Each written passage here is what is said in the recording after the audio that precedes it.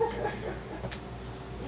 catchy. Yeah, it's so good, man. You know where it's at though? It's live. I was watching this live before. It's so incredible. There's actually one with Tom Jones. Yeah, and Lionel Richie. And it said actually Lionel Richie, Tom Jones, medley. Go to YouTube. Oh, it's good. Wow, it's such an entity. You only do it's yeah, first video. Oh, it's incredible. Tom Jones is incredible. Oh, Stevie Wonder. I was gonna bring mine. Got it. I think that's on my I heard Lionel Richie really got to thought about it last night. It's crazy, bro. We are officially live on Twitch, so everybody say hi. Tyson, you are front and center. Hey! Want me back up a little bit? No, you're good. You do your thing. I bet. So I can take videos and stuff, right? Do I have to sign an NDA or anything like that? No. We are live. This is totally public, so. I think we're waiting about 4 more people that have not checked in yet.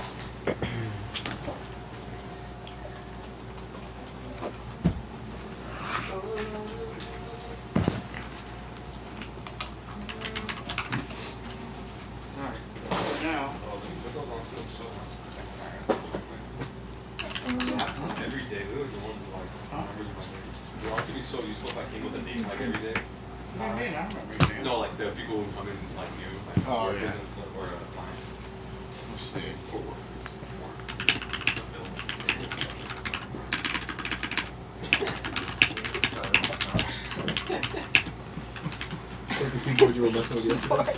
Yeah. I'm very proud of it too. Hey, DK. Those are hard. Oh, that's it. Come on. You sure that's not look too loud? So fucking things done. Yeah, we're still waiting on about 4 more people.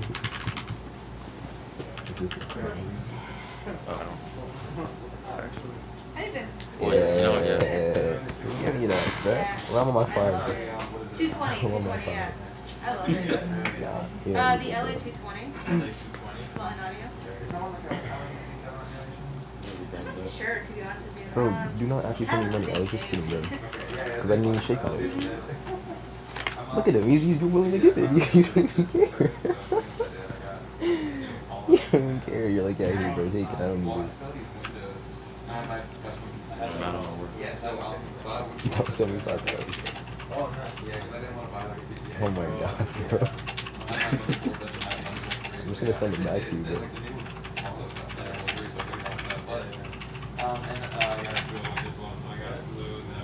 Oh, you got the 208? Yeah, I'm picking up Blue's lot dealer from the airport, giving me a ride back to his place, and he gave it right to me in grades. I don't know. Right. Yeah, so that's nice. Yeah, basically, this is my plan for the year. At least until June, bro. Because if you lose in July. That's not. Nothing's offensive. No, yeah, when you're new, so this is what I'm gonna do. So what is it? It's about to be February. February, March, April, May. That's like 4 months. Is it 2? You know, I have to. Is it 2? I mean, it just paid like that crazy. Oh, they're not changing it. That's what I'm like. What? So They're no, like, oh, you'll get more of the money you already have. It's like, okay. no, I'm saying like if the pay so crazy, like if you were to go to another job that does like the same thing, like. Yeah. How are you doing?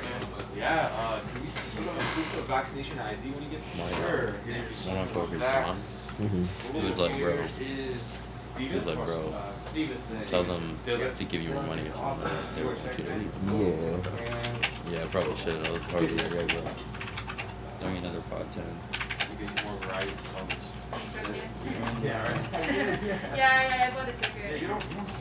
I did. Very nice. I bought one for Boots. Your shirt, by the way. Oh, my shirt? Yeah, I got a Tachi shirt in right there. That's crazy. That's crazy. Just flex on me. So you got the sweater, I'll one-up you.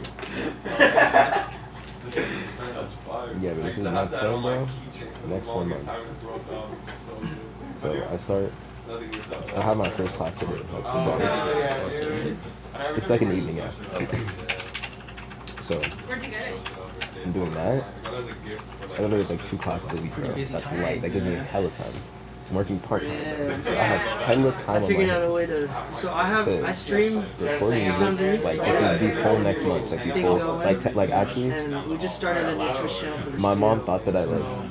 We don't have any followers. It was an accident that I went to 2 classes. I'm not gonna take 6 So classes. I'm like dual streaming from my channel and I the mean, it would studio be, channel. I'm 5 sending or 6 that I'm taking this semester, yeah. Or 4 or Like chatting 6. with all these people? You like But- responding to all these people? Yeah, so they're like chatting. I'm just like. So yeah, I have hella time on next Responding. like. Yes? It's not even 4 months. It's realistically before the next semester starts. The next semester I gotta It's a take whole. like It's a 5. whole ass thing. I've only done Twitch for like My plan is I'm gonna have a lot of time, bro. I've never really, On my I've only done hands, Twitch for to like watching do, live bands. like I have to But I do never- it. Yeah. Is Like, it beneficial? this is the To- time. to- I to really create this or year, to bro, watch? like, Well, I mean I'm both. just, Like, I mean, guess To what? watch Create is on great. there. No, yeah, I I've recorded, definitely like, a create a few lot on things there. there, and I've You can done ask, hey, like everybody this. that's listening on the stream and hanging out, watching But watching us. honestly, I think I was How talking is to you how about is the this. It's not DK this Mixes easy. stream? Like, Y'all enjoying it sometimes? First day of the year, alright, going hard forever. And then now. there's like a 30-second lag. Yeah. No, it's been good. It's really great for like community Definitely- building and definitely like gonna get into it, interacting like, with your I just have audience. to get into it. It's really really great for that. I remember the first one was like Periscope. Like I know. Back in the day. Like, Twitch is- I Twitch is know definitely that like I'm just sitting around for like new age I got stuff, nothing new else age like- audience building and interacting. It's Twitch and Discord. I've heard of that Like one. no, Yeah. no one thing is like that. I'm watching. I truly, like it. Like truly, if we were to go around Wasn't like that crazy? and like play like stuff like There we go. I gave y'all a follow. it's not a competition. Yeah, thank you, Andrew. And then you can write down your name on name tag, the color of your liking, and then everybody do the seminars in a few minutes, and then the rest of it is alcohol.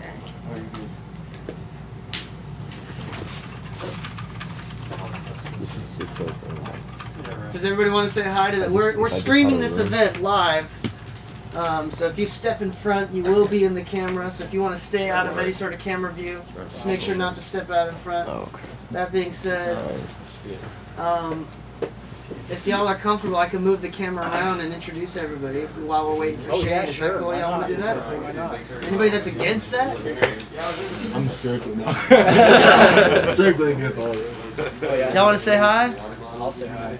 Let me show the room real quick. I'll just like brief sweep everybody. Oh, this cable is too damn short. Hello, hello, hello, hello. Hello, hello, hello, hello. Hello, hello. We got the whole streaming rig coming up. Say hello, everybody.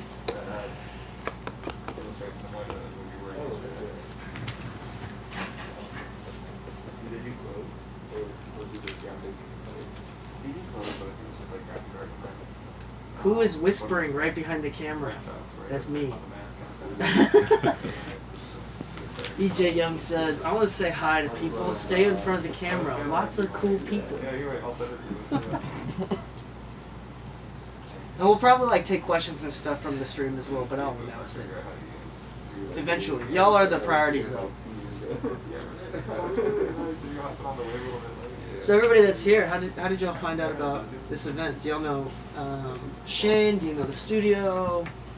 Just Shane through social media.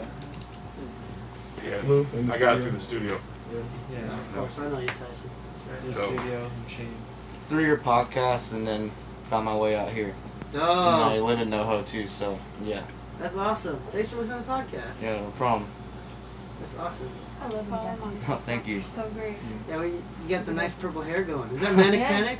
What's up? Is that Manic Panic? Bro, No. the Manic Panic Oh guy? no, That's this not- is my own look. But You don't die? yeah. Oh, that's crazy. Yeah. That's how I knew I was in the right place. Even Because if when I walked that's what I'm in, saying. I was like, where's the studio at? And then I started seeing people with blue hair and shit, and like grungy clothes. Like, okay, I'm with my people, you know. So Mark of Creative. Go to the Honorable Society. It's in like West Holly. That's where I got like this latest sleeve from. Yeah, they do an amazing job. Highly recommend. Yeah, looks yeah, great. that's clean. Nice Thank you. What up, Kaden? Thanks for saying hi.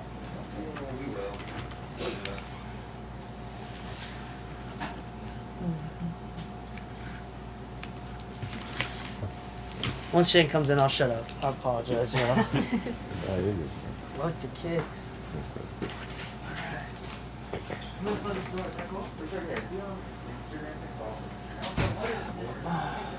Something's really loud. Can we turn that down?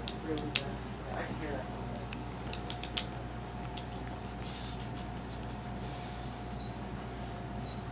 Where's the Shane? I think it's with Lewis, bro. Okay, I'm gonna go.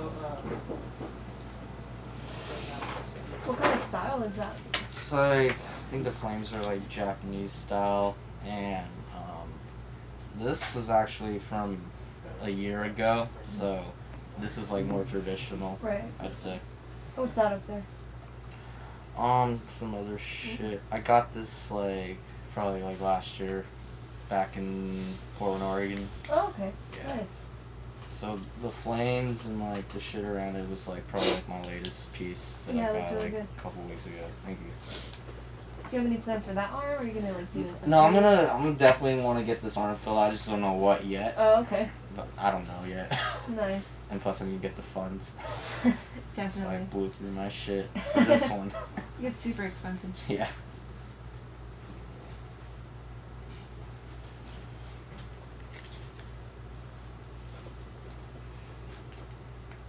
Is anybody an artist? Make music or an artist? Cool, man. That's tight. You guys mostly all mixing engineers? That's it. Yep. Amateur, aspiring amateur. Yep. Motherfuckers gotta start somewhere, you know what I mean? Exactly. What kind of music do you guys do? For me, kind of hip hop, R&B. Nice. I kind of make everything, honestly.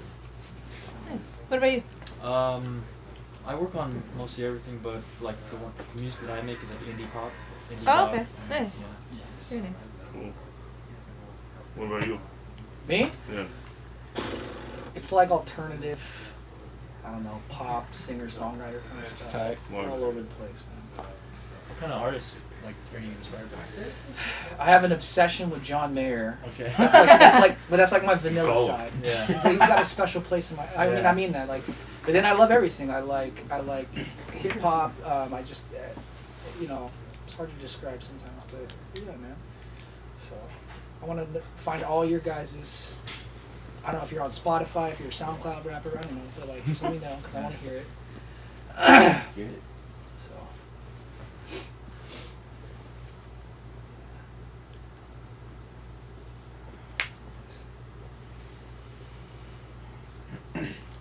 Are y'all from LA?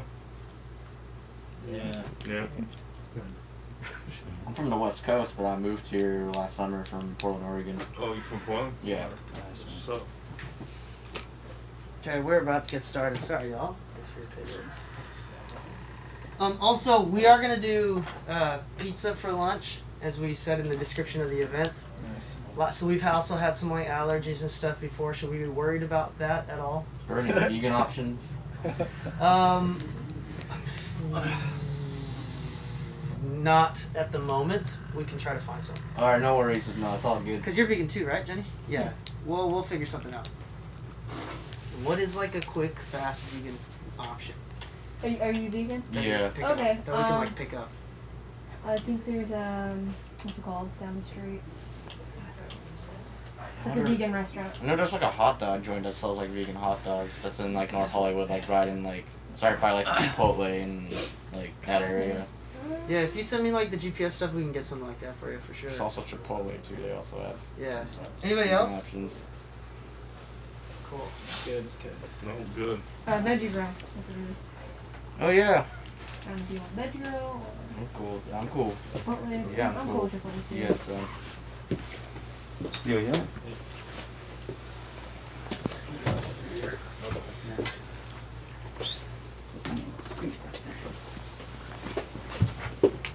Your way. Sorry. I just wondered for the curriculum for today, is it like, are we just gonna watch Shane do some mixing stuff, or can we ask questions? I mean, from my experience, because I've seen DK and Lou do one of these, and they're all a little different, but they usually, it'll be a little both of like going through a session, For sure. and then also like the psychology behind like being an engineer. Okay. You know, some tips that, these guys, because these guys are, beast, you know what I mean? No, for They've sure. been doing it for years and years, so they just give up tips and stuff like that. No, for sure. For sure.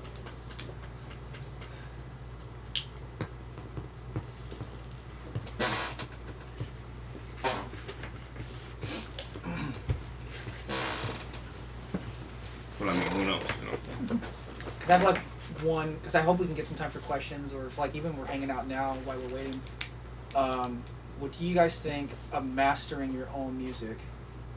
Because I get confused, because like I have this one mastering engineer I'm connected with, and he's like a professional in Seattle, and I know he's not saying my name, but he's giving me shit, like, because I master my own music, and like there's some mastering engineers that are so stuck to principle, like you can't do that, you can't master your own music, that's just, and like people are still adamant, me, like you can't do that.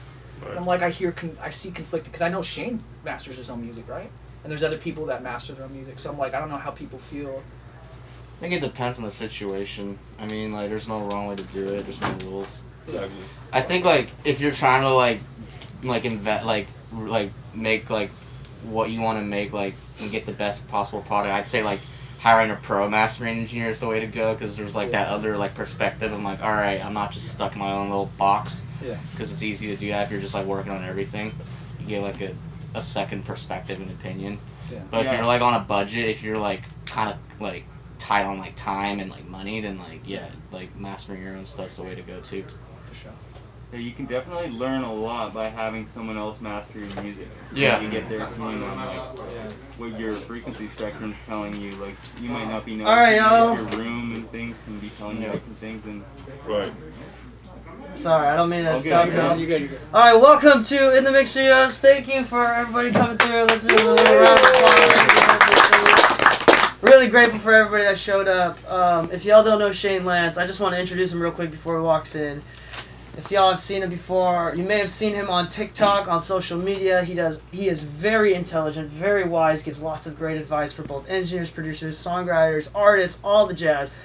From self-help to mixing techniques.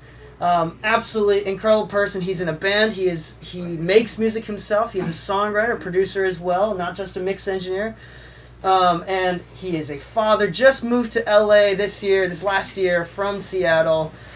Everybody put your hands together for Shane Lance! You want this closed or open? Let's keep that closed. Okay, yes sir. Hey guys. How's everyone doing? Good. This makes it sound so official, like I have a plan. I do not have a plan. This is going to be fun. I missed the introduction, but I think I sounded great. You did. It sounds like my life is very cool. I know this is weird, but I'm curious. This is a small enough crew that I can ask. Like, teacher style, can I ask who everyone is and have you all introduce yourself? You heard my introduction. You can make yourself sound cool if you want. I think we met earlier, but let's go this way. My name's Tyson. I'm a mix engineer for like 5 years. Dope. I'm from North Dakota. I just moved out here last year. I started out because I was a rapper, but I don't like the sound of my voice. Oh, kill it. And so I got bars though. And so I invested a bunch of stuff, and then I just fell in love with the mixing part of it and helping other people create. So killer. It's killer. We'll keep it going. My name is Jenny. I'm a mixing engineer. Yeah, that's it. Killer. Hello, Jenny. We met earlier too. How about you? What's up, everyone? I'm Dylan. I just moved here as well the last year. Also from the Pacific Northwest. I'm from Portland, Oregon. No way. Yeah. Nice. I'm a mix engineer, producer, artist, piano player. Cool. Sick. Yeah. Killer. My name is Selena Elise. I am a singer-songwriter. I do pop music and R&B. And Cool. I'm a fan of your TikToks. Oh, awesome. Yeah. I'm honored. I forget, some of you are here for a reason, which is great. I'm Brandon. I also go by The Major. I am a producer out of Pomona over in the Inland Empire, but I'm out here 24/7 because, as you guys know, life is out here. Yeah. So I'm an engineer. I'm a producer. I actually run my own studio at the same time. No way. Yeah, I have a lot going on. So that's pretty much me. Dope. I feel like I've heard your name too. Do we follow each other or interact online? We might. Okay. I feel like we do, but Yeah. what's up, D Major? Nice to meet you. We know DK. DK's a legend himself. How about you? My name is Eric. We've already kind of chatting, but I am a singer-songwriter. I've been doing that, been solo for a while. And I also am an amateur mixer, so I do stuff like online through this site called Fiverr to make some money. So I do killer. that. And you're from Seattle, Shane, right? So I am, yeah. If you know the area, I'm from Tacoma. but I know. most yeah, people. yeah. Yep. Do yep. you okay? Then maybe you wouldn't know. Do you know Milo Eubank? Or I do. Yeah. He's. Yep. I used to be in a band with him. No way. Yeah, Small and- world. yeah. Milo and I aren't like close. We're also not like arch enemies, so this isn't awkward or something. But I do know Milo and a few of those guys, like Yeah. Joe Papadon. Like he's got a studio. They mix for a guy Louis, He who I did. worked So with. I was there. Yeah. I grew up with him, and we No were way. a band, and he started in his parents' basement. Killer. And he's kind of like I learned a lot from him. Yeah. And then he worked at Robert Lang. Yeah. And then he's like, fuck it. He's like, I took a loan out, and then he just grew. He's like, he was on Downtown with Macklemore and shit. Yeah, So I yeah, just, he's like- done quite a bit of So stuff. I tracked at his studio a few Yeah. times, and then I just made the move down here. I don't know if he's doing his own thing or not, but that's crazy. That's man. killer. Yeah, he's got his commercial space, like open to the public type space. Like there's sometimes a line between people doing stuff like most of us do our stuff at home. Yeah. You got a commercial space is like one of the coolest commercial spaces I've ever seen. Like bookable, you can call a number and just show up. It looks so good. Yeah. So good. Yeah, Milo's dope. It's time. Killer. Are you living down here now or? Yeah, I live in Hollywood. Oh, cool. So. Cool. How about you? My name is Junie. I know you for sure. Yeah. Dope. What's up, Junie? Nice to meet you. Nice to meet you as well. I found you on TikTok. Cool. And I've been following you for a bit. I've been producing for probably like 7 years now. Killer. 6 or 7. I make my own music and saw the advertisement or whatever. And I was like, okay. You Hell yeah. working on my Welcome. stuff, so Yeah, have we done even a song together? Yeah. Killer. Okay. I hope it was killer. It was. It was a while ago. It was a long time ago, but I remember for sure. Like last 2020 probably. Yeah. Like, I guess that isn't that long ago, but feels It like feels an like a- eternity yeah, it ago. does, yeah. So, cool, man. Nice to meet you finally. How about you? My name is Andrew. I'm a singer-songwriter as well. Also producer, mixing engineer. I get a lot of work on Fiverr too. Actually. Really? Yeah. I'll talk. I think to I've you seen your face before. Oh yeah? I'm sure I looked at yours when I started. I was like, I gotta copy this guy. Oh, shoot, okay. I knew it. I recognized him. That's fast. Okay.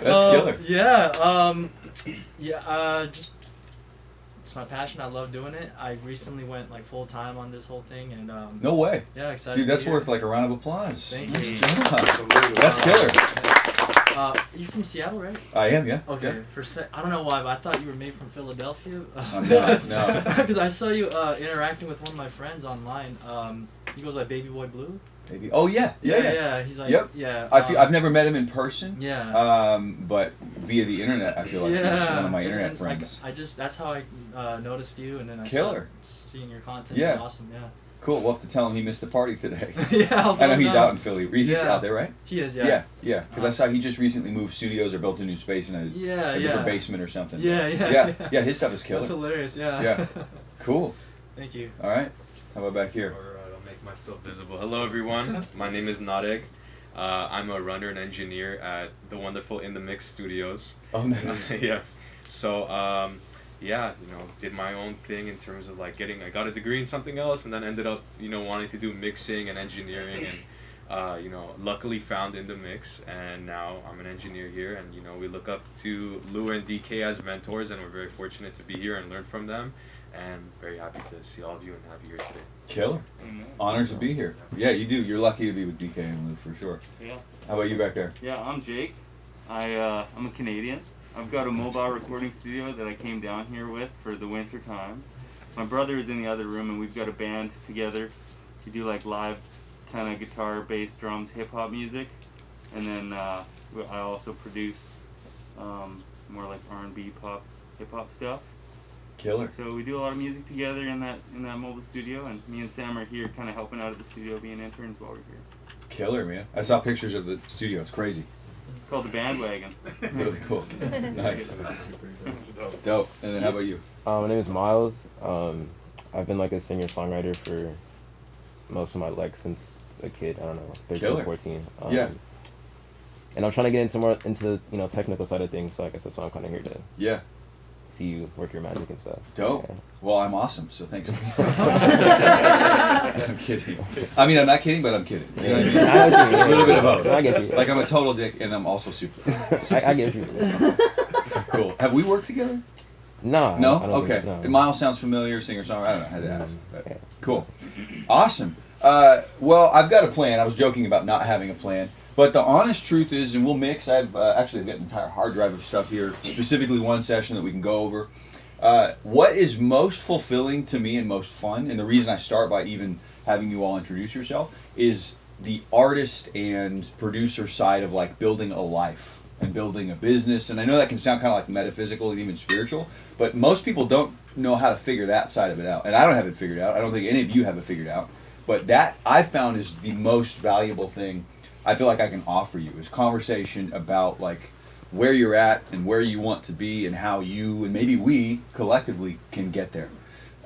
So we'll do some mixing for sure. I'll start with like a speech about my life and share some of my own stuff. But ultimately, I know chatting with DK, and DK, you can cut me off if ever I'm off script so much that you have to like reel me in. But DK gave me permission to do whatever I want. So like maybe like substitute teacher style, I just show a movie today or something. I'm realizing that would be just like Remember the Titans, and we just like, cool. You know? That's what my teacher showed me instead of doing schoolwork.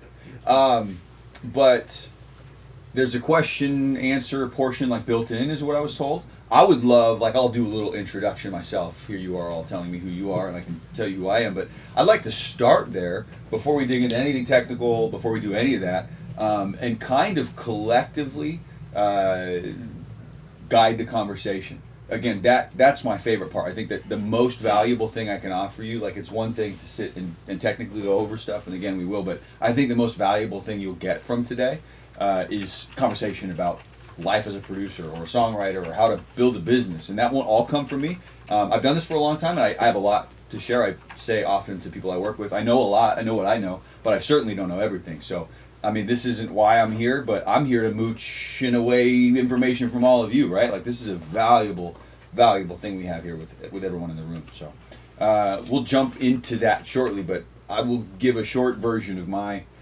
situation. I grew up playing music. Both my parents are musicians and songwriters, and my parents are pastors. So if you know anything about the church world, if you're a pastor's kid, you just play instruments is what you do. And I don't mean that salty. Like I'm so grateful that was my childhood. So I just, by design and demand, played every instrument that was needed. If there wasn't an instrument covered at church, it was my job to cover it. And so I came up playing instruments. And then in high school, when it was time to like start pretending to want a real job, I thought audio, which I imagine, this is actually like a question I'll pose later because it's kind of a fun conversation. I was even reminded by the way you put it, but I think most of us, like if you're in music on the tech side, you probably started with your own passion for music creation, like as an artist, whether you called yourself an artist or not. Like the goal was music creation, and then eventually, both out of practicality as well as like job stuff, like you kind of bleed into the professional side of things.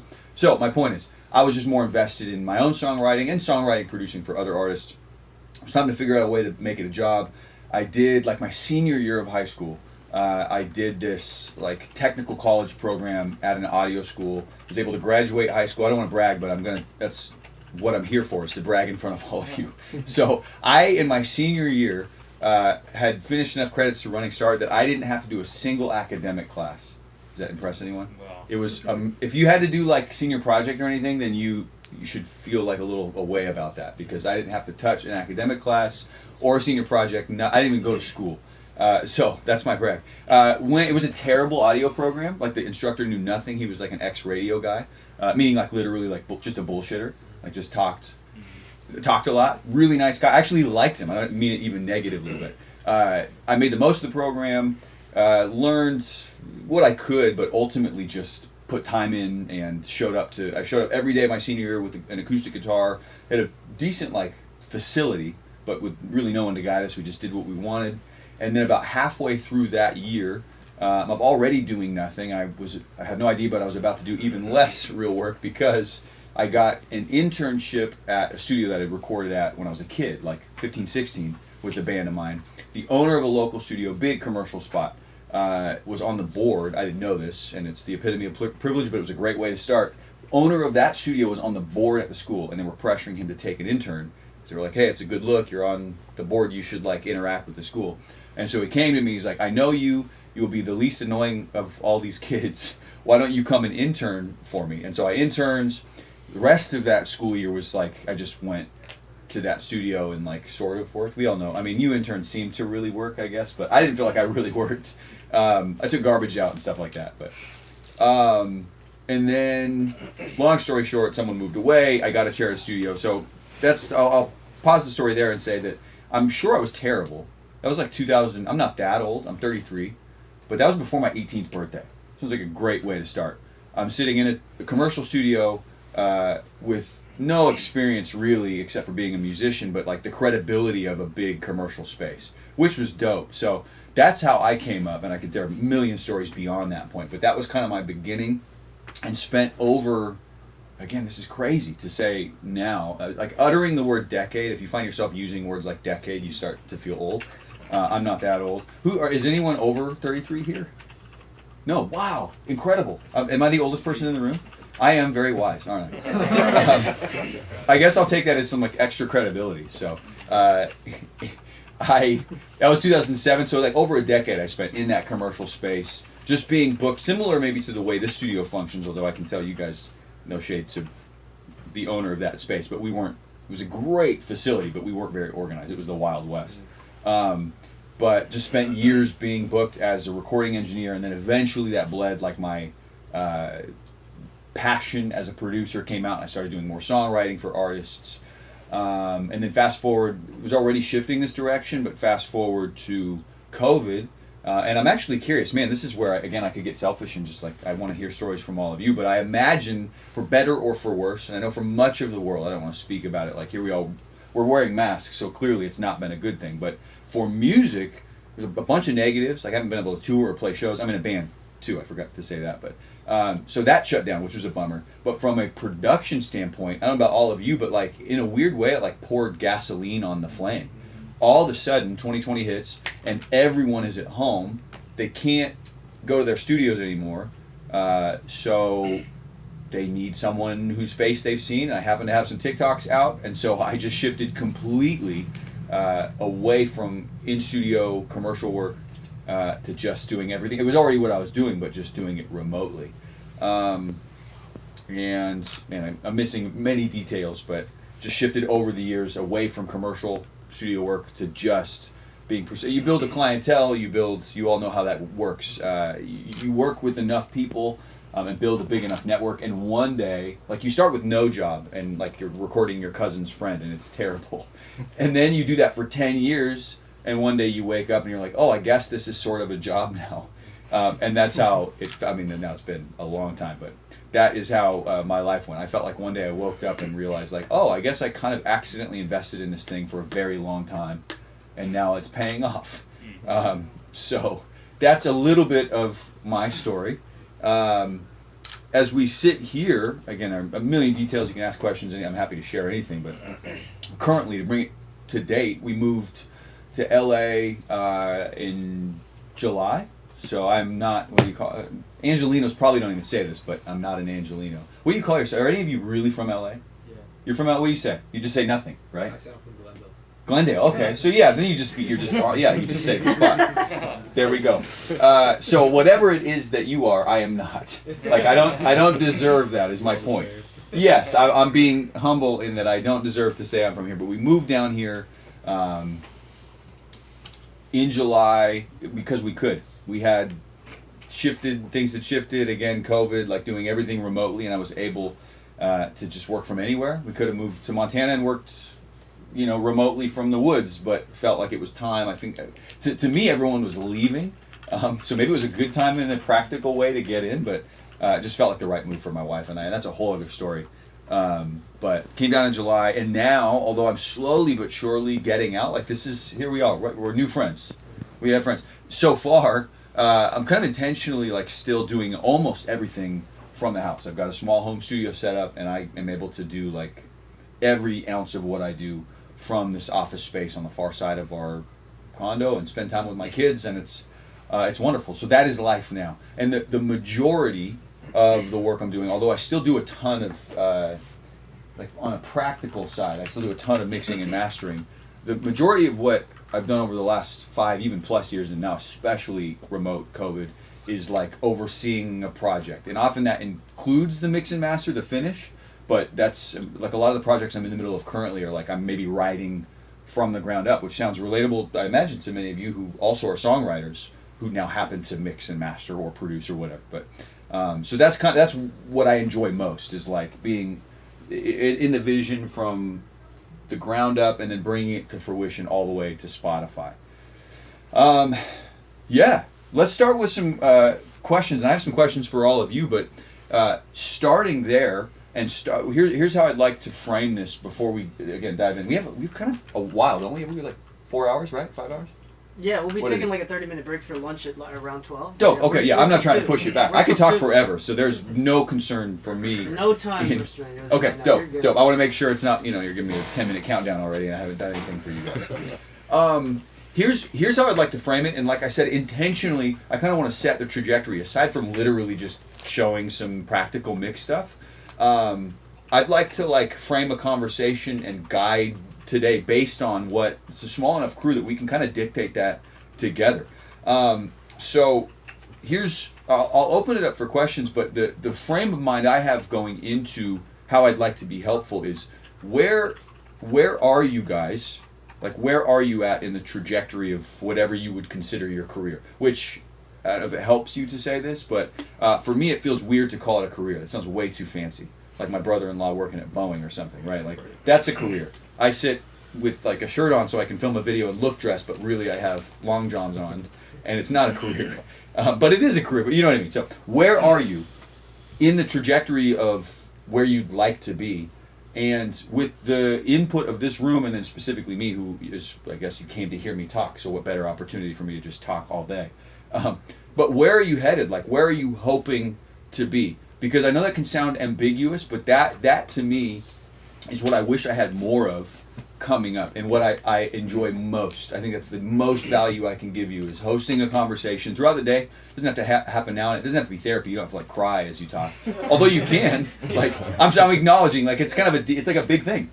If you want to share your hopes and dreams, go for it. But I'd love to hear, whether it's in question form or even you just sharing that, so we can kind of collectively help and wrestle through it together. But that's where my head is. Where are you? And where are you trying to get? And then what from today can we give you to get you there? So we'll start over here. We don't have to go one by one, but because I'm curious about your situation. Right. What, you came up as an artist. Yep. You're a rapper first. Yep. You still do that, by the way? Or you said you don't like your voice? No one likes their voice, by the way. Right. Yeah. I'm kind of getting over it because I've, rapped for other people, and I've always getting positive reinforcement. Yeah. It's just I'm kind of in my own head about the voice part of it. Yeah. But you sound great to me talking right here, by the way. I appreciate it. Well, I interned at a studio, Mad Muse Studio in downtown LA. Yeah. And I kind of wasn't really getting the experience I wanted as far as just hand-on, working with artists and stuff. And so now I'm just basically freelancing super cheap for other artists. Yeah. But I'm just trying to build it up right now. Dope. It's kind of slow. Yeah. I'll pull it away. I'm sorry to put so much focus on you. Absolutely. But I might do it again since you took it so well. No. Are most of you are you in a space where you're looking to build clientele? Like, are you trying to build, would you say this is what you want to do, or is this just hobby? I don't know how to ask that generally. Definitely. Clientele? Yeah. I'm going to spin it around where you can ask me questions, because here I know I'm asking all of you questions and you came to hear me talk. So, but legitimately, so if you're trying to build clients, where would you say, and I guess this is where we'll just do popcorn, legitimately, but where, and I know this is kind of a vulnerable thing, meaning it's part of your private life, how busy are you really, but where would you say you are? Are you able to do it full time? I know you talked about just going recently full time. Can you tell us more about what that's like? What that transition, you said you use Fiverr? Yeah, so during the pandemic, I was also teaching guitar as my main work. And killing. But then during the pandemic, it was hard to get these lessons going because you couldn't meet face to face. Yeah. And we were doing remote online lessons, but that was driving me crazy. And so I got on Fiverr, thinking, just to try it out. Yeah. It's just one thing that I can do to get myself out there, and so I did it, and then luckily it's been working out really well for me. Killer. Yeah, I just, people always hit me up, and I have a good rating on there, and it's been a solid source of work for me. But this month, honestly, it's been pretty dry. Yeah. So and I noticed that the Fiverr market is just kind of down right now too. There's just not a lot of people using it, and so I think that's a reason for why it's been a dry month for me. Yeah. And so I've just been I just been realizing that I need to build a client base outside of Fiverr too. Yeah. And yeah, like I understand like the importance of like building a community and like you know, being active on social networks and stuff. But yeah, I just want to learn more about it and try to build a client base outside of Fiverr and yeah, that's kind of where I'm at. Are right you now. on Fiverr? Are you locked into a specific price? Like you offer set prices and people hit you up for that? Yeah. Yeah. And yeah, the rates are generally lower on Fiverr. Yeah. But yeah, there's different tier prices. Yeah. And then there's always like add-ons that you could do, like vocal tuning or stems Yeah. or whatever. Yeah. Yeah. Yeah, makes sense. I know it's easier said than done, but man, if you could get out of the, although Fiverr has gotten you to where you are, if you could build outside of the Fiverr ecosystem, I'm telling you, like the world will explode in the best way. Like it won't. I don't. You know, explosions can be bad sometimes. You guys know. But truly, yeah. But that's killer that it's helped get you where you are. But yeah, if you were able to build like more of a personal clientele outside of there, and not that it's just about upcharging too, but based on my limited knowledge of Fiverr, if you're offering a specific thing, you're kind of locked into that. So if you're outside that ecosystem, I think you like there would be a barrier or ceiling lifted that you might not even feel is there. Yeah. Cause like just based on like what I've heard from other mixing engineers, even like the podcast, like in LA, I feel like mixing rates are about, I don't know, like a standard mix. I don't know. I'm gonna say like $0 to $300. Yeah. Yeah, but it's on Fiverr. It's much lower than that. Like Is the it? average. Yeah. Yeah. Like, I mean, I'll let you know. Like I charge around like $100 to $200 for the song. Yeah. It's actually higher than I would have thought. Not because of you, but because of Fiverr. Like what I know of Fiverr, I would have thought it was lower. So that's killer. I mean, but I try to finish the mixes as fast as I can. So I'll take like 30 minutes to an hour to do a mix. Yeah. So like if you kind of calculate it by time, it's, you know. Sure. Yeah, it's a great rate. Yeah, it's a great hourly rate. Yeah. But it would be even better if you know if I could find clients outside of Fiverr that are willing to pay like a better standard price for me. Yeah, for sure. Yeah. Do any of them like? Is there a way to pull them outside of the ecosystem? Like, do you build an artist relationship outside of there, or is that taboo for Fiverr? Yeah, I've done that like once or twice, but I definitely got a warning for like, you know. Really? Yeah, because they flag messages that kind of like have keywords. Like, pay me or like contact me in person or things like that. So So they want you to stay in there. Yeah. I didn't realize that. Jeez. Yep. Does anyone else use Fiverr? Yeah, because I've seen he's my competition. So Okay, yeah. I'm just kidding. Yeah. No, I'm just kidding. No, it's nice to hear that from other people because you're a little bit further ahead of me. Yo, by the way, I do remember I saw your page. Oh, really? Yeah. I'm in the algorithm. All right. Probably page 9 or page 10 somewhere back there. But no, thank you for sharing. Yeah. First of all, and I want to say thanks everyone, Shane, for putting this on. Like this is cost way more than you could charge $70. Like $15 is like. It's all Lou and DK. They're the masterminds, but I'm happy to but be no, here. I'm grateful. I even called in sick to be here today, but they're not going to check Twitch. So no, but it was like worth it. I'm just a few miles down the road. But anyway, it was great to hear your side, and that's I'm a little bit behind you. You got a little bit more. You're a little further than I am, but I work a 9 to 5. Yeah. But I started to get some traction on Fiverr. Killer. I looked at Sound Better. I don't know if you guys use that, but it was a little. Heard of it. I didn't really know how to get into it. Yeah. But I would love to do some full time. Love to. Yeah. I want to know, Shane, where my big question for you, maybe it can kind of help other people in the room, is when did that transition happen where you're maybe working a full time job and then you're kind of like, oh shit, it's not gonna work out, and then something. I mean, you kind of hinted at that. You're like, you did pick up momentum. So I'd love to hear that, but like I guess since you know Milo, like I watched him. He was in his parents' basement and he was charging $20 an hour, and then he just went up, and I was like, if he can do that. Like, I know it's a viable option. I have other friends, not a lot, but there's people doing production and songwriting, and it's just like it can be scary. Like it is kind of slow on Fiverr right now. And it's like, we don't. It's like musicians. Sometimes there's not a lot of money involved. I don't do it for the money, but I would just love to know about. Oh, I'm happy to share. Yeah, let me preface what I'm about to share because it will involve money. And I want to just like set the tone for today. I'll share openly numbers and stuff. And if ever you're tempted to feel like it's dickish or douchey, let it. I mean this seriously. This is like a life lesson. Let it be encouraging.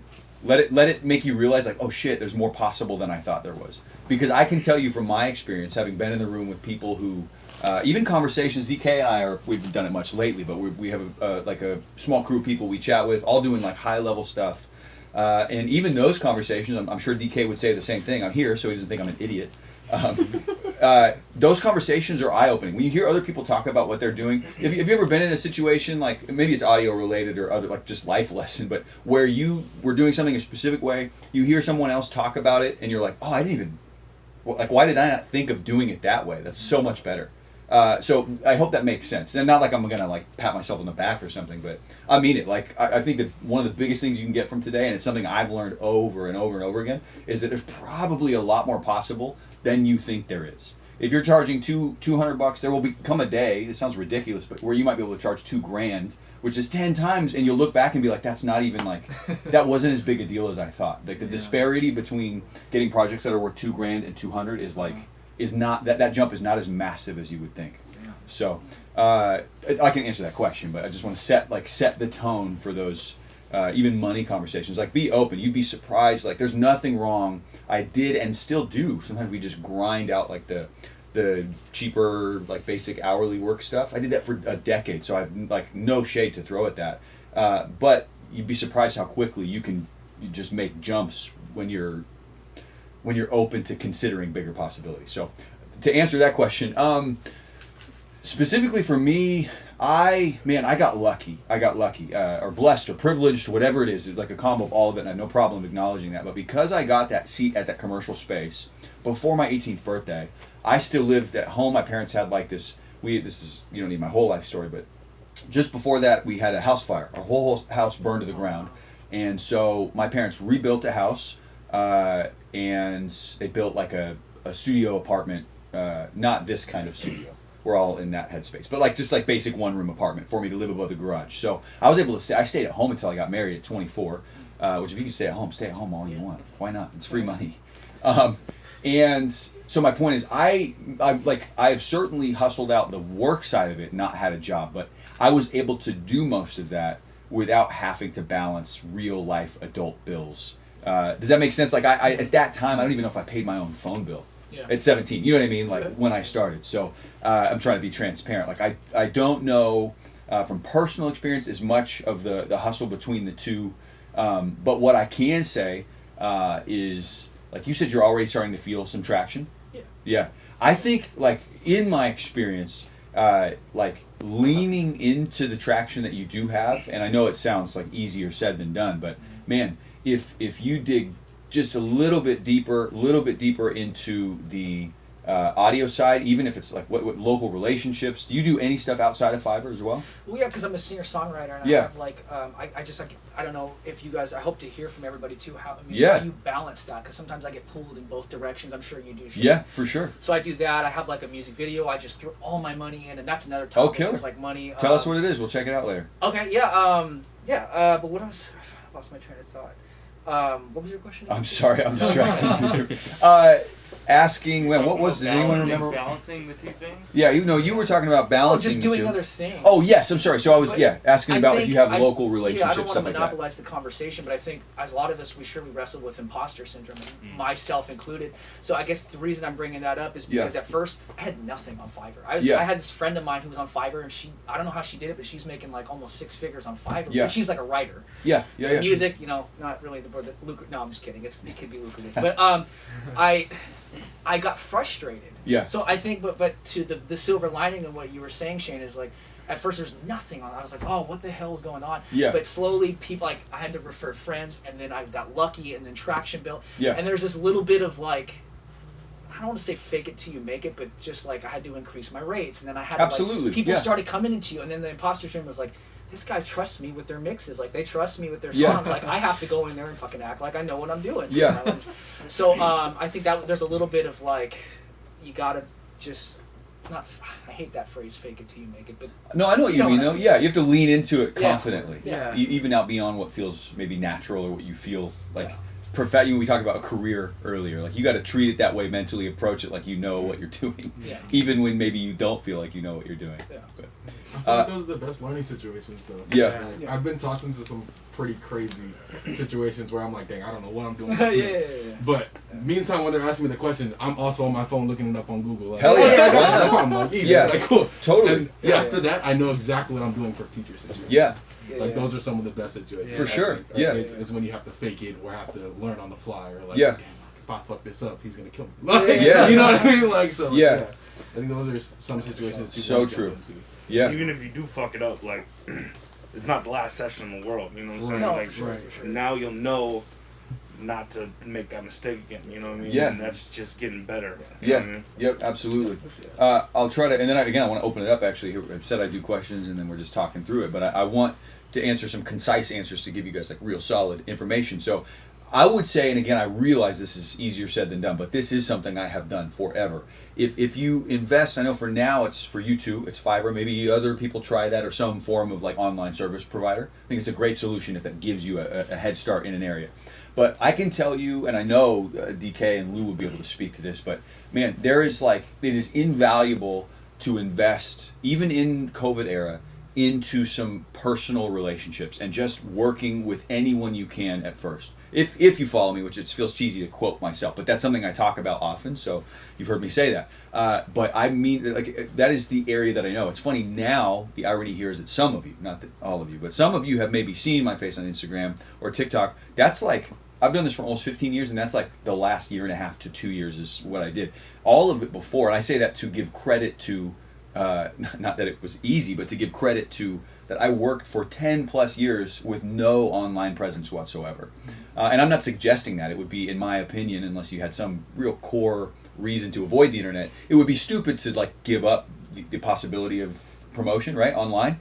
But I know for a fact that it can be done person to person, just building relationships. So I know that's, again, you both, especially the two of you have the online Fiverr thing, but man, you work with your cousin's sister on a single, she likes it just enough to tell her sister about it, and you end up doing a tape for someone else, and then you're producing a beat for their friend who heard it, and so on and so on. And what I said earlier, I meant it's hard to imagine now, but believe, excuse me, I'm going to hurt my coffee all over you.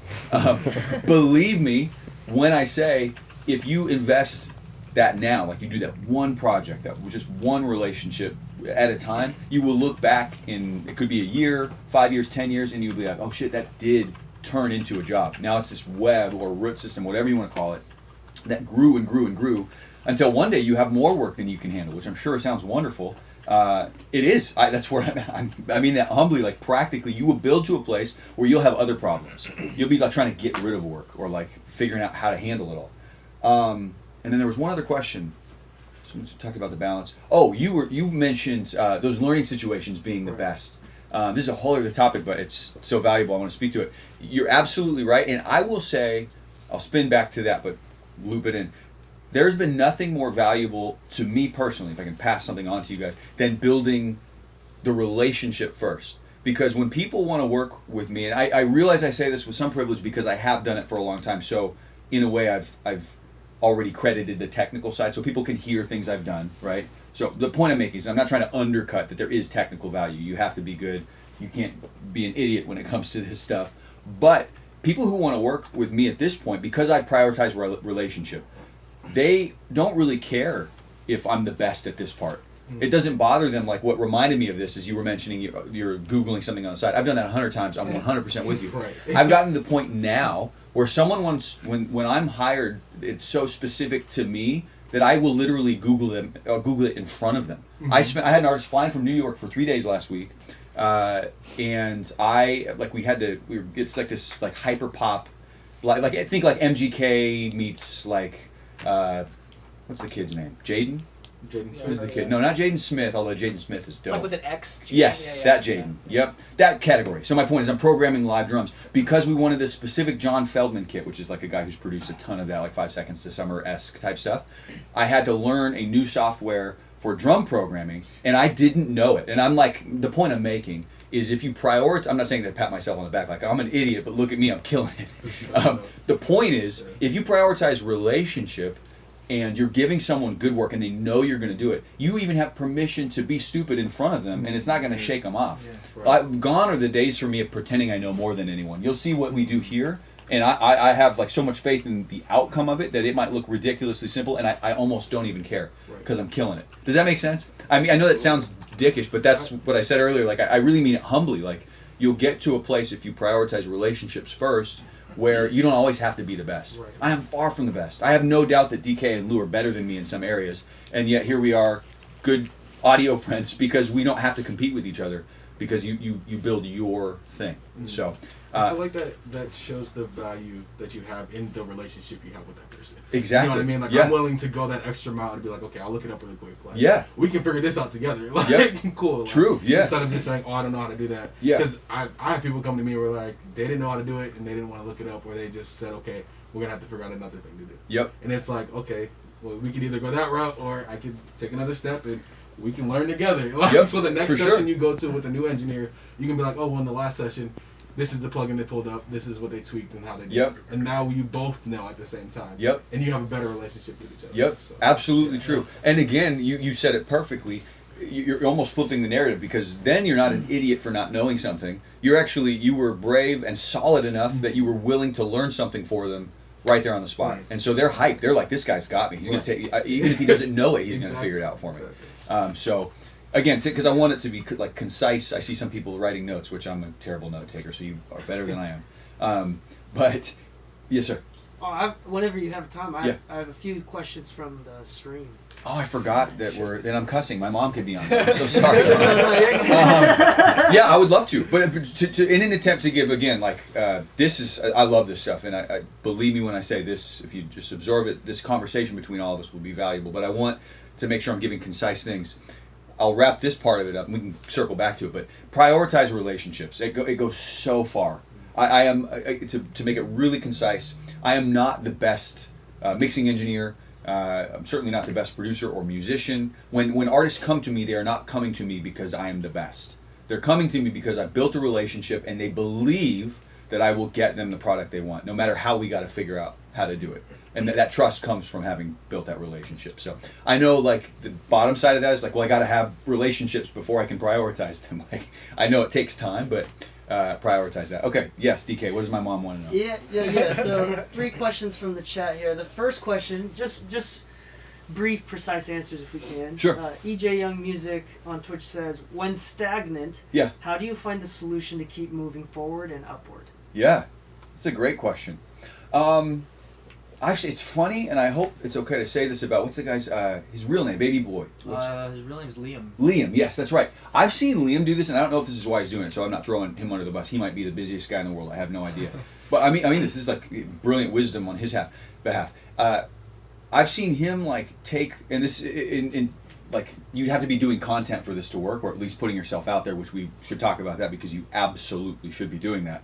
But I'll see him go back and do like remixes of old songs and post about it, or reuse content he already has, meaning songs he's already worked through, and use those as promo. So that's another conversation which we can dig into. I know you told me to keep it concise, but in this room, and I guess they'll hear, but we'll talk about like putting yourself out there. But so when stagnant, I don't know, man. I mean, I would put yourself out there, put your content out there, put like a portion of your process out so people can see what you're doing.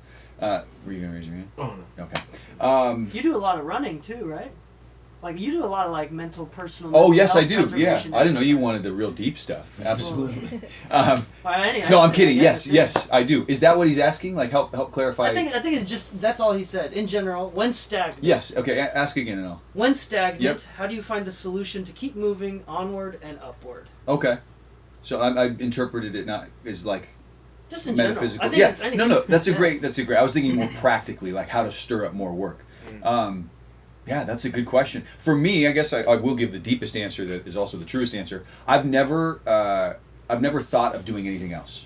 I've never considered doing anything else. And I'm not saying you shouldn't. You mentioned having a 9-to-5 job. Most people have other, like, you got to make it work. You got to have, like, if you got to go get money somewhere else, go get it. But for me, I've never considered doing something else. So when it gets slow, I just keep my head down, keep working on what I have. Sometimes I'll text this is more practical, but I'll text artists who I have worked with. I'm trying to sound needy, I'll just check in and say, what's up, you know.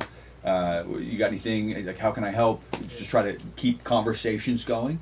And then I'm like in my personal life, that's a whole other conversation. But yeah, I try to invest time in like, this is where it gets off into like schedule stuff. And someone talked about balancing life. I love that conversation. For me, speaking of schedule, maybe more like personal health, I've had to learn to schedule all of that stuff so that no matter whether it's slow or slammed, I know I'm going to have some semblance of like health and normalcy. So all of that stuff is like, although I have a life that is like has no schedule, I imagine DK knows how this is, but if you do music full time, you realize like the upside is the downside, and that is that you never really have to do anything.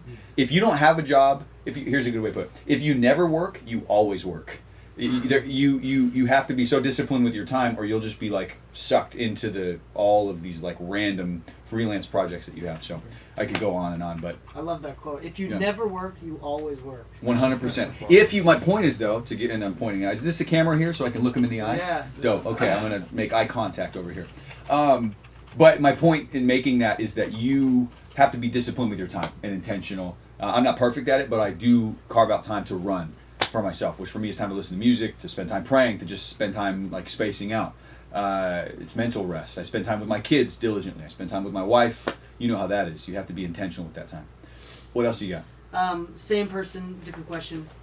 We're talking about there's going to be a point in your career where things just start to do better. Like Yeah. we were talking about it over here, I think. Yeah. So it was during that time the question was asked, how do you keep motivation to keep the momentum? Like, how do you keep the motivation while waiting till you get to that point in your career? That's a good question. You just got to, the only thing I can think of as it's applied to me is you just got to know it's what you want to do. I never, that's why I was starting to say earlier, I never thought about doing something else. I just knew, like from either a passion perspective, if you're a person who believes in any kind of calling or purpose, whatever it is, however it's like identified for you, I knew it was what I was supposed to do. So even when it was slow, I didn't let it shake off my desire to do it, and I just kept doing it. And it will build. I mean, man, thinking of busyness in those weird lulls, you just kind of have to like what a trust fall is, of course. Like you lean back and trust you're going to be caught. It's the same thing with audio work, and that's probably true for any freelance field. But those lulls will be followed by huge waves of work, and maybe they're smaller at first. So I say that, and you're like, yeah, I wish a huge wave of work would crash, but it will. It just absolutely will. So, what else you got? I have two more real quick. I want to do the next one. I'm going to ask last because I Sure. think that'll lead into another conversation where you specialize in. Love it. But the one that I want to ask first is, if offering a free mix or a reduced price for a first-time client, what might be a good way to carry on the conversation or relationship to showcase your value and ensure they return as a paying client? It's a good question. I would say be as upfront about your intentions as possible. Meaning, tell them, and I think this will come off confident, actually think in a way it's a power move. Tell them, I want to do a free mix for you. I'm so certain that I can give you the sound that you want that I want to do it for you to show that to you. I know it, but let me prove it to you. And then, and I would say all this before you even hear a thing of theirs or touch a piece of audio. And then let them know, when I've done that, let's have a conversation about doing some real work. And if you don't want to have that conversation, it means I haven't killed it for you, but I know I will. So when we get there, let's talk. And then from there, and again, I realize it's like you got to have those nitty-gritty conversations, but from there, they're already prepped. They know, like, okay, they're going to fall in love with it, and then it's your job, whoever this person is, it's your job to make sure they love it. But assuming they love it, they will be back, and you'll be having a conversation. All right, now let's do some real work, and let's talk real numbers, real money. I love that. What a great question. That was from Aquaman Beats. What's up, Aquaman? And this is the one that I want to ask that I think will lead into another conversation. Is from one of our old interns, Lige, who is in the chat with us. Have you found posting on social media changed your workflow or relationships in music? That is a good question and will lead to others for sure. I changed my workflow in a very practical sense in that I try to carve out time to do it.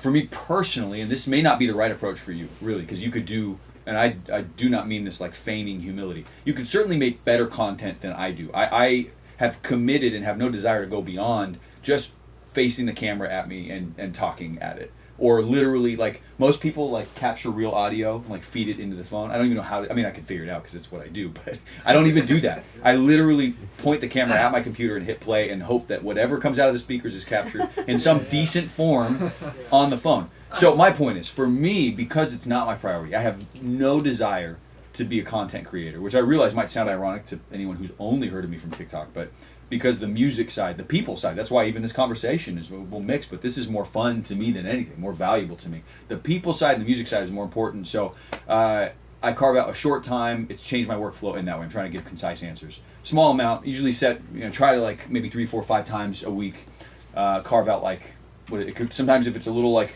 tidbit, like where I'm just saying something to the camera, maybe it's 15 minutes. If I'm posting some kind of mix tutorial, it's a little bit more meticulous, maybe it's an hour, but like a short time from my set aside work day to just film some content and throw it up. And then what was the other side, or the other question? Change relationships or something like that? Yeah, so one more time, have you found posting on social media changed your workflow or relationships in music? I don't feel like it's changed relationships too much. Again, it's maybe unique for me in that I had such a long again, career sounds so serious, but long career and just a lot of relationships that existed prior. I'd say most of my relationships existed prior to the internet. So if anything, maybe it's just like you have to get over the initial feeling of like, oh my God, these people see me every day talking for real. But that's the fear we all have for the internet. Like there's something about like, there's something like innately human that feels cheesy about posting yourself on the internet. There are documentaries about like why Instagram is weird for our minds, right? Like it's just a weird thing. So my point is, it maybe in that way, mentally, like getting over the idea that these people who I knew forever are now hearing me like, talk about what we do, but on the internet. But I wouldn't say it's super changed relationships in a negative way, if that's what they're getting at. No, yeah. I think you're good. Cool. Thank you. That's all we got so far. Absolutely. I'll come back around when there's Dope. more. Thank you, friends and mom. I don't think my mom knows how to use Twitch, so I'm safe actually. And that way I can say whatever I want. It's not like it's Instagram Live. Other questions? We'll just keep that moving. I know I've been talking with specific people, but anyone? Yeah, go for it. I already asked the room, but Shane, I wanted your opinion on this because you actually talked about it was the mastering thing I asked everybody. Yeah. So because the little quick story I shared with the room is like, I know there's this big line right now. Even like there's this pro mastering engineer from Seattle. His name's Matthew Wolk, and yep. You know? Yeah. I don't know him super personally, but via the internet a little bit in passing. Yeah. I guess between us, like, we follow each other on Instagram, okay. And then he kind of posts like he's very adamantly, like a lot of people, like you shouldn't master your own music. Yeah. So I want to know where you're at with that, about mastering your own music. It's a good question. I think that's more a creative question, but I have a great answer for it because I'm an artist and do my own stuff as well. I wouldn't say you shouldn't. I don't know if there's anything wrong with that. Yeah. Technically, if you know what you're doing, and I can use myself as an example, but I'm sure this applies to many of you. You know what you're doing, or you know enough to not like absolutely like ruin it, right? I do think creatively, though, there is some wisdom to passing it off at some point. You're so close to it, like your face is right up against it, and you can no longer see it for what it is. And that's been the truth for me. So I'm really involved. Obviously, I'm doing all the production and writing and all that. And because I happen to also, a portion of what I do is mix and master, I can't help but like creatively begin to insert some mix stuff into the production, right? So when I pass it off, what I'm trying to acknowledge is that it's certainly more further along than maybe like just an artist at home who just recorded everything and then like gave it away. But I am disciplined to give it away because, not that I don't think I can kill it, but I just know that I need someone else's ear on it. Yeah. And someone else's perspective. Sure. Maybe I'm right, but I'm meaning like of my view of the song. Yeah. But I'm at that point I just feel like it's wisdom to let someone else see and hear it because they might see it and hear it in a different way than I can anymore. No, for sure. So, okay. But for like this modern era, and I'm even thinking of people who I follow or like or other producers online whose content I see. I like the wave of people who are at home telling people or teaching people to do it all themselves. Mm-hmm. And I think if that's like, not everyone has access to pay for me or for any of you, like from a professional perspective. But they might have access to like a Focusrite interface, a cheap mic and a $200 version of Logic for, you know what I mean? Like they can do it themselves. So if that's the space someone is in, I absolutely think they should do it. And they shouldn't consider it a barrier like they can't if that's their only option. So what'd you guys determine? What was the What was your? I didn't know if it was like a cardinal sin, because like there's some people like Yeah. friends, even other musicians, like no, Yeah. you shouldn't do that, Eric. I'm like, what? I Yeah. don't understand. So like I've always wanted some. That was always where I really wanted to hear from other people. Yeah. How people felt about. Dude, that. I don't care. I talk about this often online, but I really don't care what the rules are. And I don't mean that like I'm such a badass, you guys. I don't even care. I mean legitimately, like, for me, it's like, here's a good way to put it. Over the years, I have disobeyed many rules, not because I'm so badass, but out of apathy. Like, and that sounds actually negative, but it's been such a positive in my life. Meaning, I have done things with the wrong gear, technically not the right way, old plugins because the studio room I was in wasn't updated, all that stuff. But I've made it work because all I really cared about was I just liked the song. I just wanted the song to sound good. And I know that might, on the flip side, might sound like I'm trying to be some kind of purist, but it has worked really well for me. Just prioritize, just do whatever you got to do to get the song out. And so I don't think there's any, like, I'm sure there are a ton of artists just absolutely killing it on their own, and that's just fine. So, yeah, it's a great question. Yes? How long do you think a single should be pushed for? That's a good question, too. That, I will say, and I will give my answer as well as open that up to the room. There might be other good input. That's not my specialty. Like, you're talking promotion-wise? Yeah. Yeah, that's a really good question. That's a whole other animal that is, I will preface this and say, that is not my expertise. Like, promo, the lead up, you know, how many weeks you should lead up to it, as well as once it's released, how long you should push it for. What I've seen that has seemed to work well is just being intentional. I do think, and I know that sounds obvious, but like, I unless you get really lucky, I do think there's no reason these days to just make a song, puke it out onto SoundCloud, or distribute it, you know, at best, and just hope it catches. Not that you're insinuating that, but I don't think that should be done. Like, there's a lot you can do solo, but yeah, I don't know. That's a really. And does anyone else have any thoughts on like promo, or know the promo side, or had a good experience? You look like you're moving. I won't say I know the promo side, but or it's just something- any input. Yeah. That's something that like I'm kind of also like in the same spot. Like, I don't know. Like, I have songs that are like this years old. Should I still try to, promote it? And I think I've found that like songs don't really have like an expiration date. So certainly, yeah. It really just depends on like, for me, what I do is like, does this song still embody like who I am as an artist? And then I determine like, okay, if it is, then it's something that I can continue to promote. And I'm learning right now like a lot about like analytics and data, and if for nothing else, I would use like maybe an older song to kind of gather like some audience information so that you can use it for more promotion on new stuff that you have coming out. So. Yeah. Yes, sir. Also, what I've noticed in terms of sort of trying to dabble in the social media sphere, or talking to people, or just being a consumer in general, I found that people don't notice those kinds of details. Yeah. If you recycle your old content, and the 6th time you put it out, it gets 1 million views, and now everyone's listening to your song. Truly. No one will ever know it came out in 2018. Yeah. Or Yep. know it. Sounds so true. Yeah. So that apathy thing you were going on in terms of like, if you overthink what you're doing too much, and worry about what other people are gonna think, then it'll start, negatively. So true. Yeah. It's paralyzing. Yeah. And I experienced that as a person who like wants to create regular content. Yeah. Like, build communities of helping people. Yeah. Whatever, the whole TikTok, Instagram thing. Yeah. And then when I started doing things out of joy, or Yeah. because I felt like that's what I want to do in that moment. Yeah. Even if it's for self-promotion, like that's what I want to do, right? I want to put this old song right now, and Yeah. I just want to put it on TikTok and make 15 videos about the same exact song over and over again. Yeah. No one's gonna look at the 14 other songs that didn't go. Yeah. Because they didn't. It's see true. it, Yeah. You know what I mean? So. Yep. If you people who aren't labels, and if they have a marketing team, like people have marketing teams, right? Yeah. You're just by yourself. Take advantage of everything that you have. Yeah. Yep. No matter, there's no humility in any of it. Yeah. Yeah. Yep. Just push it. I love the no expiration date thought. Like, when you initially asked, and I do think these are two separate things, so I'll say this. There is a science, so to speak. You talk about analytics, certain things that you can and should do leading up to a release. I don't know all of that, but there is, like, I think of it in almost two waves, meaning that initial release, hopefully, you're able to do some of those things. I wish I could be the one to tell you, but I can't. But there are concise things that you can and should do, right? Beyond, like, once a song is released and you have executed your release plan, which you should have, is what I'm getting at. I agree. Man, there's a reason, especially TikTok is like showing us songs from 6 months ago and 6 years ago and way further back. are blowing up. It's totally irrelevant. You can a song can catch fire at any time.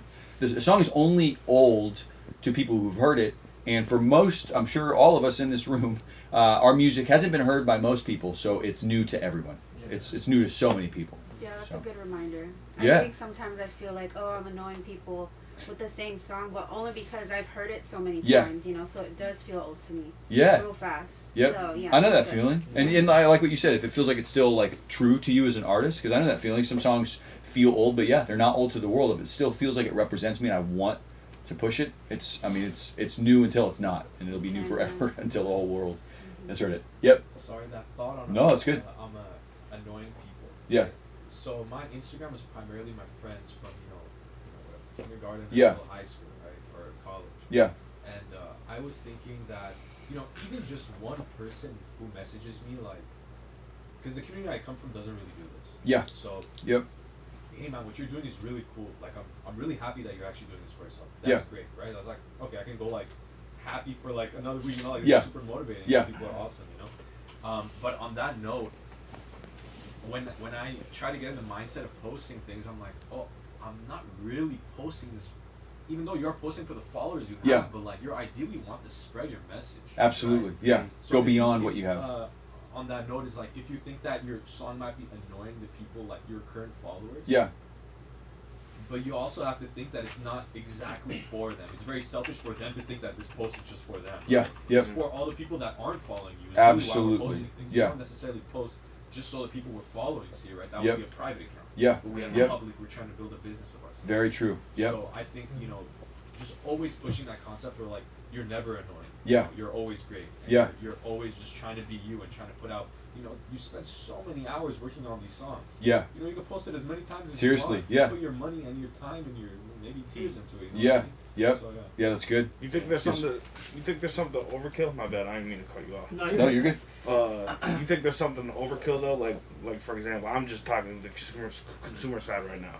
Like some of my artists, they just post. They'll have one single, and then it's just constantly that single for Yeah. a month. Yeah. All they do is post that single. Yeah. And so like when I go see their page, I'm like, I'm not really trying to click on that. Yeah. Because it's a little overkill. Yeah. But I feel like if you mix it up, throw some old songs in there, or Yeah. throw some other kind of content in there with Yeah. it, then I don't think it becomes overkill.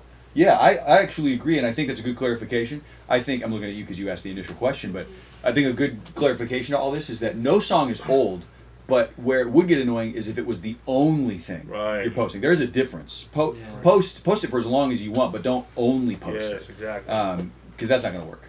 Like even algorithmically, technically, like we can have all the love for it we want, but it's just eventually going to get like shut down by the algorithm. So that's a good point. Mix it up with other stuff. But that said, assuming that you're prolific enough that there's other stuff coming out even somewhat regularly. It doesn't even have to be songs, just the content, which I'd love to get into that whole many thoughts. I love what you said. That gives me many thoughts. Yes, sir. So this is something that I've been thinking about recently, is going back on what Nark was saying, like, oh, my friends and family being like, oh, you're so dope, this is so good, you're working hard, and then immediately you get unfollowed by them, because they don't want to see your content. And this is, I think, going to lead into another crazy, a really good spiral tangent here, which I think you specialize especially in, is who your audience is. Yes, I love that and topic. to be fair, my audience is, on my social media for my music account, is not my friends and family. Yeah. And it hurts me more when my friends and family unfollow me or they diss me in some way. Yeah. But it's funny that I gain twice as many followers from people that are not my friends and family. Yeah. And when they're there, they're looking at my content, no matter how many times, how repetitive it is, because they want to be. Yeah. My friends and family are only there because they like me, not what I'm producing. Yeah.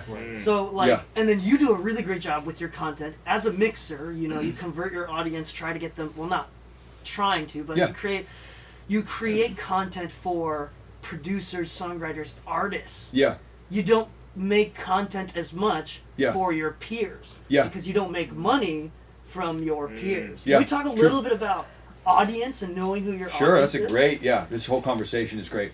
The first thing I'll say is, as far as your audience being your friends and family versus the rest of the world, like you said, the biggest posts, let's use Instagram as an example, because who like you can't really keep track of TikTok. I don't know who sees on TikTok. You know what I mean? Like you wouldn't know if your friends or family follows you over there anyway. On Instagram, the biggest posts I have with the most likes, most views are the least liked mathematically. I'm just talking pure numbers by friends and family, by people who know me. You know when you go look at your likes and at the top of the likes it shows you people you're already following. In a practical sense, just visualize that. Those posts have the least amount of people. Like I scroll through who's liked it. It is the fewest already followed accounts. The fewest friends and family accounts. And it's exactly what you're saying. But what that highlighted to me is that my content is not made, you just said this, but I don't make my content. It is literally not content that the people I know and love even want to consume. And I don't mean that negatively. And there is a whole side to like the emotional, cynical side of people hating on what you do, all of that stuff. But I'm talking like, with me, just be practical for a second. Think of the people you know and love.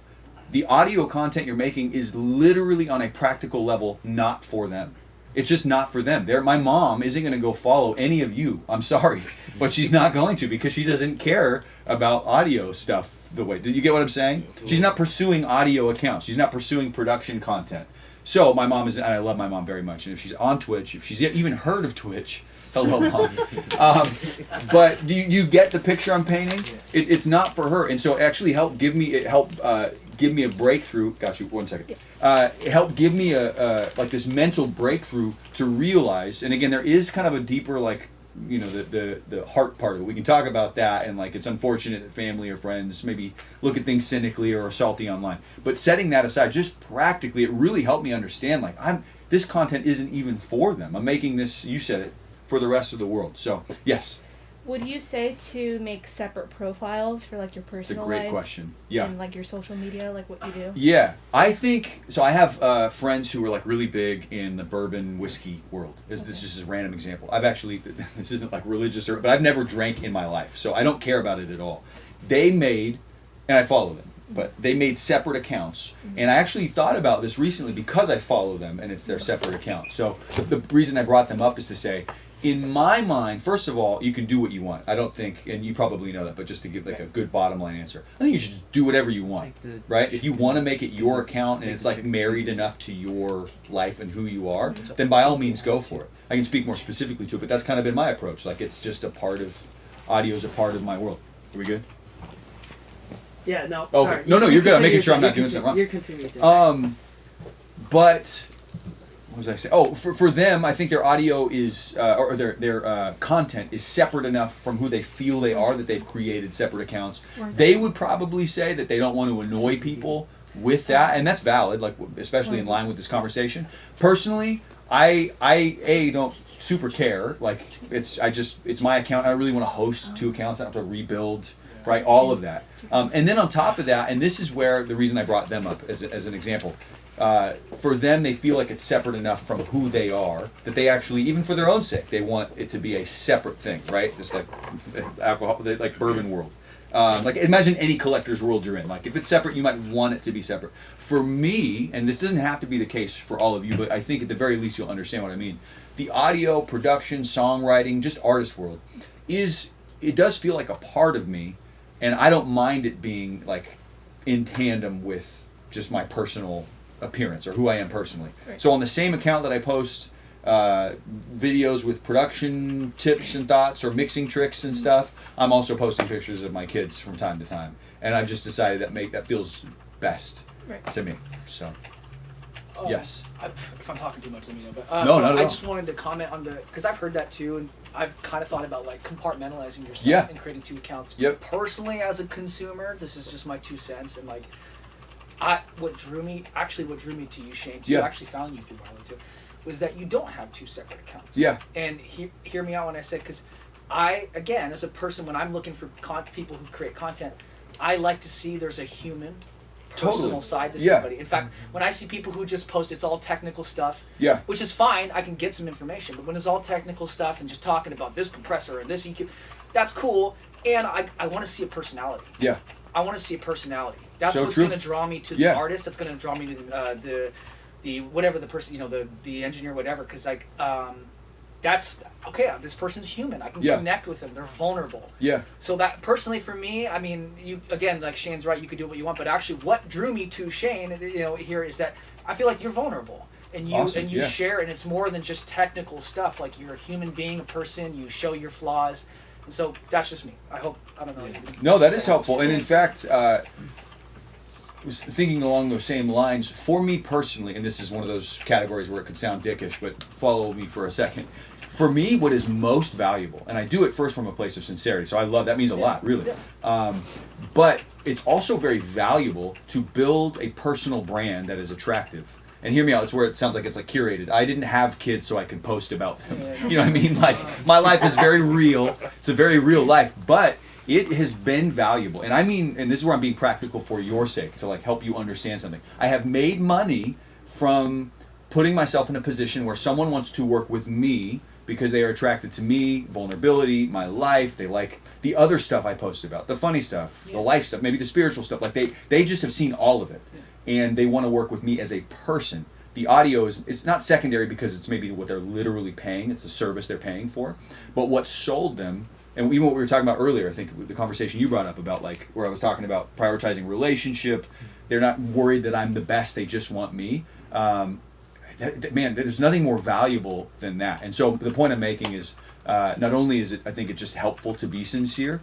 Like it's even you can even say it's the right thing, but I do think there's value in it. I think it's valuable for people to be attracted to that side of you, and it pulls on different clients that maybe wouldn't otherwise be pulled on if you're just posting technical content. So, did you start to raise again, or someone I saw like this? Yes. Oh, well, I just had a comment on that plus another question. Yeah. To kind of take it off to a different topic, but yeah, like when I used to teach guitar, like I did face like an imposter syndrome because I know like I'm not the best guitar player. Yeah. But like, what really helped me to like maintain my student base and like have them constantly returning for years is that like I just developed a personal relationship with all of them, and they're more invested in just like the time that they get to spend with me more than actually learning how to play guitar. Yeah. And so I think that definitely goes a long way, just building up Absolutely. a relationship and having that person be attracted to just you as a person more than like what you could do. Yep. Yeah. It's very true. Yep. And that's what will last Yeah. Longer than the technical side, because you can always find someone who's technically better. Yeah. Truly, there will always be someone who's a little bit more brilliant, a little bit more technically proficient. And if you have to compete with that, you just can't. And I know there are people who are. I'm a very competitive person, so even me saying that out loud, it's like, well, no, I would like to be the best. But ultimately, you just can't be. And it was relieving for me to figure this out. Yeah. And now, it's not apathy. I work hard, and I feel like I produce good music for the artists I work with. But now I don't feel a need to like obsessively prove my technical proficiency. They came to me because they know we're going to get the output we're going to get. But we have a relationship, and that's the easy part. It just simplifies things. So there's value and trust. Truly, yep, absolutely. And so, if you guys don't mind, I had a question that might lead to a different Yeah. conversation. But I wanted to get your thoughts on like how important it is to have a website, and also on that website, what your thoughts are on like posting your rates? Because I know some people don't do that, and some people do. It's a great question. So I'm just curious what your thoughts are on that. Let me give one more thought, just because it literally just came to mind about the content side of things, and we can jump back to that later. I realize it's a big thing, and in fact, I think for all of your sake, circling later to like some like push for you all to be more outward if you're not already would be really, really valuable to you, and I can speak more to that and why I think you're missing out if you're not putting yourself out there more on the internet. But that's a phenomenal question. I'll give this last comment about the content side.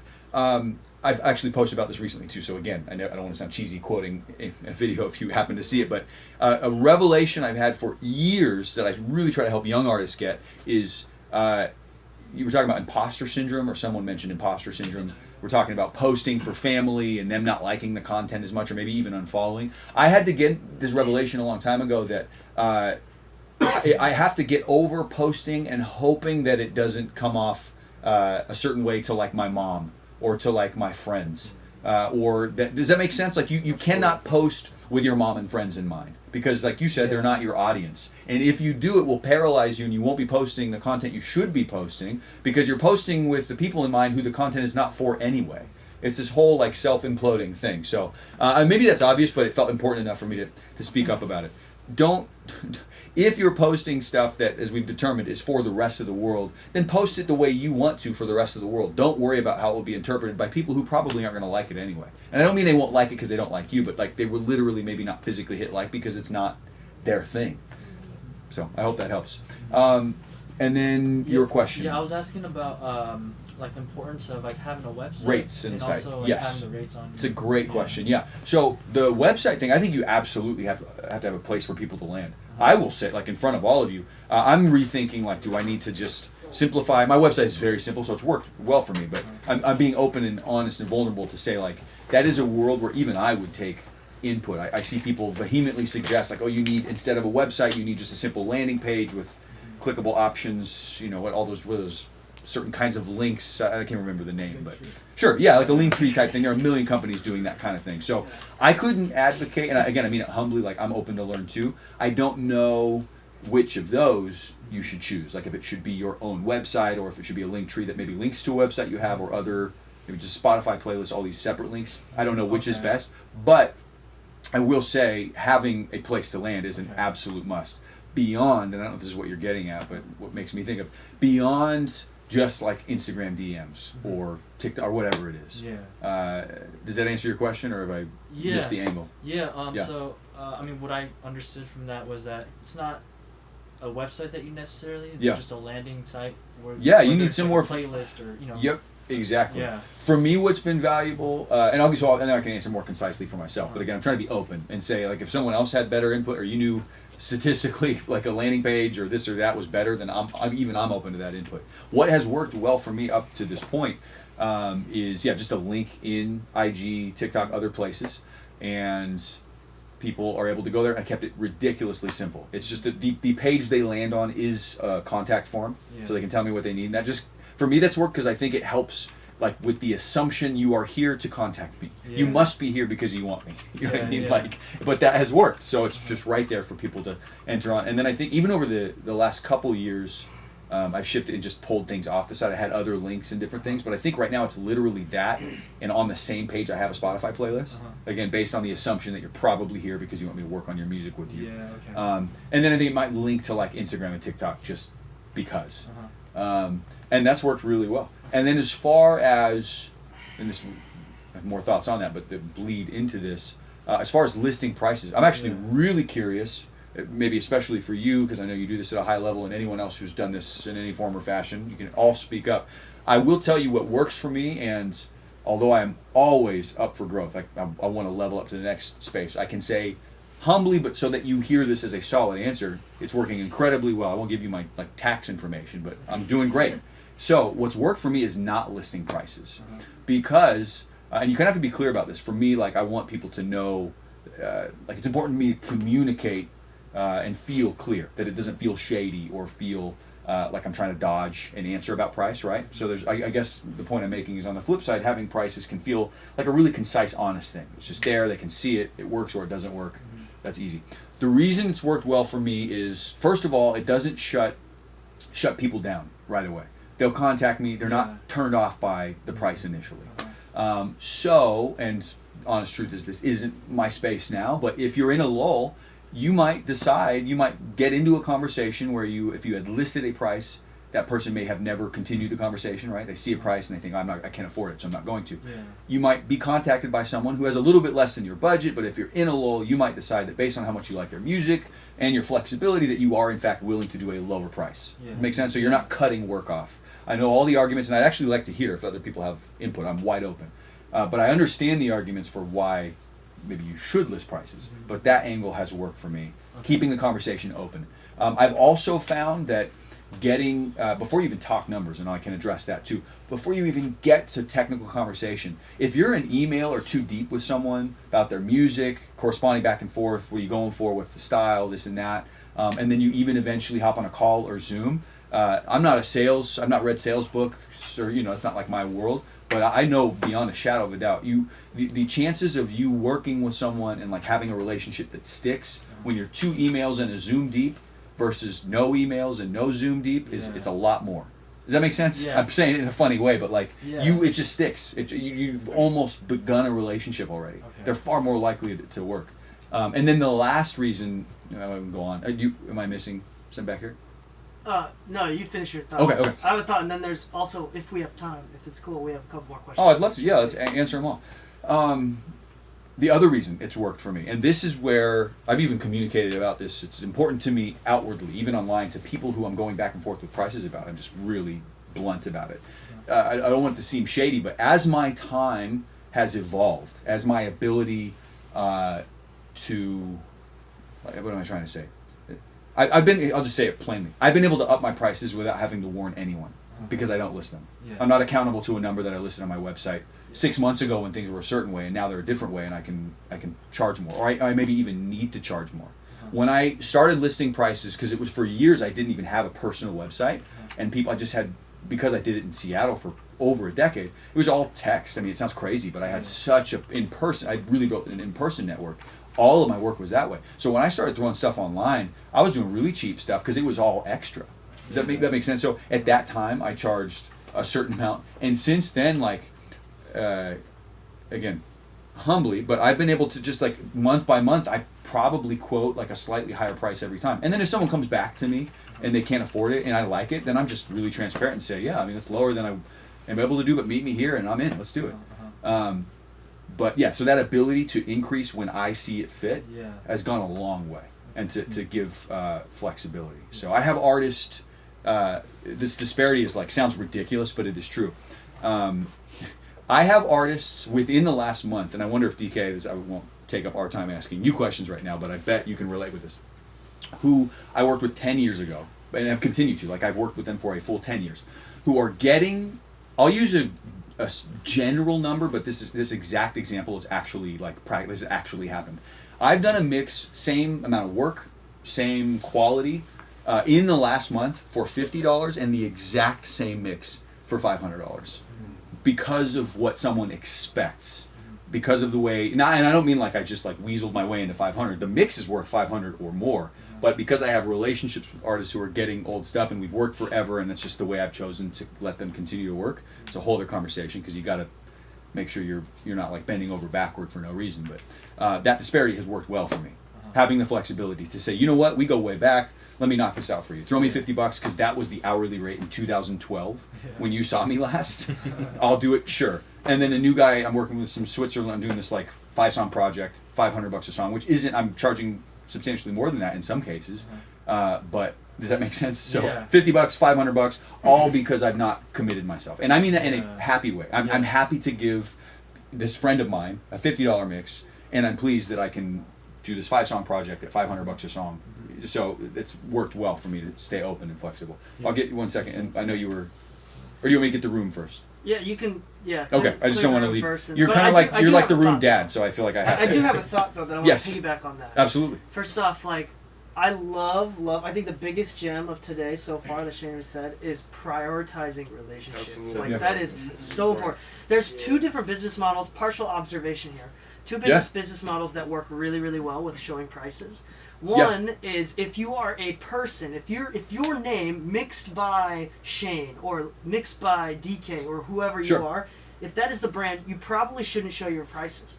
Because it's a good way to differentiate it. Your value would then become your price. But remember, when you are prioritizing relationships, your value is not your price; it is the person. Perfectly It becomes a white glove business. Now that being said, on the other hand, there's lots of another successful business out there that's like mixandmaster.com, where it's not any sort of personal thing. You just go to a website and they mix it for you. You don't even know who it is.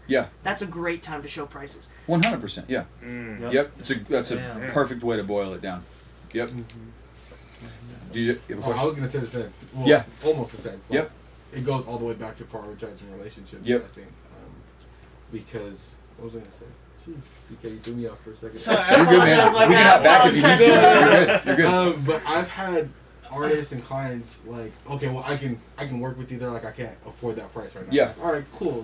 No problem. Well, I can work with you and set this price. Now I value our relationship to a point where it's like I want to make sure you're getting paid for what you're doing. Yeah. So I'll come Yep. back when I have the money that I can pay you. Totally. And Yeah. that's like, oh wow, like that shows me like, oh wow, I'm really doing a great job in creating that relationship and Yeah. creating that bond. Like that feels good to me. Yeah. Instead of just being like, okay, well that's my price. Like I can't do anything for you. Yeah, Like, that's you know what I mean. Like, so yeah, true. yeah. I Yep. think that's huge. Yep. And when you are, I love that you differentiated that because I want to be really clear and say that what I'm sharing works well for me. And I think if you're in a similar position or trying to be in a similar position, it's probably will apply to you as well. But DK's right. There are other formats that work really well. There are people doing this at different levels or higher levels than even I doing it a different way. So be open. I'm open. If there was someone behind me who knew more that was speaking, I would be listening with all of you, right? Like, so I'm just trying to say I'm not the end all be all. But for me, this, yeah, it's worked. The brand thing, the way you put that, and I've talked, I guess, from the beginning about it, building a relationship, people want to work with me. If that's what your goal is, then that open-endedness goes a long way. And sometimes I've had to learn with my language to frame it the correct way. When, like what I just shared, if someone were to hear me say that I did the same amount of work for $50 and $500, they may see it from an angle that says, oh my God, like you are really overcharging the $500 person. And I've had to learn to value myself and make sure to frame it in the way that, no, that person's getting a deal. And like 500 is still a great rate. It's the $50 person who's getting an insane rate, but it's because I love them, or you know what I mean? Yeah. So you have to make sure you help people see it from that angle, that just comes with self-value and knowing that what you're doing is worth it. But, yes, I think this is a great segue into a question from the stream. Wayne Papa asks, when do you know you are undervaluing yourself? Yeah. When do you know when you are undervaluing yourself? Yeah. Sounds like Wayne thinks I'm his therapist. No, I'm kidding. That's a great question, Wayne. I guess he's asking me, so I can answer with my personal experience. I think it has less to do with money and more to do with all the things we've talked about. Relationship, exertion, like meaning the energy you have to put into it, being honest with yourself, about what you're willing to put into it. I know this is a nuanced topic, but I'll use the example that's a great example, $50, $500. When I go into, and it's really rare, but I think it's a great thing for you to see that I'm doing that from time to time. When I go into those $50 mixes, I have to give myself a pep talk, speaking of not undervaluing, and ask myself, do I really feel okay about this? Am I good with giving this person this deal? And I'm not talking myself into it being worth $50. That's a ridiculous rate. I shouldn't technically be doing that. But like financially, right? Like that's not a good look. Like you put that on a website, it looks ridiculous. But in context with this relationship, the way I value this person, I kind of go down a checklist. Like I feel I value this person enough to do this. I'm willing to do this. I have the time to do this without resenting them later because I said yes. I've also, and this has been a big one for me, I work hard to be humble, but I think the reason I work so hard to be humble is that I do think highly of myself. So I'm trying to be honest about the disparity to say, because I know myself, like it's important to me to have self-value, it's also gone a long way, not to make, without a doubt, I don't want to make the $50 mix feel bad, but I am clear with them what they are getting. Does that make sense? I'm not saying it very clearly, but I think it's making sense. Like, I am clear with them, this is not what I charge. And maybe I don't have to go into the rate like and brag about how much I made last month with them, but I make sure they know this is, I'm doing you a great favor because I love you. I can't do this forever, but let's do this song this way. And communicating it that way so that they understand that there's more value there than maybe they're seeing, and that I'm willing to do it though because of our relationship. That helps me feel like I'm not being taken advantage of. So I could go on and on, but hope that helps. I think that's a great answer. Yeah. Thank you. I know you said that this is not your specialty, but this is. I'm listening. I'm going to get a water right here. I can hear you. There's a bunch of water.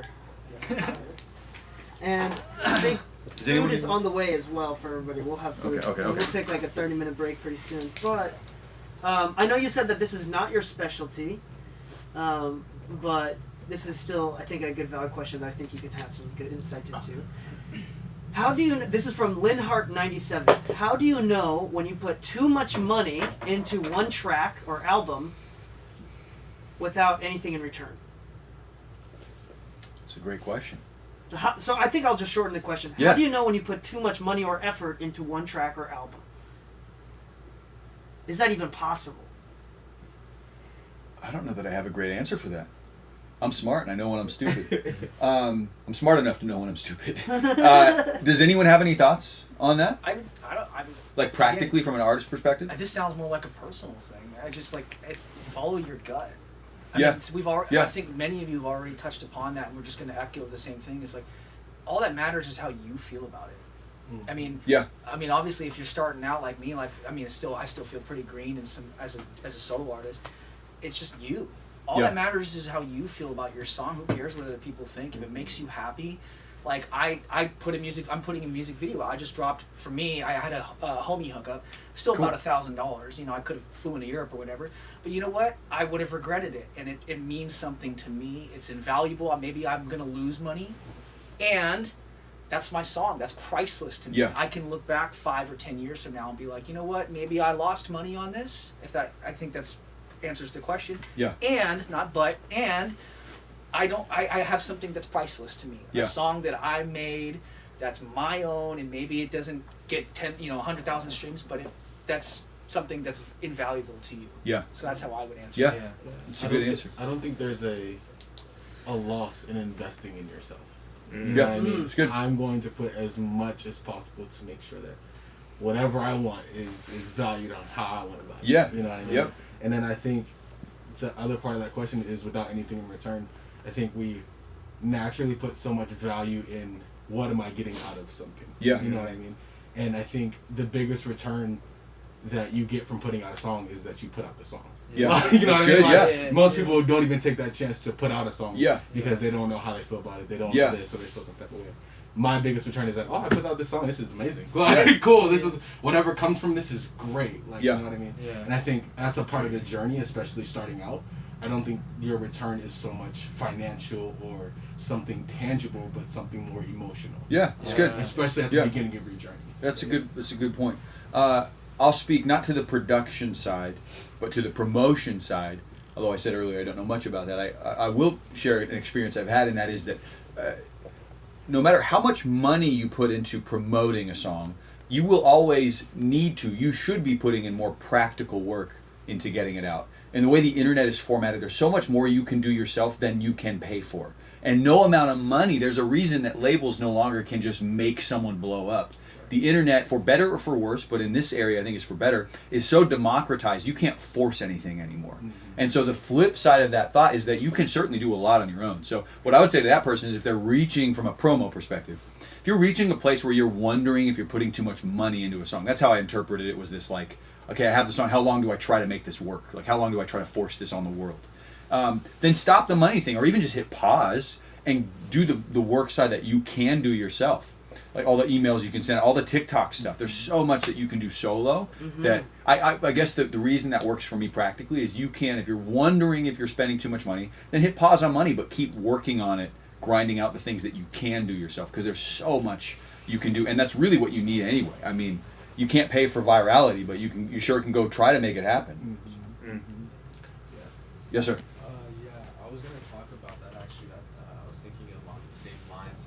Also, in terms of if you find yourself either in the beginning, you could set a budget on what you want and try not to go over that budget, and then you could also a lot of practical things. For example, like up till like an iPhone 8 or iPhone 8 and above, you have a 4K camera on your phone that True. you can Yeah. set in the settings. Yeah. Right? And so if you want to, shoot a little video for yourself or make professional quality videos, maybe for you, if you put a lot of money into your production, you don't want to make a video, maybe you can do that for your video. Yeah. And also, if you release songs in terms of, trying to get a return, if you're looking for disappointment, like you'll be disappointed. Yeah. You know what I mean? Yeah.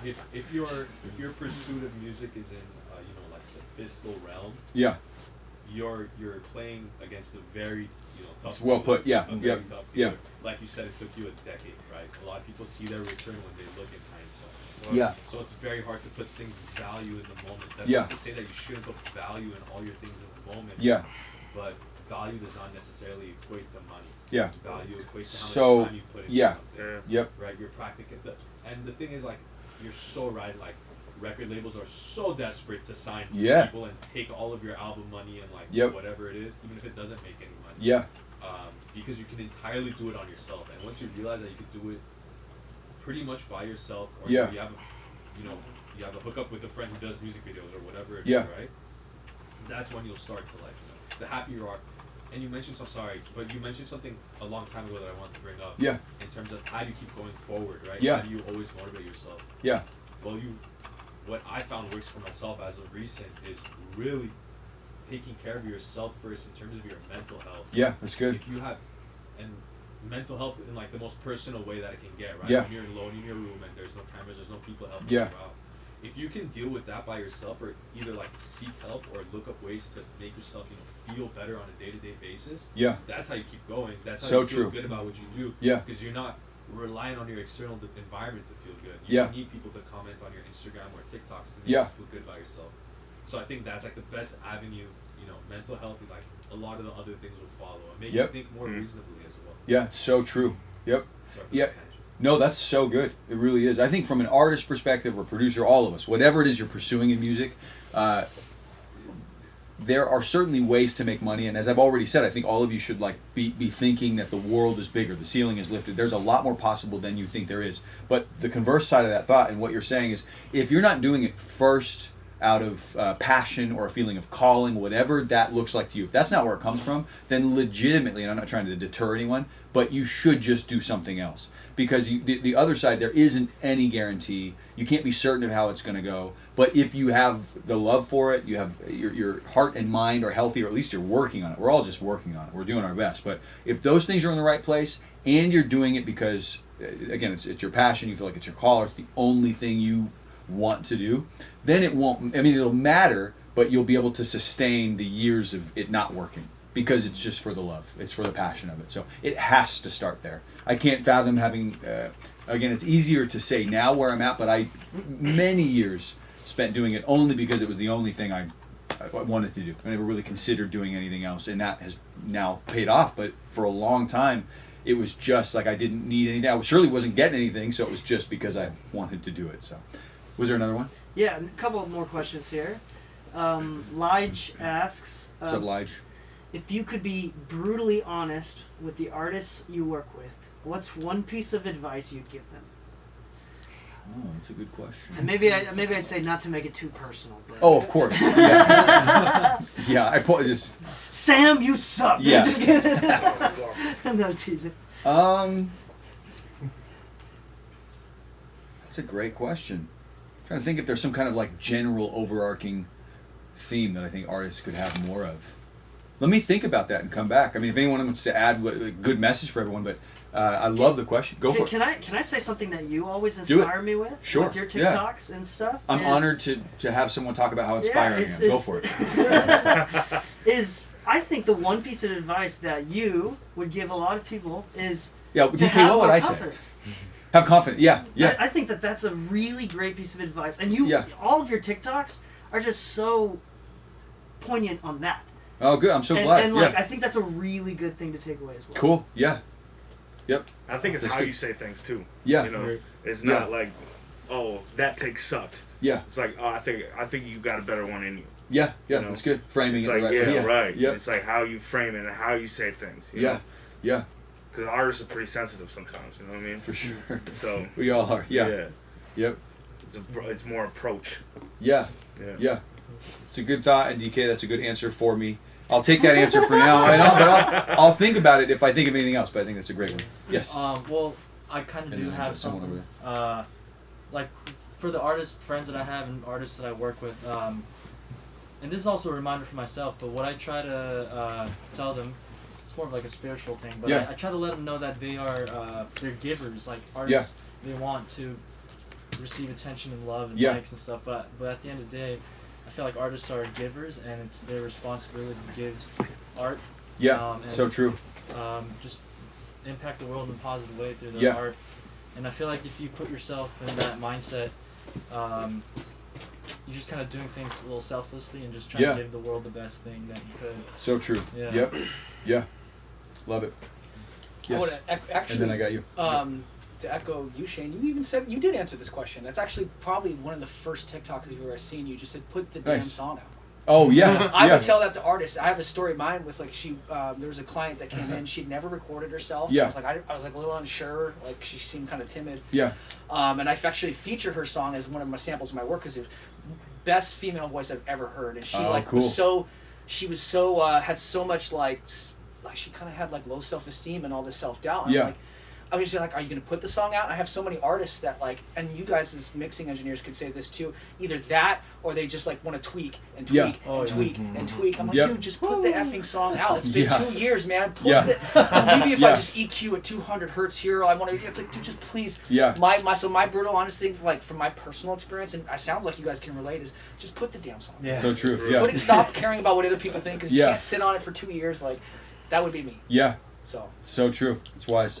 Yes. I would just say like emphasizing like, because I know like artists that I've worked with from my experiences, like especially like the newer ones. Yeah. They tend to get like impatient about like the whole process. Yeah. Because we all know that this is a process. Yeah. It's reminding them that it is a process, and like Yeah, it's we've true. all been there, like doing this for the first time, not knowing what the hell we're doing, and even Yeah. we can make the argument where even to this day I've been doing production for almost 10 years. I still don't know what the hell I'm doing.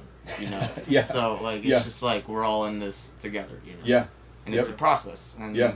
the most important part is enjoying the process too, and having gratitude, and like being like, okay, instead of trying to shoot for what I'm trying to do here, I'm just like in the moment. I'm just present, and I have gratitude for this moment right now of this process that we're all in together. you know? Yeah. So true. This might be a little bit outside, but I think it's on point enough. So my idea, I've released music a lot of different ways, but I find that like a lot of the people I know as well, and myself personally, Yeah. especially when you're independent, trying to do pretty much everything yourself, Yeah. or like finding homies to do it as affordably as possible. Yeah. Often it can be very draining, especially if you're not like a content creator or you're not like a video producer and you really just love making the music. Yeah. And you know that your music's getting better by the week. Yeah. My plan is now, instead of like spending, while I have noticed some good feedback and stuff from doing like a 6-week release plan, I also know that that was like largely attributed to the song itself. Oh, true. So, so like it seems that quality is like always number one. Yeah. But the now plan is to bank an album worth like over 20 songs and then do weekly releases. Killer. And then rather than like trying to like squeeze out this like, you know, release plan that you may not even be that inspired with this particular song, but you still love the song as it is, but Yeah. you're just like, you're struggling to find visuals for it because Yeah. nothing's really coming to mind, or like you're struggling to find someone to do it for you in the way that you envision it, and it's not coming out exactly how you had hoped or whatever, and you're spending all this money on things that are outside of the music itself. Just doing the ones that really inspire you. Yeah. Doing a weekly release plan, then you have something that you're hyping up every single week. You bank these 20 songs, and then you're getting closer to the better music. Yeah. At a quicker rate. So true. Your Yeah. output's getting better. You're getting used to putting out like 3 pieces of content per week. Yeah. Your followers now know every Friday I'm gonna get a new song. Yeah. And I also like am assuming this, but I'm pretty sure that putting out a new song on Friday does not remove the last song from Yeah, last yeah. Friday in your listener's mind. If they like Yeah. that song from last Friday or 3 Fridays before, Yeah. they're not. It's not gonna- like you're taking it from them. Yeah, it's not like Yeah. okay, now there's something new. I'm just gonna listen to that instead. It's Yeah. like if a song hits, it hits. Yeah. And then Spotify starts noticing you're releasing often. Yeah. You're like, it's kind of changing the content from like video and stuff like that to the songs itself, which is like why we're in this. Yeah. But I don't like. I think it's helping me a lot mentally to be taking the pressure off, like having to do all this stuff that I'm not super, like something that I'm not super inspired to. Yeah. But I absolutely love it when it's just there. Yeah. You know, if the song just speaks a visual to you, and Yeah. you're like, cool, I can do that, and I want to just mess around with it. And Yeah. then go hard. But if it's not there, then it takes the pressure off. Yeah. And then it also takes the pressure off of thinking, this song is our big song that has to blow us up. True, yeah. You're just like putting it out there. Like And unfair if it does expectations, catch yeah. on, if it's a good song, it's gonna do something. Yeah. And then maybe once you do that for a while, drop the first album. Or Yeah. Yep, that's good. I think quality is important, but how do you get to quality Yeah. with quantity? Exactly. So just do it. Yeah, and so that's what I've found, like, even since, really getting in the producer bag over the last couple of years, like, by the time we finished our first EP, Yeah. we had made so much better music Yeah. by the time that was mixed and mastered Yeah. that we ditched the project. Yeah, I've been there 100%. But it's like, Yeah. I would rather have just, like, released that even, anywhere. Yeah. And just get out there for people to listen to, and then, just being more consistent Yep. with it. It's good.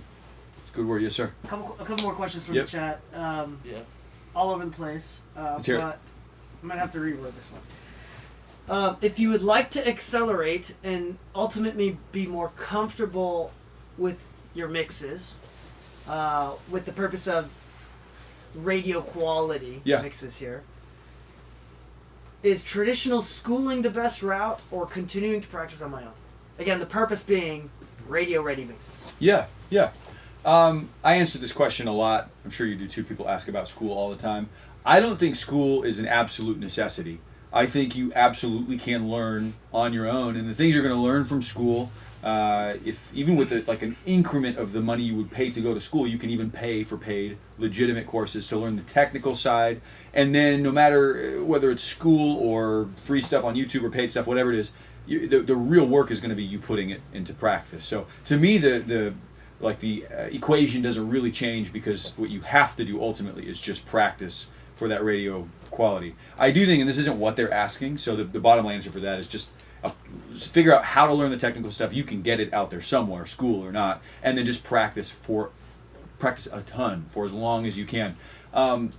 Like a broader school answer, I do think one big upside to school is connections you'll make. And speaking of relationship, the value in relationships. If you go to a good school, even if you don't, I didn't go to a great school, but I still made connections. You will make connections that you wouldn't have made otherwise. So I think if you can afford it or want to prioritize it financially, then go for it. I will be really honest though, I would, if I were starting right now, I have the privilege of knowing what I know, about like my career trajectory, but if I were starting right now with no knowledge, I wouldn't do school. Just because it's not worth, no, I shouldn't say it's not worth, but I wouldn't want to prioritize that money. Yeah. Oh, sorry, go ahead. Oh, I just want to add on to that, because I went to school myself, and Yep. I've been out for a few years now. Yep. I would say that the knowledge that I got, I apply it, but I feel what really stuck with me is as you were saying, the connections. Yeah.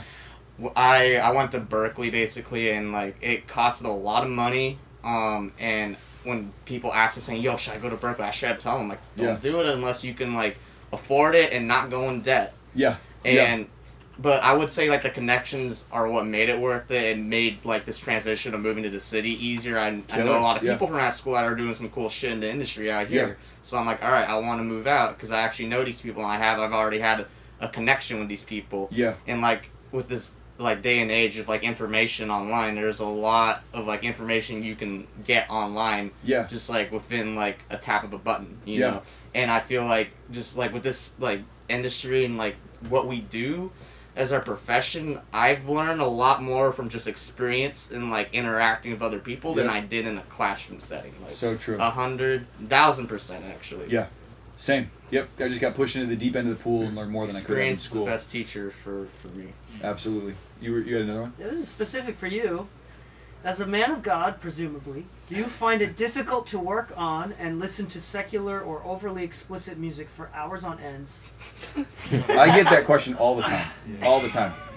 First of all, not everything I work on is uber explicit. I think people interpret that as I'm posting often R&B or rap tracks or something. But the short answer is no.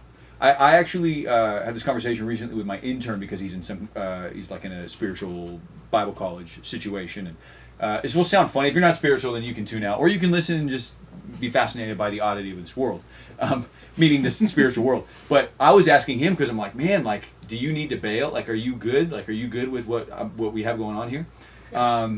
And it was just a good question. I think that's like the right thing of me to ask if he needs an out. But no, for me, the value in people, beyond, like, we're talking about relationships being valuable from a business perspective. That is one thing, and that is very true.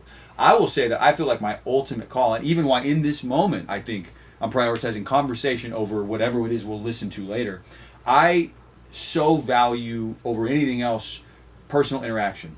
Working person to person with people, helping people.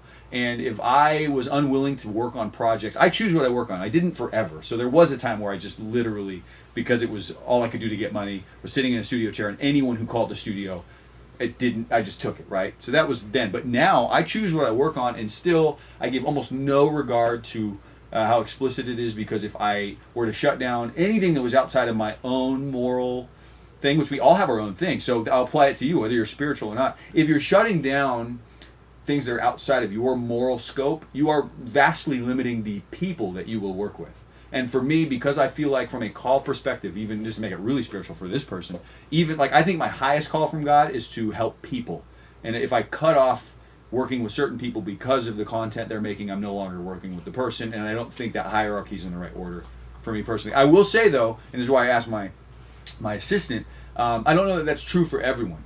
Like, meaning if someone feels differently, then I think they should follow their gut. There are certainly some like rough, like spiritual or not, we all know there's some brutally rough music, and there are certain things I would not take, right? Like in like the modern era, I would so take something explicit before I'm going to take something that's homophobic or sexist or racist. Like those things are like I'm less apt to take if I see it like vehement just right in front of me. I'm being really honest. Like that's just not only for me personally. I just don't want to touch that because like it's going out there. I don't need to be associated with that.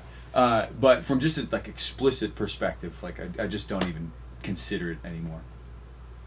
That's a great answer. I hope they like that answer. I love that. Thank I you. hope you like it.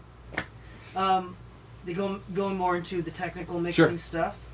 What is a technique? This is from Linhart97. What is a technique that was a lifesaver for training your ears for mixing? I don't have a miraculous answer for that. Time. Being a really big fan of music, and time. I feel like more now than ever. I do less now than ever because I trust my ears more than ever. And I imagine we talked about that. I feel like I've seen you post videos. Actually, I've been encouraged by videos you talked about where you want to get good at mixing, mix fast. Two things can be true at once. So the other side of that lesson is like mix slow and get meticulous and work on all the the finite stuff. Like that's important too. But for me, again, the solid answer to that is trusting my ear and the time I put into learning to mix, listening for frequencies, knowing what to listen for, and then just being a fan of music and trusting that I know what sounds good. Great answer. I love that. Thank you. Yeah, if he wants more tech, maybe later we'll actually do something and we can help technically, but that is the best practical answer I can give. All right, pizza is almost here. We're looking at in about 7-8 more minutes the food will arrive. Dope. So. Yeah, I just want to help out some question about the whole, or someone had a question. Yeah. Schooling came up, right? Yeah. So I decided to get into this very blindly. Yeah. Sort of just like I said, I don't really have anyone I looked up to. I didn't have anyone in the community that did it. So my dad told me, because my whole family went to community college. We all went to community college first and then university. So he told me, why don't you look at your community college? I'm like, there is absolutely no way that they have audio engineering classes. Yeah. Right? It's like a small community college. Yeah. Nice, but it's small. So I looked into it, and they had like 4 classes. Wow. Audio engineering. Yeah. One was a Pro Tools class where I learned Pro Tools. Killer. Mixing, production, and like live recording. Yeah. And I took all of them, and each unit is $40. So wow. Yeah. So I took all those classes. Crazy. I became super close to my professor. Yeah. I ended up getting, borderline, a job in Santa Monica where I was gonna do voiceovers for like these big commercial audiobooks and Killer. movies and stuff, whatever it was. But it was obviously very far away. So Yeah. And then I made some great friends and great connections, and I think the whole scope of just being practical and looking into your options and not narrowing your vision onto one thing. Just because it's called a music school doesn't mean they don't teach music at other schools. Right? Yeah. It's like they teach music at every school, just that this school just teaches music. Yeah. So, and I definitely would not be here if it wasn't for my professor, and it's one professor for all the classes. So Yeah. if it wasn't for my professor and the people that I met in that class, who some of them were like established engineers, and they just go to class and take the same classes over again because they love being there. Wow. Yeah. And it's just such a good environment. Cool. I got in here, I was like, That's incredible. I'm like, this is it. Yeah. I'm like, this is what people are scared of. You know, in the Yeah. auto industry, like these people are great. Yeah. You know, and once you understand what is good people, Yeah. you gravitate towards good people. So like Yeah. I came there, I've never had like a terrible experience. You know. Yeah. I obviously haven't been there. But, Yeah. You know. Yeah. That's Anyways, killer. The community college route is a great route. Glendale Community College. I was gonna say you should tell people what Glendale specifically. Yeah, Community Glendale Community College for the. You said Twitch $40 people. a class. $40 a unit. So Yeah. each class is like 3 units, like $120. Yeah. $120 for a If you're above, semester. like 20, I used to be like a representative for the college. Yeah. So if you're above 23 years old, Yeah. very likely. Crazy. You don't even have to pay for it. You Incredible. That combined with FAFSA. Yeah. Yeah. You might make money. You make Go to money. school. Yeah. Yeah. If you're looking to make money, why don't you go to college? You can really get like $2,000 a semester. That's incredible. That's how it should be. That's amazing. Exactly. Yeah. And the other thing was, we're building a full studio with like Yeah. $100,000 SSL console. Killer. Double racks of like full decked out gear. Yeah. Like everything you can imagine. Yeah. In surplus. Yeah. And there aren't enough students to fill all the, gear. Yeah. There's, it's so incredible what they have going on there. Yeah. And really, the experience that I had, I just hope that, someone who's like a little bit lost in their journey. Yeah. Somehow comes across that too. Yeah, So, that's killer. yeah. It's incredible. And yeah, for anyone local, I mean, that sounds like a great solution, Glendale. Yep. We're prioritizing questions, by the way, of people in the room. So I have questions from the chat, but if y'all have questions, that's the priority. But if not, I'm gonna go into a question here. I know we're almost pizza time. Yeah. Go for it. Go for it. First quick question. Where can we listen to your projects? Can you plug yourself? Sure, yeah. So go to wshanelance.com is the website. It's got WShaneLance.com. How do you Yep. spell that? WSHANELANCE. And it's the same thing on Wait, WShaneLance.com? What Yeah. is it? Yep. It's the same thing on Instagram, TikTok. I should probably update the Spotify playlist. I try to keep. It's a short list. Which is, by the way, I think totally separate thing. No one asked, but I was going over this with someone recently. If you're putting your stuff out there and you're trying to give a sample of your work, don't put an overwhelming amount on there. Give a concise number of songs that people can listen to and actually, swallow. That's at least in my experience that's worked well. But yeah, you can hear it. There's a playlist there. You might be able. I don't know how Spotify works. Maybe you could search the playlist. I have no idea, but Yeah. it's on there. So. Oh, you can? Okay. Dope. Yeah, I need to check if it's public. That's a good idea. Would you rather get a great performance or comp the best performance yourself? When you asked that at first, I thought someone was going to ask a random question like, "Would you rather fight 100 tiny ducks or a huge horse?" Huge horse. Those ducks. What were you going to say? I'm Would sorry. you rather get a great performance or comp the best performance yourself? Oh, a great performance for sure. Just get it naturally. Am I understanding the question? I think so. Yeah. Because I think it's kind of the same thing, but Yeah. I guess I'll change the question to how important is it to get the correct Oh, it's so performance? important for sure.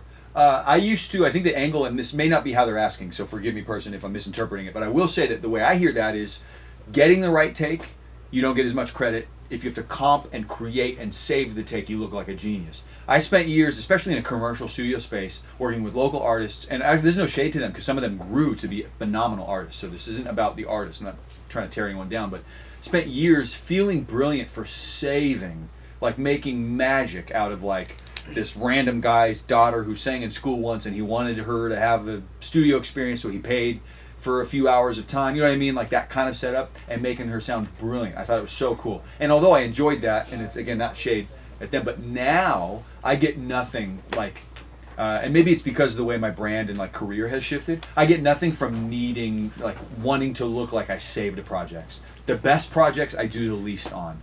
I just present them. I think I've had people sit behind me while I'm mixing or producing or something like, either bewildered, shocked, or even disappointed by how simple what I'm doing is. And the better the project, the less you should really have to do. And that goes all the way back to the take, the mic, the preamp. The best stuff you're just doing. People would be shocked at the highest end engineers how little they're doing when the project has been written, tracked, produced really well.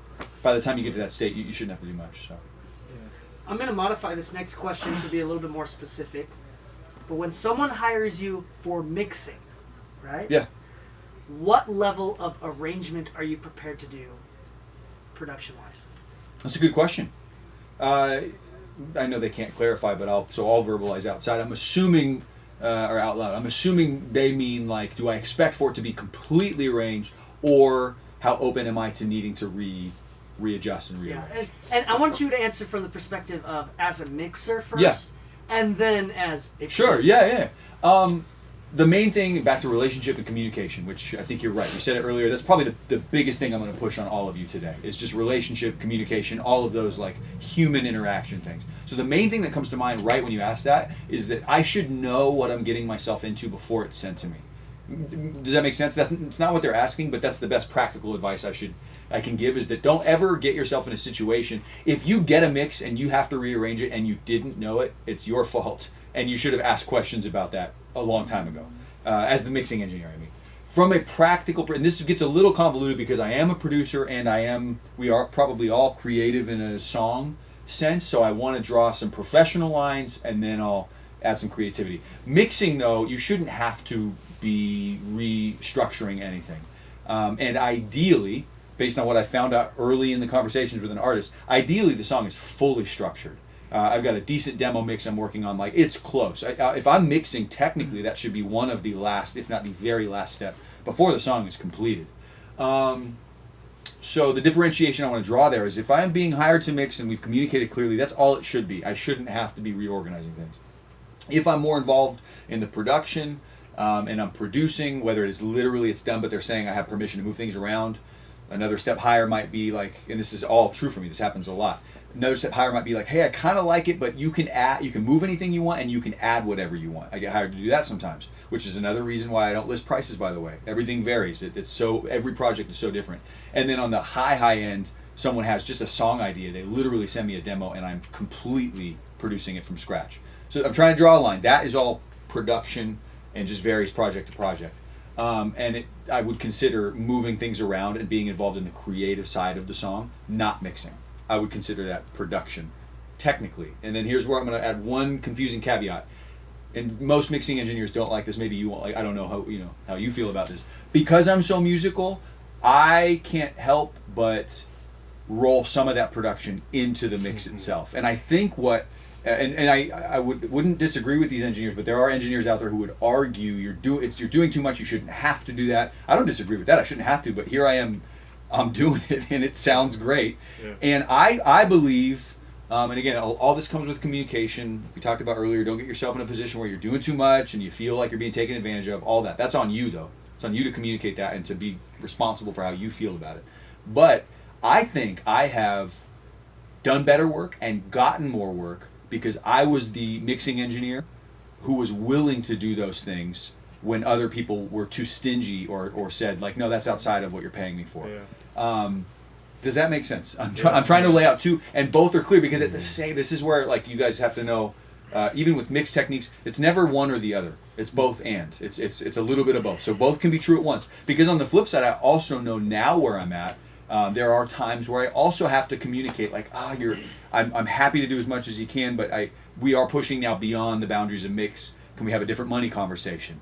You know what I mean? Like you have to stand up for yourself, but that's why it's not listed concise prices, and it's just everything is full circle back to relationship. I try to talk through those things, but I know it's a huge answer. It's a great question. I hope that's helpful. The best thing for people coming up that I can say is I'll reiterate one last time. My willingness to do those things got me more work. I'm doing work that other people lost because I was the one who was willing to tune when they didn't pay for tuning. I was willing to restructure when they didn't pay for. I added a guitar or synth part when they didn't ask for it, but I made the song better.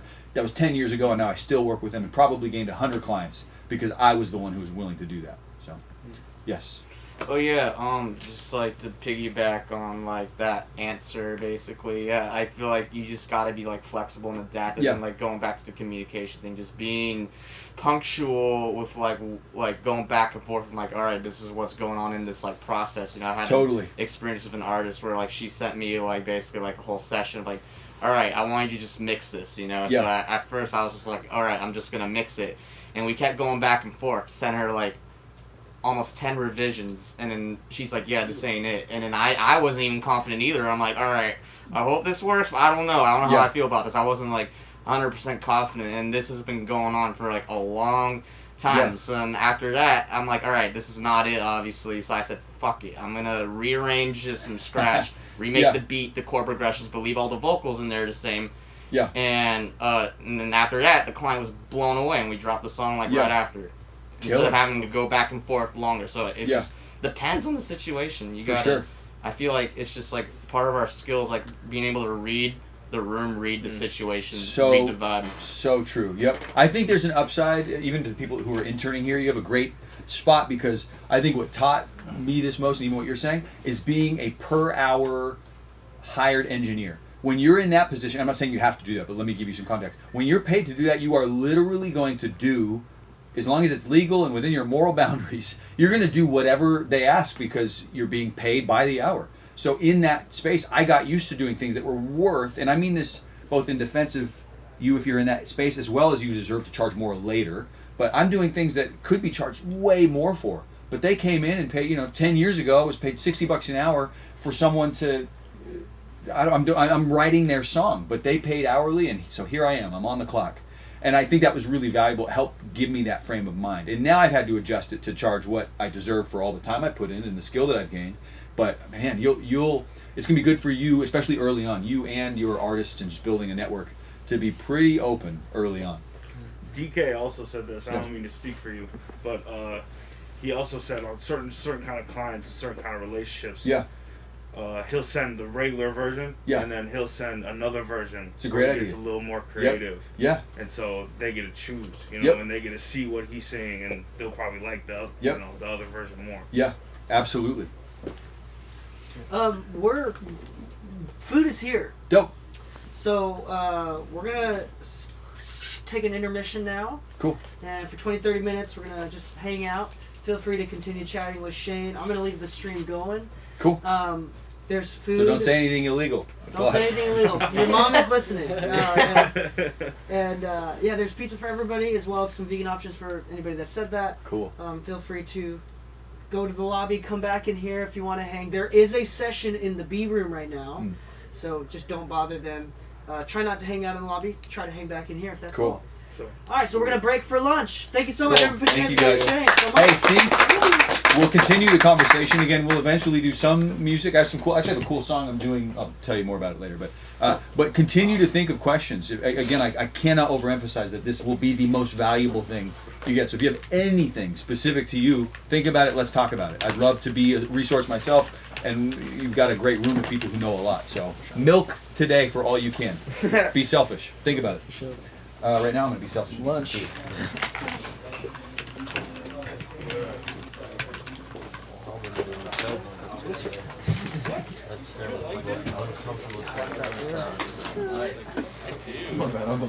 No, you're good. You're good.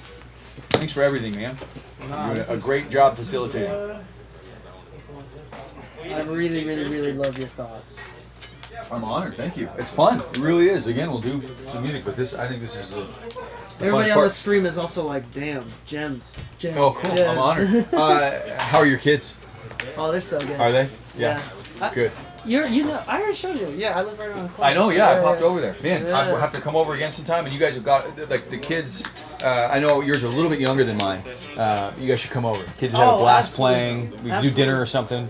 Yeah, We'd love it. Truly. Our oldest is very active and is looking Sweet. for friends. Needs Dude. friends from the pandemic. Yeah, absolutely. For real, I know we've texted about it, but, like, legitimately, next couple weeks, No, he's yeah, so when, game. when you originally scheduled with me, I just totally missed it. Schedule what? Like the first time before. Oh, we were Christmas, saying, yeah, before yeah, Christmas, yeah. I totally missed it, so that's Dude, on me. I think we went back and forth. It was on both of us. We'll make a schedule. Yeah. More importantly, like my wife will make a schedule with your wife. Yeah. I think that's a better way to do Yeah. it. Sounds good. I was gonna ask, is there still to eat in here? Yeah, bring your food in. Yeah. I mean, like, don't be a child. And, Thanks like, for putting up spill with me. things. Yeah, no. Miles, right? Yeah. If anyone's getting like spit or debris, it's you. It's okay. Okay, I appreciate you. You're in the front row there, so thanks for being gracious. No problem. What's up, DK? Yeah, why did you choose that seat, bro? I don't know, bro. Like, I just like. It doesn't even look comfortable. No, I was like, oh, that looks like a cool chair. Like this. I don't need it. About like a little over 5 years now. Like 5 to 6 years.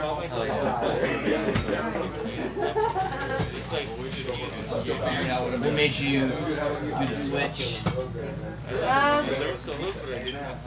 Animals. Yeah, I feel that. Yeah, I'm so sensitive, so like when I watch like videos like animal cruelty, it just Yep. puts me in my feels. To be honest, like me like making the decision, it was actually initially a selfish decision. I was like, I need to get my health right, because like before that I was like, my diet was beer and pizza and burgers at like 3 in the morning, because I went to college at the time and I was like a college lifestyle, you know. Yeah, so I did some research. I did, but the animal part actually did like solidify my decision. Like, all right, this is something I want to stick with, you know. I watched like Earthlings. I watched like Forks Over Night. I needed to clock out. Watched like Cowspiracy. That kind of like clock out. Gave me some good insight about it too. Were you born and raised here? Or?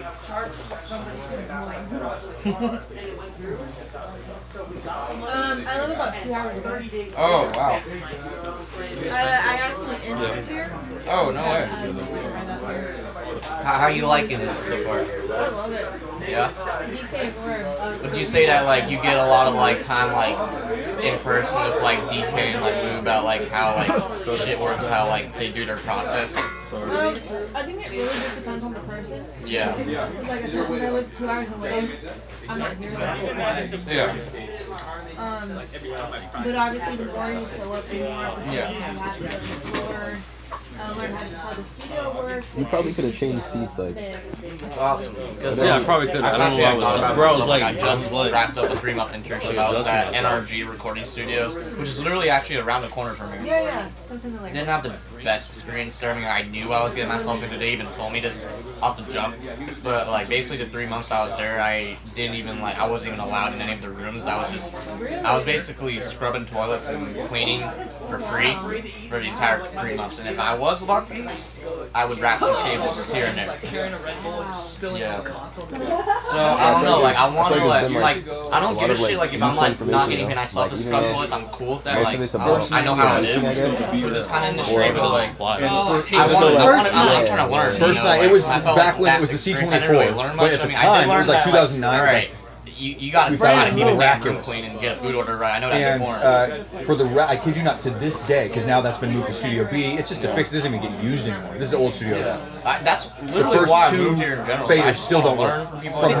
From night to me, more experience. Obviously, it's just a digital controller, so you can do your thing. You know. Was it the artist? It was the band I was in. Because I was in the place for a year. Oh, really? Yeah. I mean, I gotta do a little more. And they didn't. The owner didn't force y'all to pay for the repairs or anything like that. Dude.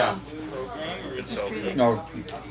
It just was. I mean, we repaired important things, but things like that just were like. Similar to this. It wasn't stopping us from working. Okay. Yeah, I mean, I Lazy think just left it alone. It's just a digital controller to begin with. I mean, Exactly. there's studio There's like 22 that. other It's very, people. very Exactly, popular, yeah. very reputable studio. Like, if you're That's a leading guy, you know. That's so scary. I mean, like that's why I was like, all right, I want to stick out this whole internship because it was like a 90-day thing. Like it's like the max time. And they were even telling me like, hey, if you keep doing this, you'll get like hired. You're doing a great job. I'm busting your ass. Now they're just like, oh. We're not hiring because COVID kind of like screwed us over, and our runners are complaining about their hours, which I understood. But I'm like, damn, This feels really legit. I got used. Yeah, 100%. And I know it'd be like that out here, you know, like in some spots, you know. Like, I knew I was getting myself. I knew what I signed up for. But I'm just like I said, I wanna learn. Within you, Yeah. or like. That's what I'm saying. Like, I don't think you should let that internship deter you from. Oh, absolutely not. Like I want to keep like my like eyes open, you know. Like I want to learn. I'm in that learning mode no matter where I'm at in my career, you know. What are you making these days? What have you been up to? Do you? I'm sorry. No, it's the third question before I let you answer. Dang. Do you know? It is really good. Yeah. Isn't Yo, you something who vegan is knows, great. It is. No, I go that Yes, place a lot. Jasmine Martin. I love something. Yes, yes. That place is Killer. How do you know her? Yeah, so where I live. Oh, nice. Just yeah. I mean, I was like in a live with an A&R, and I Yeah. was A place like, called Plant Power. that's dope. Yeah. And it's so good. Killer. I she was looking I for think a I've been to a ninja Plant or Power Yeah, before. their Not stuff like was cool. there, but like Really cool. Yeah. What's what have you been up to? But I've they been have like vegan working a fast lot, food. They have, like, unfortunately, but burgers, you know. chicken Dude, sandwiches. they have one in like Sacramento when I was like driving into Portland during break. Like right now, just trying to get everything I ready. think they to do. release some stuff this They year. serve like burgers Killer. and like hot dogs and shit, right? Oh, don't you guys know each other? Yeah. Oh, cool. Are you? Okay. Are you from around here? I don't think I ever knew that. Like years ago when we did something, I don't think I knew. Well, you probably told me, but I don't remember where you were. Where do you? Are you? Like here in Burbank, or where are you? I am. I'm over in Van. What's your name again? Dylan. Come on. Dylan. Nice. DK. I was like, when You you moved moved to to LA, I was I like, also oh go by man, like, DSPS, my I want to alias. work with them. This place. Dope. Well, have Yep. man, Like, easy. rock. You just hang like It's yeah, just listen my to music full or name something. and productions. Are It's you, not the actual like familiar with the studio? Have you been here before? I think I've Cool heard of it. I've coincidence. seen the name probably online, Yeah. but I Yeah. do Okay, everything but you at don't home, come so- here. Yeah. Yeah. That's cool, man. How long have you been listening to the show? So honestly, like Are you I like was in LA? like We love about it. to drive back home We to do, like yeah. Portland, Oregon for It's, winter break, and I'm like, dude, this drive because of fucking where we were in sucks. life, I'm about to like, be on just this ready, road for felt like right. 16 hours. It just feels I right. need to You know what I find mean? some like good So, podcasts that obviously, it's a weird time that to will move like here help in like COVID era, and eat these up things the are time, weird, you but know. So I was literally just like, yeah. I literally But we Googled, love it. like, It helps that we. these I mean, it production helps that we felt like it was the right thing. So podcasts it's was just like the life, first one you that know, popped just up. feels settled. And I'm like, all right, I'll give this But we one a love our shot. home. And then Feel like yeah, we you just you feel at say home. some like cool shit that like We've lines got up a like handful what of I'm friends. looking for, We like had what some my people, morals even are, though things are chill with just like COVID, how I but we live have my some life in people that general. we So yeah. friends, family with, so to speak, and then I'm some glad. school. I'm glad that all you those little like things preach help what us you feel preach like in those podcasts. settled. And yeah, keep doing I'm that. really glad. Yeah. Sometimes it's kind of Roots, scary. To Yeah. to feel like say home that you now. have beliefs at all. For sure. Yeah. It doesn't always happen like that. Like it's I'm Yeah, thanks for celebrating. listening. I appreciate it. Hopefully Grateful that it drive feels was a so little good bit so easier quick. because of the show. Oh yeah. Have you lived here your whole life? No, I Just moving here in general, I I've been kind here of for just the last don't have to listen to since podcasts. 2015. Is like with Okay, the that's LA a while traffic, ago. I have Yeah, to commute but I everywhere. did you work? And Do you live around here? yeah, I live in Novo actually. I was Right by like I was Sun born out Valley, there. right by like the Okay. Sheldon Came back Park. like in 2014. Yeah. That's why like 10-minute drive from here. Did you move with family? Work Yeah, out we're here? like, Yeah, my this is my technically dad, right on the 2015, edge of like, when he Novo. moved for work. Oh yeah. We're like 2 blocks We all away from followed him out Burbank. here. Oh yeah. So now we're here. Killer. Cool. DK, how often do you guys do these? We try to do events twice a month. Uh-huh. When we started doing mixing seminars, this is our 3rd month we've been doing it. Yeah, this is a great We do a seminar. mixing seminar We're doing a once lot. a month. This is a This is very. our first time we've ever gone live with anything though. Is it? Oh, dang. I'm honored. Yeah, You're so this welcome. is actually really great. We've actually have a really great response from everybody. Killer. So it's been awesome. Is it crazy if I get another slice? Like, I don't know what. Dude, based on what I saw, there's a lifetime supply, and I'd appreciate it if you led the way so that I can do it and not feel bad. You know what I mean? Do it for all of us. Yo, you see him get another slice?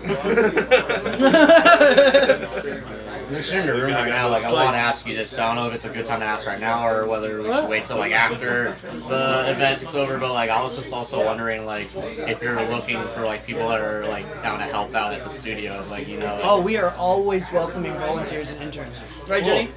Because I'm gonna be honest, like I don't know if you overheard like me and Jenny's conversation just before, but I was actually at NRG recording for like a few months. Oh, how was that? We love it. Honestly, like it was a pretty rough experience. Like as an intern, I literally did nothing but scrub toilets and mop floors and I was sleep. gonna be laughing at you. And that's it. And if I was lucky, I might wrap some cables here and there. Other than that, I'm like never in the sessions or in like in the rooms at all. Which I understood. Like I understood like how it was. They even told me they were really blunt about it. Like when I got interviewed, and I'm like, all right, cool. I'm down for whatever because it was like the first spot that gave me like an opportunity. Because I applied for like 20 other studios around here, and that's the first place that gave me a shot. So we'll have to talk more further outside of this. But It's just like we right now, definitely- like I'm in the state where I'm like, all right, I'm cool. I'm cool with like working for free, and even like if I have to still scrub toilets, like I don't give a shit. Like as long as I'm learning, as long as I'm learning about something.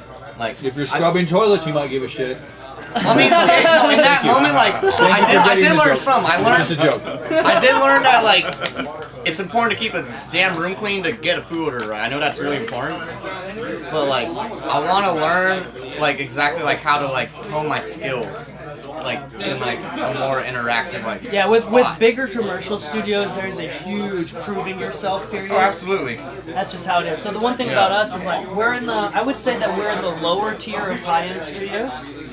So low tier, mid tier, high tier. I'd say we're the bottom of the high tier, Okay. which is really, really great. So we do have like celebrities come in from time to time, Yeah. but we're not NRG. Right? Yeah. So because of that, we do have a lot of, like for example, Wednesday mornings at 10 a.m. we always host some sort of like seminar for our interns and volunteers. Oh, nice. Yeah.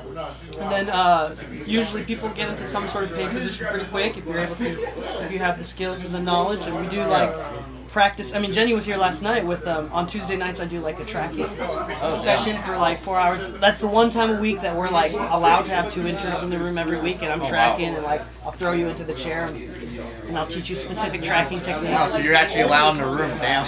Yeah, I'm not always. It's specifically Tuesday ones. We try Okay. our best to do like the other ones, but Yeah. we're like it's hard because interns are never invited into the room. Like, Yeah. no artist comes in. It's like, hey, I paid for this private time. Can we also have an Dude, intern? it's tough to have random person hanging out. It's a sacred spot, and they don't want like people disrupting their process, you know. So Especially if they're high as shit, you walk in. Yeah. What the?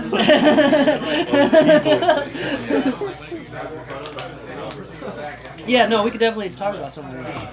Awesome, man. We're always appreciate you. I mean, you saw everybody here today. I mean, Jenny, Jake, Sam, Matt. We had like 5, 6 people helping us out for this today. We appreciate any sort of help. And we don't do schedules. We don't do the whole. You have to be here every single day and clean our toilets. It's like You nah. couldn't We separate believe them? in I like don't you wanna come be when that you guy, want, you know? Who touching and all you the get pieces. what you put into it. Yeah, yeah. So you can come once a month.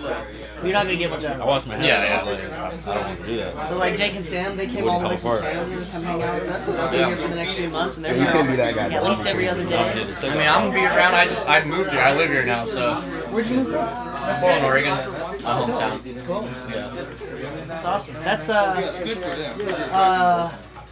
what's that TV show with Fred? Portlandia? Portlandia. With, yeah. I've only seen like one episode of it, but I would say it's accurate. There's a lot of weirdos out there for sure. I mean, there's a. I mean, you're here. I mean, Are we all weirdos? We're yeah, no, we're musicians. creatives. Yeah. No, I'm teasing.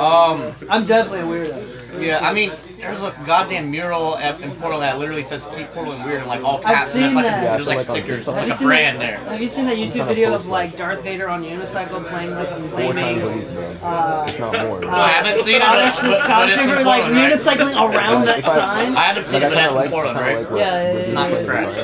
What is it called? The Scottish Asian man. You have to plan it out. So I'm not trying to- Yeah. It's like a like a baghorn with flames coming out of it, wearing like a Chewbacca suit on a I'm not gonna do unicycle 6 around things in that a row sign. No, I've seen exactly. But like I know that's a good song lyrically, so like I would. No, that is my They algorithm. were saying about like doing like different type of content for the same song. Also, I love that he has a custom. That's not plugged in. All right. That's what I was thinking about. Yeah. I was looking at that.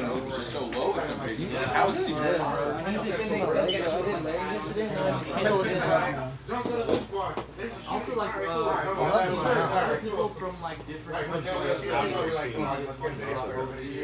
We can all see what happens. Someone. Oh, I'm getting so stressed. I don't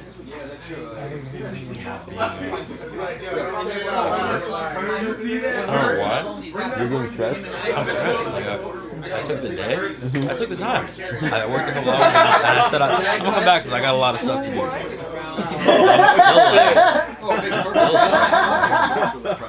No, this is normal. Like if you go in the city, like you don't see some shit like this like on any given day. You know what? This guy's had dreams. He's enlightened. Fiber is great. So It's because Dude, every time my wife, it's like, sometimes we have conversations. I just saw all these problems, but that's We're all so self-aware cool. enough to realize that most of our problems will be solved if we just Well, did I don't even know why you it. said that. Right? It's just you But like that's to your job, actually right? do I'm just that thinking about like, is yeah, very like, what could be difficult. going wrong right now when I'm not And every time we're off that we talk about, I'm like, Yeah, your responsibility, bro. take shrooms one. It is your fault, bro. And that'll fix it right away. Depends on your headspace. If you're like you got a lot of shit going on, if you take some shrooms, it's just gonna amplify it too. Yeah. Oh, I've definitely had like bawling sessions after shrooms. Like, Yeah. oh, like, perfect. Yeah, But I've also had like, oh my god. That color is so it'll be really good for you. I tried it for the first time like 2 weeks ago. I'm adding all that. Yeah, I did it by myself. You did it by yourself? Yeah, like dumbass. Great. Yeah. Was it good or bad? It was both. It was everything. Do you regret doing it? By myself, yeah. Okay. I think the way to go is like not glad I do it did. with a bunch of people, but like do it like one or two people you like trust Yeah. that have done it before. Yeah, just like one of my friends. I don't think I'm gonna ever do it. It's been a while since I did it last. Next time I'll do it, I'll probably do it with my kids on my shoulder. As like a coming to age type thing. And then we'll probably do it like at a private beach where nobody will come bother us. We're outside. And we're just watching the waves. I don't really do well with notes. Like even writing on Some like Fiverr, remote that's sick. place I didn't even think about that. He basically said that his friend who was a girl, he was sitting in the back corner, he was saying like, he was getting jealous, I guess, We have like a because tent where we can only see forward. I think it's like 6 figures off writing on Because if Fiverr. someone else came up to us, you know the funniest thing when I don't even know somebody if Fiverr did is like that. I've seen a couple people we all, do the stuff three on of us, Fiverr. like to say, I mean, I'm gonna as a picture, and we're like walking around 7-Eleven. It was so weird. I think I keep feeling like so funny. invest more time in It was so this. funny. We're like just I'll be more streaming. successful in this. I'm investing time in Walking like around. I'm working. I'm investing time in working. So okay, things My are working eyes out work. are But really it's like, I feel like that's what you have to ask yourself. Not you, just in general, right? What do you want to do, you know? Have you done a session on Music, it? yeah. No, I just tried it once. Music and The other day. writing, I tried it for the first time. I'll be writing when I'm Wait, so it was 35. recent that you did Right. it? Damn, dude. Yeah. Last year I had a This is about session. me? One of those You're like, Tuesday no, night no, sessions honey. for the arts tournament. And he goes into the booth. Right before he goes into the booth, he usually like takes a puff of like a joint or something like that. And so he did that, and he went in, and he's like, oh man, that was good, that was really good. What do you mean? I got a guitar. He's like, nah, I just ate like fruit Right now? for some. You And just bought I'm one? like, No, oh Michael. gosh, how many did you take? The whole bar, so the whole 3.5 grams? Rich guy. And No, so he's like stacked. 30 minutes He makes double what I later, make. he's like recording and I'm like, he's like one of the looking people at us that, inside the booth. Yeah, he was looking at us from inside the booth and I had to tell him, I was like, bro, did you good? You know, it's safe out Plays a here. mean guitar. We're your friends. And I had to like ease him out and he like came out the booth real quiet. He's like looking at all of us. I was like, we were just like I helping him wouldn't mind out. working an I was like, office you job took a whole block. What if it was like on my time? Like if it was like, Yeah, my person told me to take 2 like you grand. say, the I rich didn't people come in, listen. like, oh, they only come in for 4 hours. And then, Oh my gosh. Yeah, I do But it's like, like, if that's it's 12 cool. I'm not hours, I'll do 35 like, now. for like, Yeah, I'm not Like I guess if I'm making a That meal. being said, like yeah, I'm really lightweight, so even if I'm not people are trying to- smoking in the room next to me, I'll I think get that's my like for me is like So, the like, most ideal thing, bro. I'm I'm really, trying to find a really job I can just work from home. But So I'm like, fuck it, I don't feel it. yeah. Let's do it. So yeah, I just want to start like whenever there's one all consistent around thing that I see the as numbers up. It's hard. is Like, everything promotion starts stuff to is look like different. really like I don't know how else to describe it, like gummy bears, really sparkly and like kind of like fluorescent, also like pastel pinks and purples. and also and, another great point that everything just like looks like it's in a like really making cute gummy connections, you bear. know, because like that's literally. Like I look at the bubble text Like, and for the example, blue like, and the bubble text is he like seems like gummy he's bears. like if I was That's to just hit all him I up see. in the I don't know. Like I see like anime sparkles around the edge of my like profile. You know, like pink sparkles on the outside of my profile. If nothing. But I'm learning. I'm feeling a lot of different. I would say like You know, same thing. Other people Just are kidding, doing just kidding, just But kidding. similar to what I was saying, and again, I'm not there. I'm sure Yeah, there's just a lot of things that like So within scary. a website, you know, obviously not right now. It can be. I just feel like for what we do right now, it's just I thought about it, First but time I'm I like, did then it, I I'm gonna almost had have that to do trip, but I like kind of some like willed photography. myself into having fill a out good the one. And I had a entire, notebook you and I know, took hella have notes. that, And that notebook to this day, the first time I ever did it, full artist it's still like photography.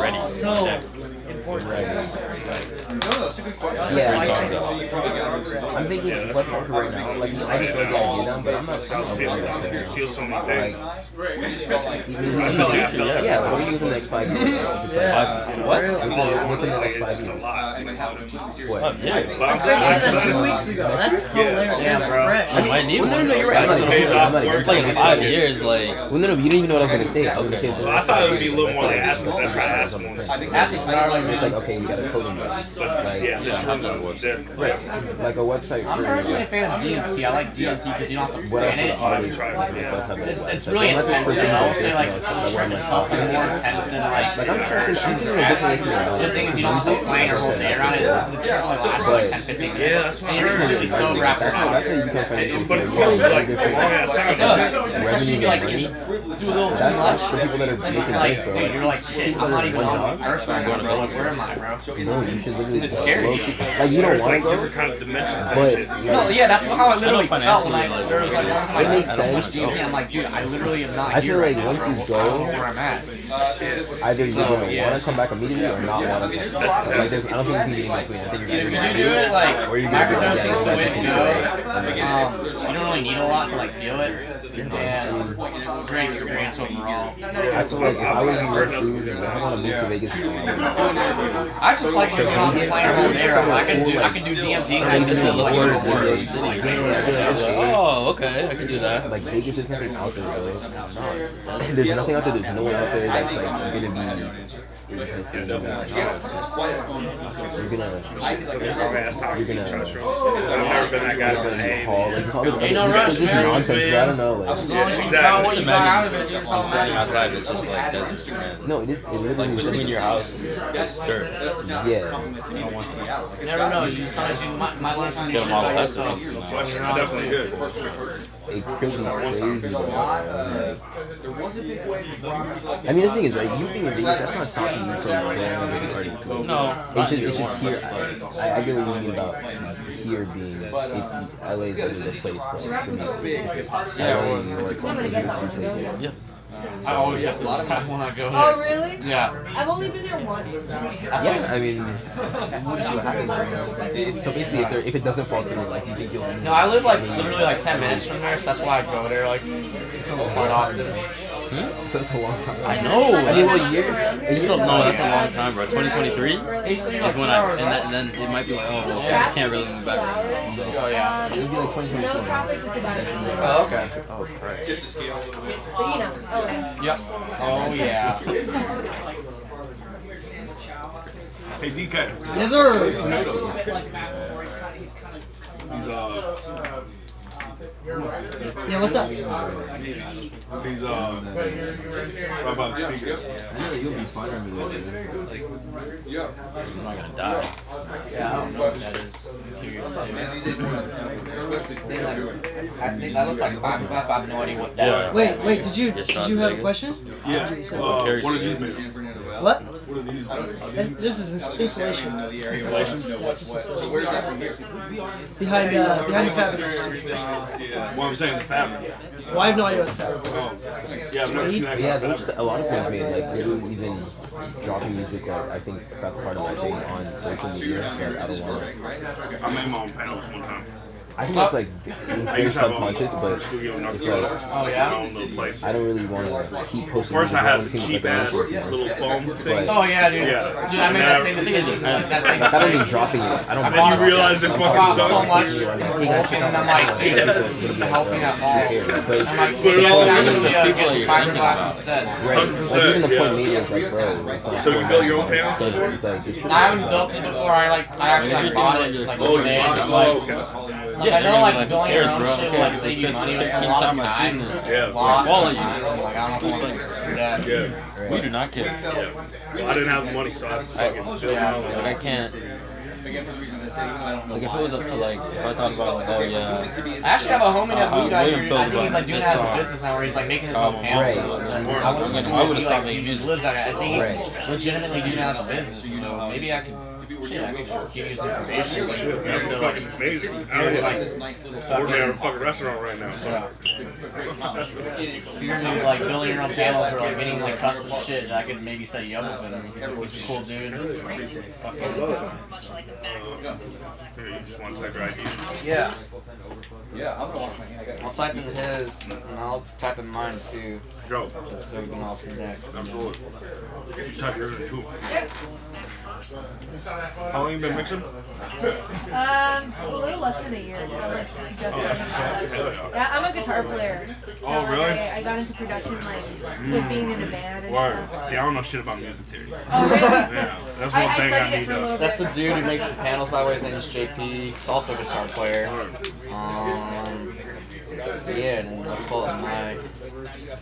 But I pretty much am at the point where What made you into I literally know that Who made- the world, like my band just like needed. literally. Oh, yeah, that's how it goes. Yeah, absolutely. You know, someone just needs someone. You gotta step up. In all humility, like. But I it kind of just like does, though. getting on the technical side of it. It's missing. Yeah, No, it's just absolutely. I missing. felt the same exact way. It's like a void. I didn't really even know it was a thing. You know? Like no, there is though. Yeah. The science behind it, or like, Yeah, yeah. you know, what are you? Hey, yo, DK, I saw your your IG that you and Paul Metelsky know each other.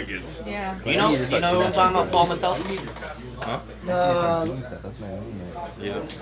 Paul Metelsky. Hey, you said you were from the IE? I think I only know of him. I think he's also a listener of He drove for San the podcast. Yeah, it's Simple last night. I don't know. I was just curious if you both like know each other like personally, because like I went to school. I don't think so. I went to school. Actually, no, not personally. No. Okay. Yeah, no. I think I think that's he's my just. thing too, but I feel like the mixing. Podcast. Oh, nice. Basically, A lot of I don't really care. Yeah, you said you went to school with him? I don't care Yeah. about it as a business. No, we'll have to send him a Yeah, picture. dude, nah, Yeah. Like I've done. Yeah, sounds good. I know recently I did. I was I don't like. know him too well, but I went in this Discord chat Let's do it right now. and Bradley put Alright, me in it, and I said like, hey, I'll do free mixes for anybody because you know some Chill, people, you know what quality can be like. So I was like, okay, I know my quality's pretty decent, and I was like, I told a couple of guys, I'll do free mixes. And this one dude in particular hit me up, and I regretted it instantly. Now I'm eavesdropping and saying here. I'm going to listen to the rest of the story. No worries. Because you said you regretted it. It sounds interesting. No, I regretted it immediately. So I was in I guess you heard that. So then I start working on the track, and it just wasn't. It wasn't there. You know what I mean? Like it was like a big one take on like it had to be like a Motorola cell phone or something. And I told him like I did it, and he's like, yeah, bro, I love it. I'm like, thank you. So next time they'll like. Here are some tips for you to get like a better. Give me WAV files. Yeah. Record it on this. He's like, oh, I'm just recording on like this app on my phone. I'm like, okay, cool. Right now, I'm really limited in what I can do with this. Yeah, and it has been a headache. And I said like, you know, if you give me better quality, I'll do better mixes for you. Yeah, things add Dude, up. he sent me the same thing again. And, yeah, same. It was, and it's just like disappointing. Yeah. So I told him like, bro, I can't really work with this. Yeah. I think like mixing for music. I don't think I'm gonna make a business of it, but I think I want to learn how to mix. I feel like for me, I want to just learn it better so I can improve my own music. Yeah. Yep. Dope. I'm good. Thank you. I would if I didn't have to talk. If I had some, I'd probably spit it on Miles. Actually, no, I actually will take one. Oh wow, it's already almost 1. Yeah, we'll resume here in a few minutes. Cool. You said are you from here? You live here? Or No, well, I'm from North Dakota. You're good, Okay, you're but good. you live here now? Yeah. Oh, yeah. How long have you been out here? Last year, I got an opportunity to intern at that studio. Alright. No, wait, what was the studio? 5-minute warning cool? Mad 5-minute warning? I don't know what the 5-minute warning? I'm not the person. But It's a big rock studio. Oh, it's a really? huge space. Yeah. And so it was just How'd awesome. the internship go? It was great. I mean, there's some things I liked about it, some things I didn't like about it. Yeah. But I mean, Sounds like an internship. overall, I mean, I got to build a console. Yeah. Wow. Custom. Yeah. So I mean, just Wow. doing that in general. Where's it at? Yeah. Downtown. Okay. Are you sure that same sounds like seat? the kind of place you Yeah, yeah. I mean, it looks like There's no back on the pictures, outside, right? Yeah. but inside is Dude, some of the best studios do. Yeah. That's how kind of it's like almost a part of the business is like the studio has to look like yeah, this. like recording live bands and stuff. Yeah. I mean, it was So great. like, should we Yeah. no? Although I Should didn't no, get you can't money say in that, consoles, right? that's kind of why I left. Oh, really? They just no hands-on stuff. Right. So Yeah. now I'm just trying to get some work in. Yeah. And you said do you do live band stuff yourself or mostly you said rap? Oh, mostly rap. Yeah. But I went there to get on my more rock. For sure, yeah, because because that's what they do. recorded guitars or Yeah. pianos or anything like Yeah. that. You know, especially these hip hop and Yeah. R&B. Do you play any instruments? No. No. When you do you produce your own stuff or you just do it? No. Nice. Yeah. Cool. How do you get most of your beats? How do you hunt them down? YouTube. Killer. Well, and then so what I do, cause instead of looking for hours and hours, I subscribe to a certain producer. So if I like this kid, cool. beat or something different, Yeah. I subscribe to that producer. Yeah. And then so I just go to my subscriptions. Yeah. And a lot of these dudes, they put beats out. Bro, I was thinking about it. Sure, yeah. Some of it so prolific, it's crazy. So much stuff coming out. No, like that song is a bomb. I listened to it yesterday. That Yeah. song is literally a So if I have an bomb. artist who needs a beat, Yeah, you got it ready. That's killer, man. Is your goal? Are you still doing your own music stuff, or is your goal to like build up your own? I'm not, engineering like I talent? love Yeah. it, but Nice. I mean, In I like love commercial it. space, or do your own? But I guess it'd probably be a just, combo. like, Both. either or. Yeah. I just want You know that part of the chorus where Yeah. my voice. Yeah. I don't care how much I make. I just want to make enough to where I'm good. That's my only. Yeah. I don't have to work. Yeah, and I just. Where it's the job. I Yeah. think I can Yeah. redo it right now. Oh, really? Where do you work out? I mean, that's the thing. Where Like, I do you feel work? like even my verse, My knowledge is pretty good. Your verse is perfect. I'm not gonna change it. Oh, I understand. Yeah, good. My wife. Like, I'm not gonna change I do too. the Yeah, lyrics. it's dope, I might for want to sure. re-record Which it. one? Which one are you It sounds, even the recording now sounds pretty good. So Oh, it's okay. My son, I'm trying to think how close he is. My son goes to school in Hollywood, near like the Whiskey Go Go, the clubs and stuff. yeah. Other end. Okay. Yeah. But he's near Sunset, and then we live below the Hollywood. I feel like near Marchmont. So I'm not like super far. Where do you live at? Killer. Where's Northridge? I'm responding like I know where that is. Yeah. Okay. Is that quite a drive then? I feel like a lot of the beats for your stuff is crazy. Like, even X-Men, right? Like you don't necessarily like the song as much anymore. No, it's terrible now, but the beat's still crazy. I think the concept of it is still pretty cool. I think No, it is, bro. It just needs to be like reworked and stuff. Really? And even the point you brought up about like, but they're good. I don't know what you say. you want it to represent you, you know. So I think obviously, if you feel like that beat, I mean, I'm glad you're still here. My goodness. It's unbelievable. Yeah. It's crazy. Yeah. I have so many questions I won't ask to respect you, and we're live here, so I'm trying to, it's crazy. Stuff like Black Bear. Well, what happened was my friend was arguing with this dude. Yeah. He ended up being messed up. Yeah. I didn't think it was good enough. I'm not like, like I said, I would used to be like, And apparently all my friends were more above the time. So they started just like fighting. a Yeah. wow. And so I thought it was fire. Yeah. But then I realized what it was. And I jumped out of the car. Yeah. I should have disarmed him, but I grabbed his head. Yeah. 'Cause I ain't Oh, this is so relevant. Yeah. And Just for like, I'm trying to Man. kind Or of do below what the Shane's stomach. doing. Yeah. Like, Crazy. yeah, so we just maybe laid I down could and ask the him, cop you know, came. like, Wow. Well, I know this is a stupid question, but it's like such an adrenaline rush. You didn't feel much, or was No, it it painful? felt like almost like a pellet gun, or like Yeah, a, yeah. like a stun gun, Yeah. rubber bullet. Sure. Yeah. It's like a sting, but you're not feeling anything. No. make those moves, you know, like. How about later? Did it set in? You were like, I've been shot. Well, the next day, It's not funny, but it's a little bit. no, it is funny. Yeah. I'm with you. Wow. Yeah. You know, I think Graham he told Cocker. her. Hell yeah. Yeah, that's the guy. I was in that shit. Yeah, I didn't realize I got shot. He's until so I good. That's looked down. why. Yeah. Like, I Just wake up and watch Wow. videos every day. they're good. They're good. He keeps them really, really basic. That's There's like this other incredible. guy. Yeah, so put me out of work for like 3 weeks. Oh, I'm sure. He's like You have to like stay on bed rest for a while. He's or really how good bad? in advance. Yeah. Graham I think intentionally, he even Yeah. says like he intentionally keeps Crazy. it very basic. Yeah. Which is great. So that's what I was gonna say. This guy said he does it. Yeah. I'll go on Google. My friend's like, alright. Graham I'm alright. Yeah. Did anyone else get shot, or did He got you? shot too. He did. Twice. Wow. Like Graham, like And He he's was like an okay. inch away from the that's artery. how. Yeah. He said he still has a little numbness on his left leg. Yeah. I'm a Studio One guy. Yeah. Professional, Studio One shit, professional, so not lucky, like you know. the. Yeah. You know, Man. and it works. Yeah, I never. It's almost too bad he got shot because it'd be like you have like rights over him because you're the guy who got shot. You know what I mean? I'm almost disappointed to hear he got shot too. I got a lot of help from this guy. I mean, of course I'm disappointed your friend got shot. I'm already knowing. Yeah. That's funny. Trip. Yeah. Well, Man. I mean, Crazy. It was crazy. Well, it has its own build. Blew up. Yeah. Oh, I'm sure. Yeah. Yeah. Even like there's this feature have that I really like. my dick. You know, like Really? bubble Like it wrap. Yeah. She said it was gonna happen. Yeah. But I was like, yeah. It's just the blood, the way the blood. Yeah. Apparently. Yeah. So half of it was I like how black. Yeah. Wow. It was nuts. Yeah. Crazy, man. Yeah, because It was nuts. It's I'm so crazy. cheap. Like I just It was use nuts. slates. Yeah. Bucks a month. They're so good. Where did that happen at? That was on here? Password. I think vocal lines cost like $100. We were just at a 7-Eleven. But I'm like debating, because when I track, I'm That's sure what happened. you know, Yeah. do this too. Like I But that's what I wasn't expecting. even try to Yeah. sing them actually. Like, Clearly racist. Yeah. vocal line Wow. would be very important. Because even then, I get so frustrated Yes. when I sing stuff and I'm songs out I'm putting out now. Like, Yeah, I was just know saying, it's you not have some my parents' credibility. time. Yeah. You haven't told your parents that. Yeah. Maybe that will be beneficial. I think it's Yeah. beneficial. You know? Yeah. They want me to come home right away. Yeah. And Yeah. I'm like, nah, just freak acting. Yeah. It's okay. Yeah. I guess from the outside it could sound like you're in, you put yourself in some positions you shouldn't be in kind of thing. I Yeah. know what it is. Yeah, it was just this random thing. Yeah, that's crazy.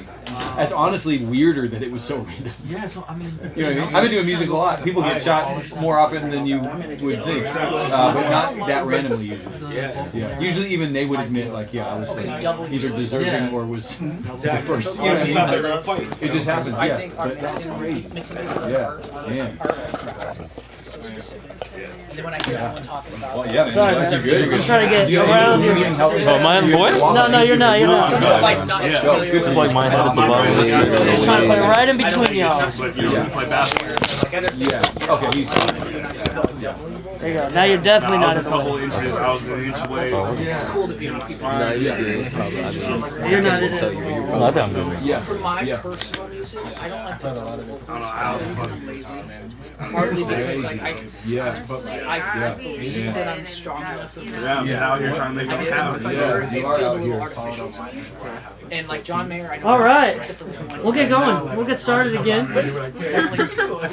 Yeah. All right. Dope.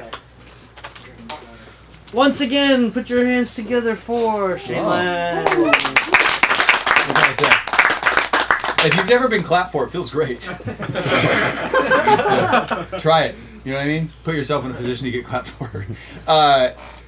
Dope. What? Yeah. Let's continue before we like cut it off. I know I said be thinking. We're like in the middle of some phenomenal conversation. Any other questions about where? Again, with the frame of like where are you and where you want to be? How can we help? How can we speak to that? Okay. You, I Real, see I'm it. being selfish. Real quick, an easy one. Because how can I say this? Have you ever had someone not like your mix before? Oh, all the time. Because I All get the so, time. I get so butthurt. Yeah. I take it so personally. I'm Dude. like, Yeah. Oh, it's a good thing. That's a great question. Yeah. All the time. Yeah. All the time. I think I'll answer this question specifically, and I can tell you some funny or salty stories. But the main thing I'll say is that's just going to be so normal. You know what I mean? Again, something I talk about often, so maybe you've heard me talk about it. But mixing art in general is so ambiguous. It's the universe. So everything is possible. The good news is that anything is possible. The terrible news is that anything is possible. And so there's way too many options. I tell people when I start with them, like there are 10 great mixes of your song in 10 parallel universes. They're all phenomenal. The problem or the task here isn't going to be making your song sound good. I could do that easy. The task is going to be making it sound right in the way that you want it to sound. So I say that to say, in my defense, but in your defense, like just in the defense of what we do, once you get to a certain place, making a mix sound technically good is easy. You know the techniques, you got a decent ear, you're going to do fine. The real task is beyond, and that's why you're talking about relationship, prioritizing the music, the art, really is more important than the technical side, because the person who's better than me, it doesn't mean they can mix the song better than me. If I understand the vision, if I've spent time with the artist, I get it. So yeah, happens all the time. Usually, this actually leads to a couple of good practical tips. I will tell an artist up front, over the years at least, my language, especially via like remote. Again, work looked different for me, like say 5 years ago when it was mostly person to person. But via remote mixing, when people are coming to me just because they've heard of my stuff and they want to work with me, I'll tell them up front, like I'm going to send you the mix when I think it sounds wonderful. Like, I'll send it back. You will get the first mix when I think it sounds great. But the real task is the real question is how it sounds to you. So listen, take notes, and hit me with anything you want adjusted.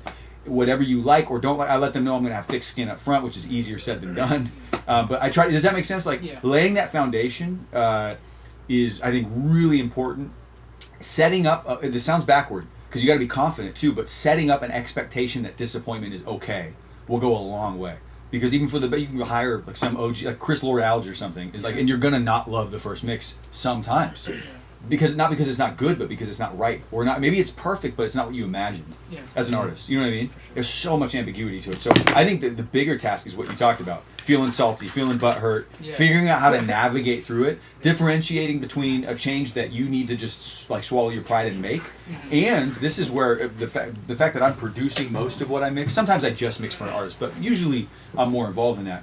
Sometimes the task for me too is to like interpret, like, okay, what do they mean and how do I like humbly listen? And then also, are they right? Like, and they're trusting me to speak up. So like, there's a lot of like, what's the word I'm looking for? Like, emotional intelligence involved. And again, that just goes full circle to the theme of today, kind of by accident, and that is like the relationship side. But yeah, practically, I had like, I'm thinking like, within a week, I've had someone who I work with often tell me like they just didn't like a mix. Here's a bunch of notes, but essentially like I need you to reapproach it, and it's never fun, but you just do it.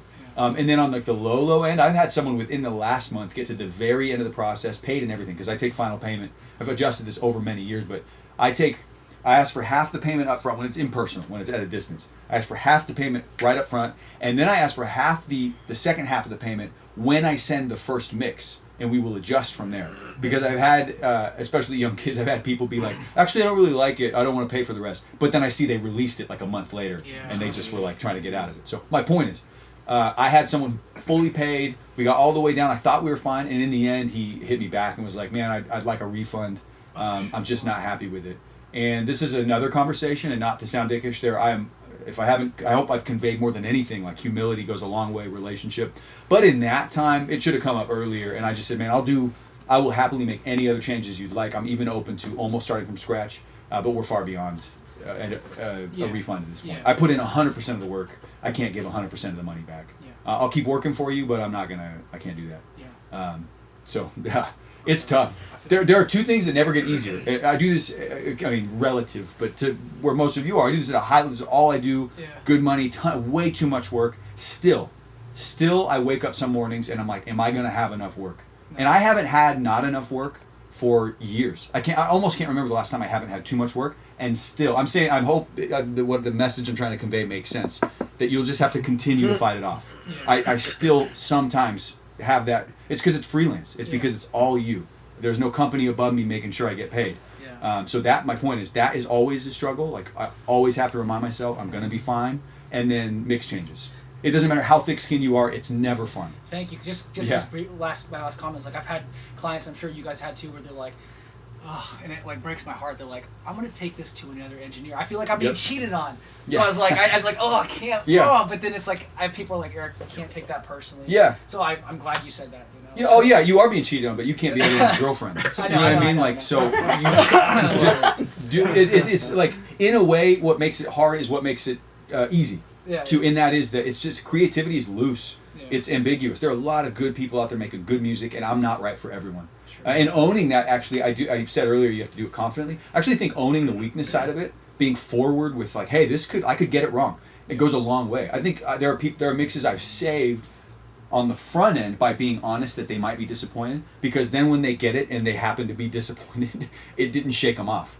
They're like, all right, he said I might be disappointed. I'm going to get him notes. And then usually we wrestle through and we get the song right. So, yeah. Thank you. Yes. So this goes towards, like, in the beginning you were addressing like where we're all at as far as like our path and like in our careers. I wanted to ask you this, like, so look at yourself like when you were like just like doing this, like trying to like figure out your sound versus now where you're actually doing this as a career, like as a sustainable like full-time career. Did you have to like change anything with like your method of approach or process, like from the time that you were like trying to figure out your sound versus now, or did you just stick with the same process and now you're seeing like the fruits of your labor like unfold? It's a great question. I think it's a little bit of both. I think consistency, the fact that I just put in the work and did the same thing over and over, is what helped me get better, right? You suck Yeah, at first at EQ, and you just keep EQing. It's not like you stop, but you get better. I know it's a random, practical, specific example, but. And then there are other ways. I'm trying to think of a good, honest answer of ways I've changed. For me, it's been mostly mental. Shifting over the years, I definitely approach it more. I take ownership of it now in a way that I didn't 10 plus years ago. And that has less to do with audio and more to do with even just my own life. So I don't know if that even answers your question, but that's the truth for me. Is like I've got a wife and kids. I've been married almost 10 years now, so it was even back then. But I have a couple kids. We have like a ton of money goes out every month, so a ton has to come in. So I think of it differently than I did then. In that ownership, I think does make a difference. You got to own it in that way. So that's maybe how I could apply it to where you're at. Is like, just owning it. This is what I do. Even on a slow month, it's what I do. I'm as cool on a slow month as I feel on a busy month, and just keep pushing. Awesome. Thank you for answering. You're welcome. I hope that helps. I saw a hand over here. Yeah, it was just related to that last question. Yeah. You kind of said, you almost said they should be open to disappointment, and you should make that clear. Yeah. I might be pulling on something that's not there, but. Well, let's hear it. Would you do that when you're pitching yourself to be hired as a producer on their song, or are you hurting yourself by not coming in confident and giving them a guaranteed outcome, or you're confident that you can bring them? That's a phenomenal question. Usually I say great, so phenomenal is a big deal. I feel like a little extra, like the video, like I must look really intelligent. I'm very astute. It's the shoes too. This hair. My wife got this for me. I'm like professor vibes right now. So these are like church shoes, but I brought them for you guys, so you should feel special. Yeah, that's a good question. So I think a couple things, and this goes into another category, but again, great practical questions. I understand what you mean, and I do think you have to present confidently. It's probably the most important thing. So if you can't do it right, and I'll clarify what I mean by that, but I do think making sure they understand above all else that you can give them what they want. I think that's absolutely most important. For two reasons. A, it's not going to turn them off. They might not be, you don't want to worry them. What do you mean I might be disappointed, right? And then also you might, something I say often, and I realize it comes with some privilege, it just comes with my, how long I've done it. But there's truth to this, but it doesn't apply at every stage of your career. This sounds so weird. I get more work because I don't need it. When I talk with an artist, and I'm telling you, and I'm admitting, I'm a very aware person. There's even privilege that comes with this, but I'm telling you, I get jobs when I am not super into it, and not I'm playing hard to get or I'm taking projects I don't like. But there's power when you get to a certain place. Yeah, I just being honest in not needing the work, and so with that, I'll turn down 10-song projects, and not turn them, but I'll say. And this for me, this is maybe the best practical answer. I found that it actually is more confident and goes longer and is sincere, although it's a little bit of a trust fall for myself because of course I'm not above money. Who doesn't want the 10-song project, right? But I will turn it down. I'll say, don't send me all 10 songs. Let's start with one and I want to see if we're a fit. And let me make sure. I believe in what I can do. I have no doubt, but I'm me. I literally said this to someone yesterday in Switzerland. I could be crazy. I might take half your money. I'm going to make you pay half. And that builds trust. Exactly. Yeah. And it's honest. It's not some power move, but I do think there is probably some psychology to it. Then they want it so bad. Yeah. And they're like, oh my God, he turned down my 10 songs. Let's see if he does the one song, but it's a done deal. But I'm being honest that I don't know, I hope you all hear my heart here, as my mom would say. I really am trying to be self-aware and say that I don't know that I would have done that. So, does anyone play poker? Anyone play poker here? You play poker? Okay, I'm a big poker player. You play different when you have a big stack, and you play scared when you got a small stack. And there's some psychology to it, but you kind of have to. You have to play differently. I get to play. I have the privilege in my world of playing with a sort of big stack. I don't know that I would play the same with a smaller stack. Right. But so now, if you break it down to one song, your options are fewer because you're not you can give them a certain amount, but you can't give them an entire song, or you can do the whole song. I mean, if your stack is smaller, then you probably have less going on, more time. Yeah. Maybe, so you have the chance to try it for free, or sure, yeah. But on the flip side, though, in that space, sometimes you need it's easy for me to trust fall and say, I don't want all 10 songs, give me one and let's see what happens. I know what it's like to like need those 10 songs and to not be as confident to say, don't give me the songs, because what if they don't give them to me? You know what I mean? Like, but I need that money. So it's it's different. But I will, to wrap it up and give a real practical answer, I do feel like there is wisdom, honesty, and confidence in admitting, hey, there at certain points you might be disappointed, but you say that with the purpose of saying, but I will make sure to get it right. So you're just building in reality. You're not saying that they will ultimately be unhappy. You're almost just prepping them. And again, I think it sounds confident. The fact that you might be willing to tell someone they will be disappointed at times, I think it's just really honest, because we know it's true. I mean, how often has someone nailed a song from at any stage in the process? How often do you get it right the first time? Almost never. So I think it's a power move in that you get to be brutally honest, but make sure they know. But I will do whatever it takes to get it right. So.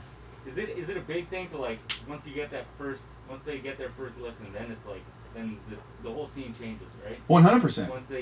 Once you send that first message. No matter, even if they're disappointed, even speaking of the changes, you were talking about people not liking a mix and wanting changes. I don't know. I think I heard a quote about this recently, so it's not my own. I can't claim credit, but it's easier to adjust something than it is to create something from scratch. And so I don't know if that's what you're talking about, but yeah, practically, all of it gets easier once you've sent the first mix. Even if the first mix isn't that bad, at least you're working from something, from a baseline. So, yeah, those are phenomenal questions, and I hope you're all changing your lives. What else you got? Anything else? Yeah. Is there any like books that you read? Because I feel like you just have like a lot of wisdom and a lot to offer. Is there anything that helps you like not overthink and to be able to be confident in everything that you do? Because you seem like you just know what the hell you're doing, you know? I'm on. Yeah. Could you say that again for the stream so they can actually, can I film? What was that you were saying? Not like modern, like not some book, and not that you should. I think those books are really powerful, and if I had a specific suggestion, I'd be all for it. I am pro reading. You know what I mean? Like, I know how to read. I promise. But I don't have any specific modern books. I think that I had good parents, and it comes from. It's that side. It's spiritual for me. It's a feeling of purpose and calling for God in my life. That's what it feels like. With that, and I'm not trying to I really am not trying to like even sound like overly aware, but I also am aware that some of that just comes from being a guy who's had privilege his whole life. So some of that confidence is just inherited, whether I deserve it or not. But I got it. So there's a balance to it. But I wish I had a great book. I feel I could be wrong, but DK, you're quite a book reader. Don't you got any books that you could suggest for someone who's looking to like just get a good grasp on life? Or no, I think it's more to do with just life and like confidence and. I think from the music perspective, two great books to get started with is Russ. Russ has a book out. The rapper Russ has a book out. I've heard good things too. I've not read it, but I've heard good things. If you have Apple Music, you can listen to it for free. It's an audiobook on the Apple Music streaming service. Dope. Another one is one of my favorite authors is Seth Godin has a book called The Practice, and it talks a lot about imposter syndrome and getting over yourself. I'm actually reading that right now. Yeah. Oh, did you get it from the library? No, I bought it. You got I bought yourself? it, yeah. So we at the studio here, we have a library for all of our interns, and those two Oh, books no are way. in the library here. That's killer. Yeah, those are great suggestions. I'll probably look those up too. I've heard good things about the Russ Who's it one. from? The Practice? Who's it from? The Practice by Seth Godin. Okay. DK, I think you started. There's some internet. Yeah, there's an internet question here. This is a good question from my good friend Caden Corbett. It says, question for Shane.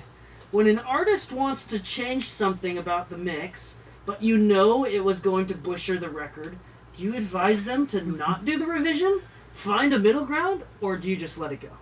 That's a really good question. I see you shaking your head, so I feel some pain in your heart. Just draw it in reverb, please. Like, Yeah.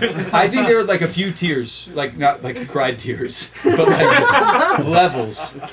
So at first, I really think this is hard. And to what you said, I said it earlier, but there are, again, a couple categories where all these years in, I still wrestle. And one of them is someone being disciplined. It's never fun. It feels personal. It's not personal. I know it. I've done this forever. According to you, I'm very cool and I'm confident. I'm kidding, but I'm trying, but it's still difficult. My point is, the first response I think should be trying to hear what they're saying. They're the artist. It's their song. They know what they want. They know what they're talking about. So I think trying to assume that the adjustment is valid, like the tweak that they want made is valid, and then find a way. It's your job to find a way to, from a technical perspective, make it work, so that it translates. You know what I mean? You're the bridge. You're the translator between what they think they want and making it okay, like making it commercially acceptable for Spotify, right? And that's really the job. I mean, that happens often where I'm like, okay, I have to remind myself it's my job to translate what they want. So that's the first thing. And then the second thing, yeah, I mean, these are often all wrapped into one, but if I'm producing for them and I legitimately think that it's the wrong choice, I care too much, and I at this point, I care. I'm going to speak up for sure, and not like even in a defiant way, but like, and I'll verbalize. Speaking of even like verbalizing different things, that goes a long way for me when I'm working with an artist. I will literally say, I don't want to sound, I'm not just trying to like bitch about this, but I really don't think that's the right thing for your song. And I think you want me to speak up. I think you're paying me to speak up, and I think you want me to. And if you say you still want to do it, then you're the boss, let's do it. And I'll just suck it up and I'll make it work. But I really don't think it's right. So I'll speak up. I couldn't not speak up. And then the third thing, and this is very rare, but especially with hourly work, this was always the case, or often the case, I shouldn't say always. And still to this day happens sometimes, although if it happens, it's not an artist I'm going to keep working with. Absolutely, sometimes it reaches a place, you cross this barrier where it's like, okay, this is ridiculous, but they want it, they're paying, I'm going to get it done, and then I'm not going to do this anymore. And that sounds aggressive as I say it out loud. Maybe that's what's in my heart and I need some therapy about it, I don't know. But it's just the truth. There comes a point where if they keep pushing, that's where you have to decide. Ultimately, you should do what they ask. They're paying you to do it. But then you have to decide creatively, do I want to continue to work on someone's project who I actually don't believe in? I think they're making choices that are bad for their project, and they won't listen to me. So what, like, do I even want to keep being a part of this? I can't see your face, but that's it. Yeah, I just wanted to emphasize what you said. I Yeah. thought it was really dope. I think you're paying me to speak up. Sure, yeah. love I it. said that. Yeah, you said Oh, that. nice. Okay. I thought you said I'm like writing quotes into the Dope. chat. Like dope Yeah. quotes that you say, I type Cool. type I it appreciate into the that. Yeah. comments. Yeah, that's true. Again, when someone's trusting you creatively, and that's for me, it's a way to frame it to them, because I don't want it to sound like I'm just being difficult. So in those moments, I remind them, like, "Hey, you said it. I don't even remember saying that. What a great guy." Yeah. Caden says thank you. You're welcome, Caden. What else, DK? What else you got back there?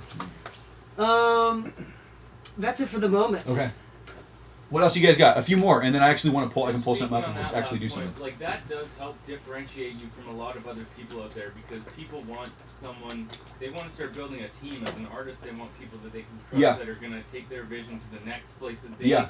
themselves can't really do. Yeah. So they want a producer or a mixing engineer that sees something in their music that they don't see themselves. Yeah. Typically, right? So true. Yep. So Yeah, they want to feel like you're invested. It might Yeah, feel difficult in the moment, but you're absolutely right. And now thinking in that context, the artists I work with regularly, which is both most fulfilling, it's good for relationship, as well as just practically good for money, right? Your artists I've worked with for 10 years, so that's a good thing for all facets, relationship and business, are people who we're now creatively invested, and they trust me. And conversely, artists, I can almost feel, especially at remote mixing, because it's so easy. I'm looking at you for a minute because I wonder if it feels this way for you sometimes. It certainly does for me. There are moments where it gets so impersonal, I can almost feel like, oh, we're probably done after this. Not because we're fighting, but where it's like we're not invested, they've not listened, which is fine. It's not like it's my thing, but like my point meaning is that there almost has to be enough investment. It's like glue. And if you haven't shown enough investment or built enough relational investment, why wouldn't it fall off when they find someone to mix it a little bit cheaper than you, or better, so, yeah. It's a great question. What else you got? Anything else? One question I had. Yes, sir. For me, I feel like I've reached kind of like a plateau in like my mixing ability. Yeah. And I was kind of wondering like what, if if you've ever reached that level. Yeah. And been like, okay, what can I do to improve? How can I continue to, increase my level? Yeah. I'm there with you, absolutely. I'm always not shocked, because these things aren't new. I'll even mention a specific technique that like I'm trying to prioritize, but there's just so much out there, you know what I mean? So I just try to be open and thick skin to learn, like to be like internally aware when I'm like the fact that you're asking that question means you're probably in a good spot because you know you need to grow. You're not going to grow unless you know you need to grow. So, for the most part, sometimes life forces you to grow, but in this case, it's good that you're aware of that. I think then pursuing you're doing it. I guess you're here, but pursuing ways to grow is the first thing I think of. I'll make it practical for myself. I heard a mix the other day in a live. I do live sometimes where I'll listen to people's mixes. This happens every once in a while, actually, and is testament to confidently admitting I'm far from the best. I heard a mix from a kid who he said, I don't believe him because it was so good. He said the song wasn't mixed and it was a preset from like a Steven Slate, whatever. The song sounded better than anything I could remember mixing for like months. It sounded so good.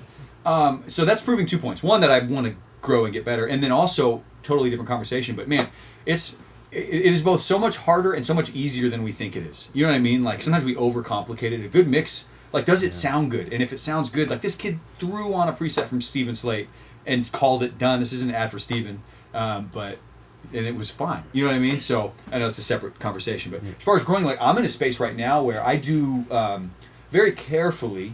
But something I talk a lot about. In fact, I've even posted about it recently. But I feel like I've accidentally become I'm like a proponent for it. Like I'm fighting for the cause of subtractive EQ. But to me, in my career, the ability to hear frequencies and know what to cut, but how conservatively cut it, has gone a long way. So I feel good at that. Is my point. But I recently learned, like, oh my god, I don't do hardly any like dynamic EQ, dynamic compression, things like that. It's just not. I come from an analog world where I was doing most of it manually.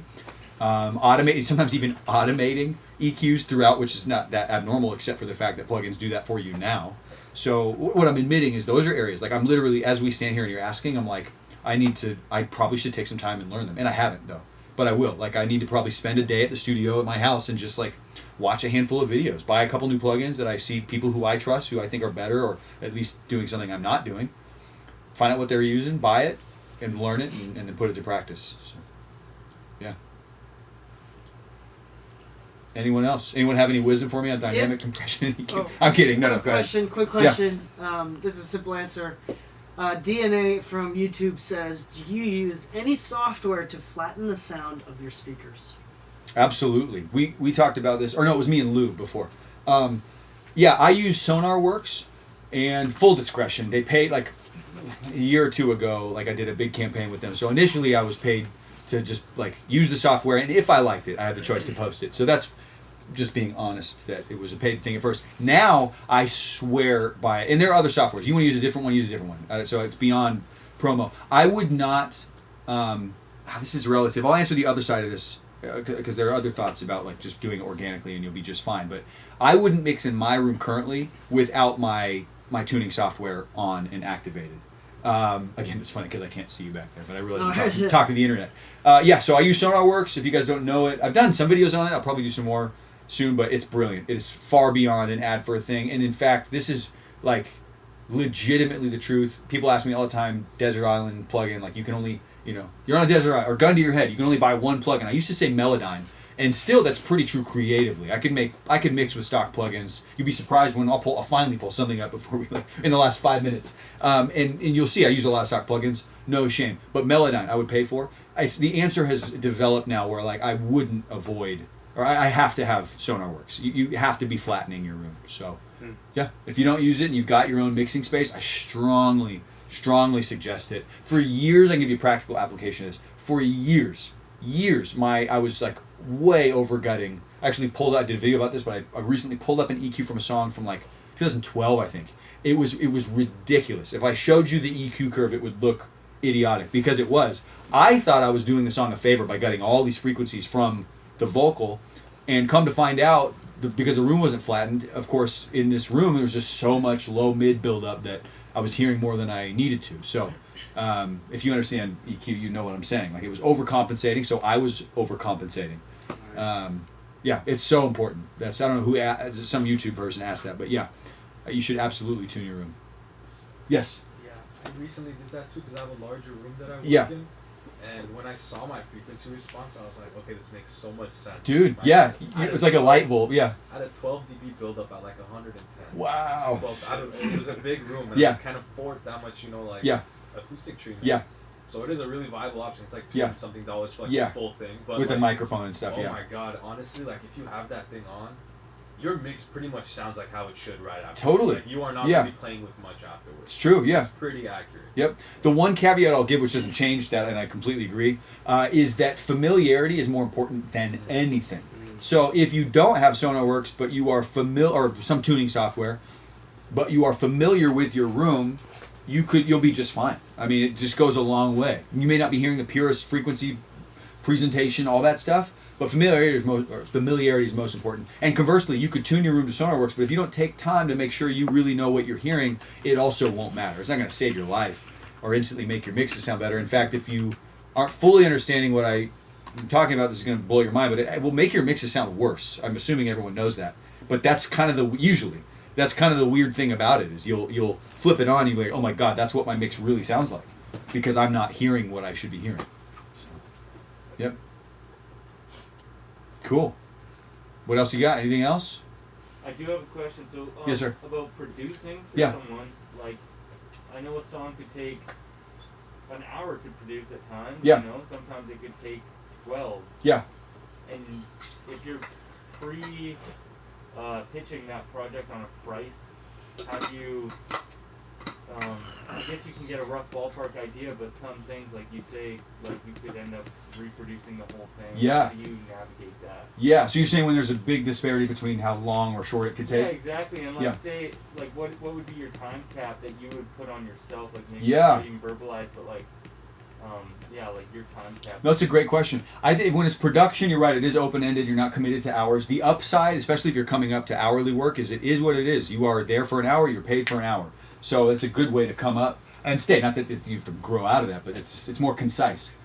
Production, it's just experience with yourself, like knowing how long something will probably take you. I'm far from perfect at it. I don't know if you ever know it all, can answer it completely, but I know myself and my own process enough. So when I have a conversation with someone about what they need, how much they need, do they need just supplemental production? Do they have a song they like and they just want me to add some elements? Is the song completely unwritten? I'm literally from scratch, lyrics and all, writing a song for a guy based on like a couple demos he sent me. Not even his stuff, like just Spotify, references. So yeah, I just try to gauge. And then the honest truth is, and this is where you take the hit yourself, I don't even base it on hours. Like I try to, be aware of my time. But at that point, you're choosing based on your brand to prioritize the outcome of the song, and hoping to set up hedges where it's not going to take so much that it makes the project not worth it. And then as you get better, and some projects are just so smooth, you make up your lost time. You know what I mean? You're way overpaid. I'm certainly overpaid for songs, but I'm not paid to work hard. I'm paid to be good. Right. So if you get good, the long ones or the short ones make up for the long ones. Totally.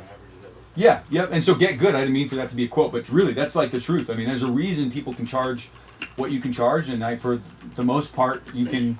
I'd say within reason. And again, I want to say earlier, I even said I'm playing with a big stack. I'm happy with my life. Most of that's contentment. There are people just doing massive stuff. So like, it's not like I'm not looking up. I'm with all of you. We're all climbing. You know what I mean? So I'm trying to say that to like paint a picture. It's not like I made it in any form of the word, but yeah, when you're good, even at the level, I feel that difference where I'm like. I let go a long time ago. I actually it was in an hourly session where a guy, like it's kind of like OG rapper I used to work with, was sitting behind me and he was laughing. And I'm like, what's going on? And he was like, dude, you are losing money. You're charging me, it was like probably 16 hours or something. He's like, you're literally losing money. You shouldn't be this fast. And that was actually a turning point for me. I was like, oh, I should be charging differently. I'll say it again, not because I'm not going to work hard, but because I don't have to work as hard anymore because I got good. So I hope that helps in some form of it. But it's as fluid and loose as it sounds. It's there's a lot of self-management, which goes. You mentioned earlier self-health and mental health. It's a whole thing. I'd love to give a sermon about that, but that's maybe more important than all of this. So that they're tied together. You know yourself. You know what you can afford to exert as far as energy and time. You're not going to rob from your family, and it's a huge It's a balance. You're balancing it constantly. So. Is there any chance I can ask direct numbers or like an average number? Sure, yeah. What do you? A full production. Yeah. You're starting with like, maybe you're even coming to them with the production. You're producing something personally for them to then write to or something. Sure, yeah. No, I don't mind. I'll say this, and this is a more lesson than it is defense, but these prices evolve or there's a lot of disparity between prices. So I might say this now, and in a month I might charge. I told you earlier, I'm charging a guy $50. You know what I mean? So I'm not. It's not like I'm so baller that it's always up here. And then conversely, you work with a label or you get the right deal, and I might be able to charge 3 times this, right? So there's a lot of fluidity. I say that for your sake, not for mine. I would say like an average mix right now is like for an independent artist around $500 just for a mix. Often lower. I'm doing a 10-song project for a guy, and I think there's like hardly any tuning, if any at all. And I pay like this sounds cheesy, but I pay my assistant. I'm doing the quotations because I pay him a salary. Meaning, for me, I don't really factor in the tuning anymore because he's getting paid to do whatever I give him anyway. So that's going to be done. So yeah, if that makes sense. So like maybe 5 is an average. Really elaborate pop songs, certainly more. I'm doing one right now that was like I charged $1,400 for, and I should have charged double because it was so stupid.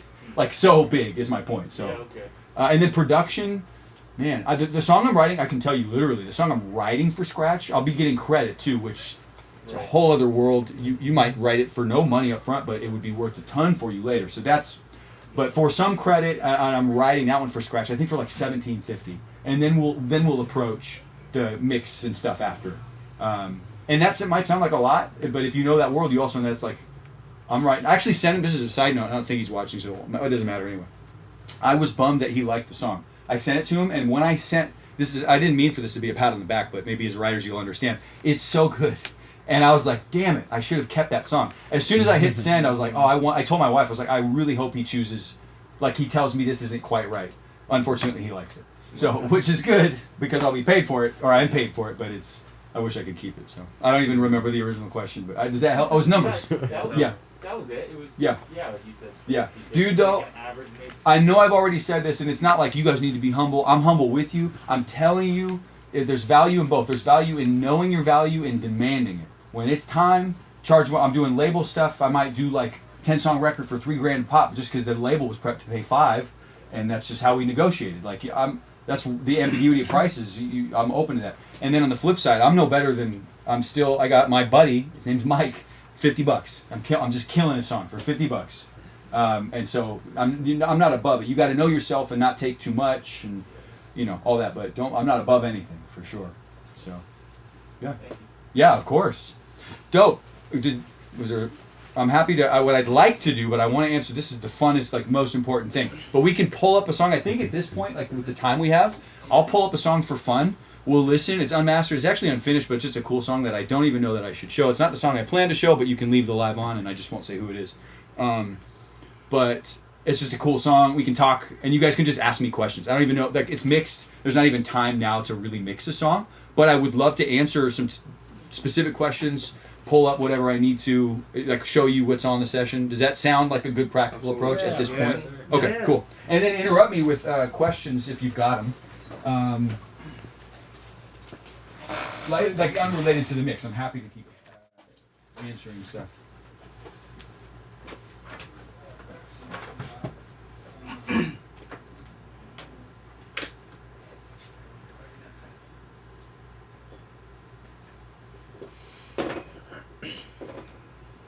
Actually, let's do this. Just because I want to honor the plan ahead, I'm going to start by showing. This was kind of a fun example because it was a song. And I can promo it, but this is a prime example of like fairly rough home recording that we like made the most of. And although, as I've said, of course I charge. This is what I do, so I charge. This was a song I did for an artist. They didn't ask for it for free, so I want to honor her. Her stuff is killer. She didn't come to me or anything, but I did like a free mix giveaway where I did a live, listen to songs, and chose one for fun. Which it's a really sweet way to be connected with the community, and not a bad way to like keep your name out there if you need. But by the way, just a random idea. But this is her song, and it's a phenomenal song. Vocal was kind of rough. You'll hear what I mean, but it turned out great. So it's a good example of the kind of stuff. Was it Junie? Was it you talking about getting rough vocals from someone? Yeah. This isn't quite that. I have so many stories. I mix for some guys who are in prison, which sounds crazy, but is not abnormal. I don't know if you know that. That's a common thing. And those are like, you just embrace. You're talking about, Junie was talking earlier about getting sent a really rough vocal. When I'm sent that, I know it's from like a smuggled earbud in the lunch. I'm literally telling you what it is. In a lunchroom where it's just echoey and it's like people talking in the background. So you embrace that. My point is, not only is that a funny anecdote, but This is not that. This is like a prime example of someone probably recorded in a poorly treated, if treated at all, bedroom, kind of wonky, but clean enough that we were able, in my opinion, you'll hear it, able to make some magic of it. So, oh, you know what? I didn't think about this, DK. You have a couple plugins that aren't yeah, there? I think so. You know what I could play? Let's do this. I'll just play the bounce version, but then we can still look through the session. Does that? Yeah, Does that that's a great idea. accomplish the same I think that's thing? a great idea.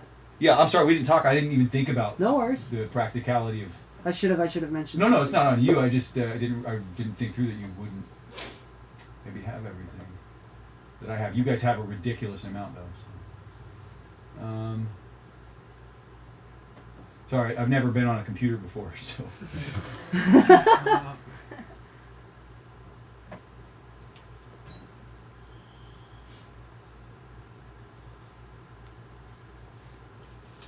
Okay, this is it.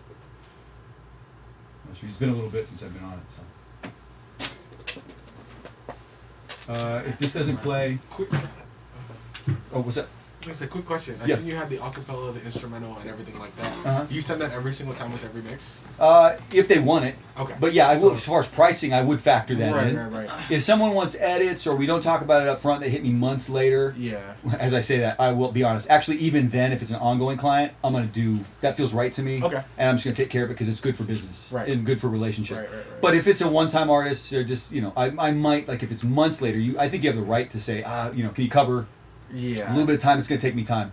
But yeah, in this case, and I would almost always assume, because we know that's what you need for placement, anything like that. Yeah, I prep to just, and it's as easy as bypass. Bypassing Exactly. meetings and Yeah, things, of I make course. inactive all the instruments, I bounce it, and so Okay. on. So.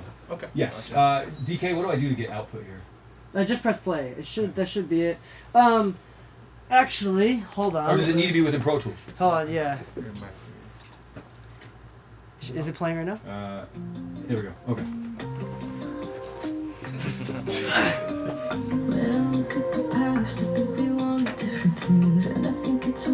Pretty short song actually, so we'll just roll it, and I'll roll one more, and then we can talk some tech stuff. But I've been thinking about you. Tell me if it's too loud or No, quiet. actually, I'm wondering. Here, pause for a second. Sorry, just because it's not playing the audio through the stream. Yeah. If we're gonna cheat a little bit here. Sure. And I'm gonna do this. Exit out of this real quick. We're gonna do this. I'm gonna import the song. Okay. But not like. Yeah, actually, it'd be better if you imported it Sure. into the session. You just somewhere. bypass, yeah. And then just like solo it. Sure. So that way it'll actually. Oh, 'cause through Pro Tools is spitting it's through- streaming. gotcha, Yeah, it's yeah. streaming the audio, so we can hear the Okay. full fidelity instead of through the mic, which I don't hate, but. Be better if I can get the stream through. Thank you. Sorry about that. Oh, easy. Oh, here we go.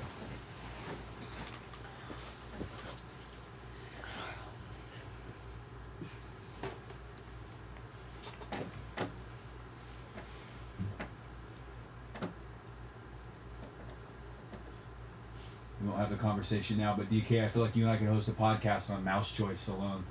I have multiple. I have 3 of these. One for the studio, and then I have back. It's nothing. This isn't as weird as what he uses. Trackball stuff. You guys know trackball. But this is. I like the motor function of a normal mouse, but this just helps get my wrist up a little bit. It's ergonomic, So this is like $20 on Amazon if anyone is interested. Do you use the Kensington? Do you know the? No, I definitely don't. I get stuck in different studios with the Kensington, and I'm like,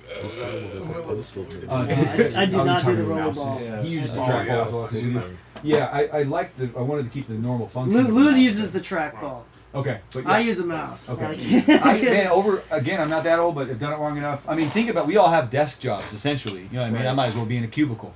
So this helps. It really was like wearing on my wrist. And in fact, to be honest, still some days I'm like, am I gonna like die? That's with this. You guys ever finish and you're like, what's a stroke like? Like, what's the beginning of a stroke? If it's right hand tension, I got one.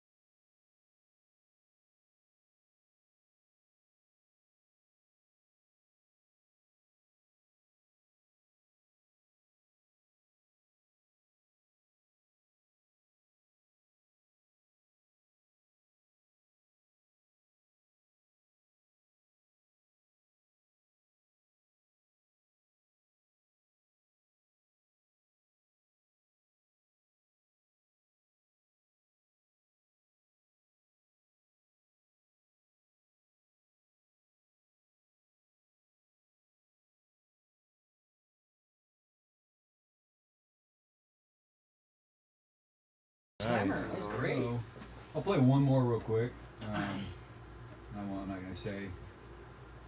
Everyone close your eyes. No, I'm kidding. I mean, sort of joking, but sort of, No, this is like a label thing, but I just want to. It's a dope song. It's another good example. I took it off the screen. Oh, nice. Thank you. Then I won't get in trouble. Yeah. Am I live still? You're still live, Okay, but I was talk. switching back and forth between screen view and camera view. Okay, cool. So you're good. So that last song was like super vocal driven, hey? Uh-huh. And those were all just poorly taken vocals? Yeah, again, I don't want to throw her under the bus. I Yeah. mean it more like try to give practical context. Yeah. She killed it. Obviously, her voice is phenomenal. Super good. And although we tightened some general Melodyne tuning, there's no auto tune. It's tight on purpose in a pop way. But she had a very clean voice. So again, I want to honor her skill. But yeah, from a quality perspective, was like you probably hear still. You kind of just embrace it. By the way, it comes a point where you're like, this is the sound now. Let's just make it. Let's embrace it. But it's a little like kind of high mid wonky feeling. But now I love where it's at. I'll let you tell me how much you loved or hated it after this. So wait a second. I was looking for like a no, but they didn't know that. But yeah, super vocal heavy.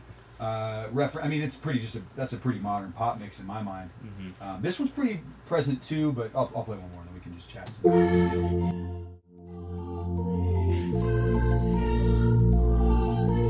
It says master, but this one's for a label, so it's not done. The master's not, it's not done. Running everything inside my head. I don't ever stop until I'm dead. Milli after milli, I say they gon' have to kill me before I make it to a billy. It's that money running everything inside my money running everything inside my money running everything inside my milli after milli, baby. They gon' have to kill me for the money train wherever it'll take me. Far away from anybody acting lazy. Told my mama that the break don't make me crazy. We'll just live until we're 280. City at the city, I get bills. Anybody that was with me know it's real. And I don't really do it just for thrills. And I don't get involved unless it's bills. Red, running everything inside my head. I don't ever stop until I'm dead.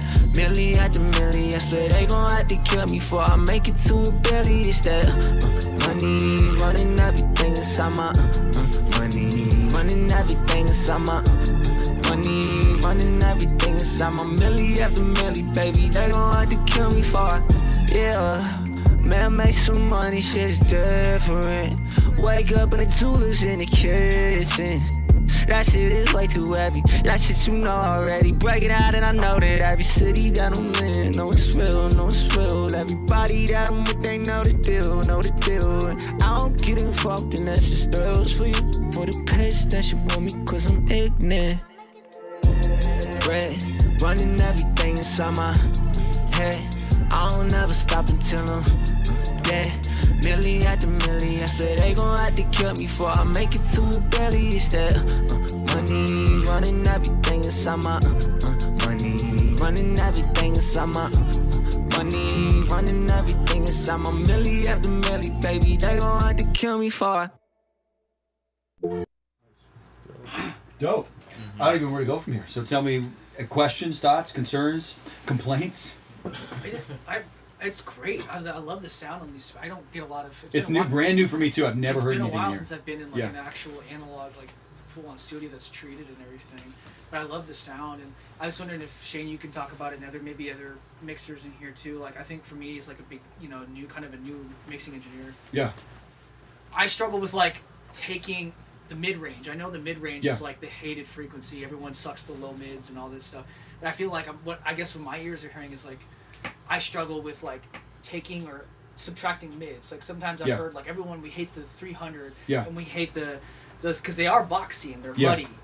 But then I've made really amateur mistakes where I've sucked it out so much that there's no body to my voice. Oh, for sure. Could you, yeah. I don't know if that's too much to. That's a ask, great.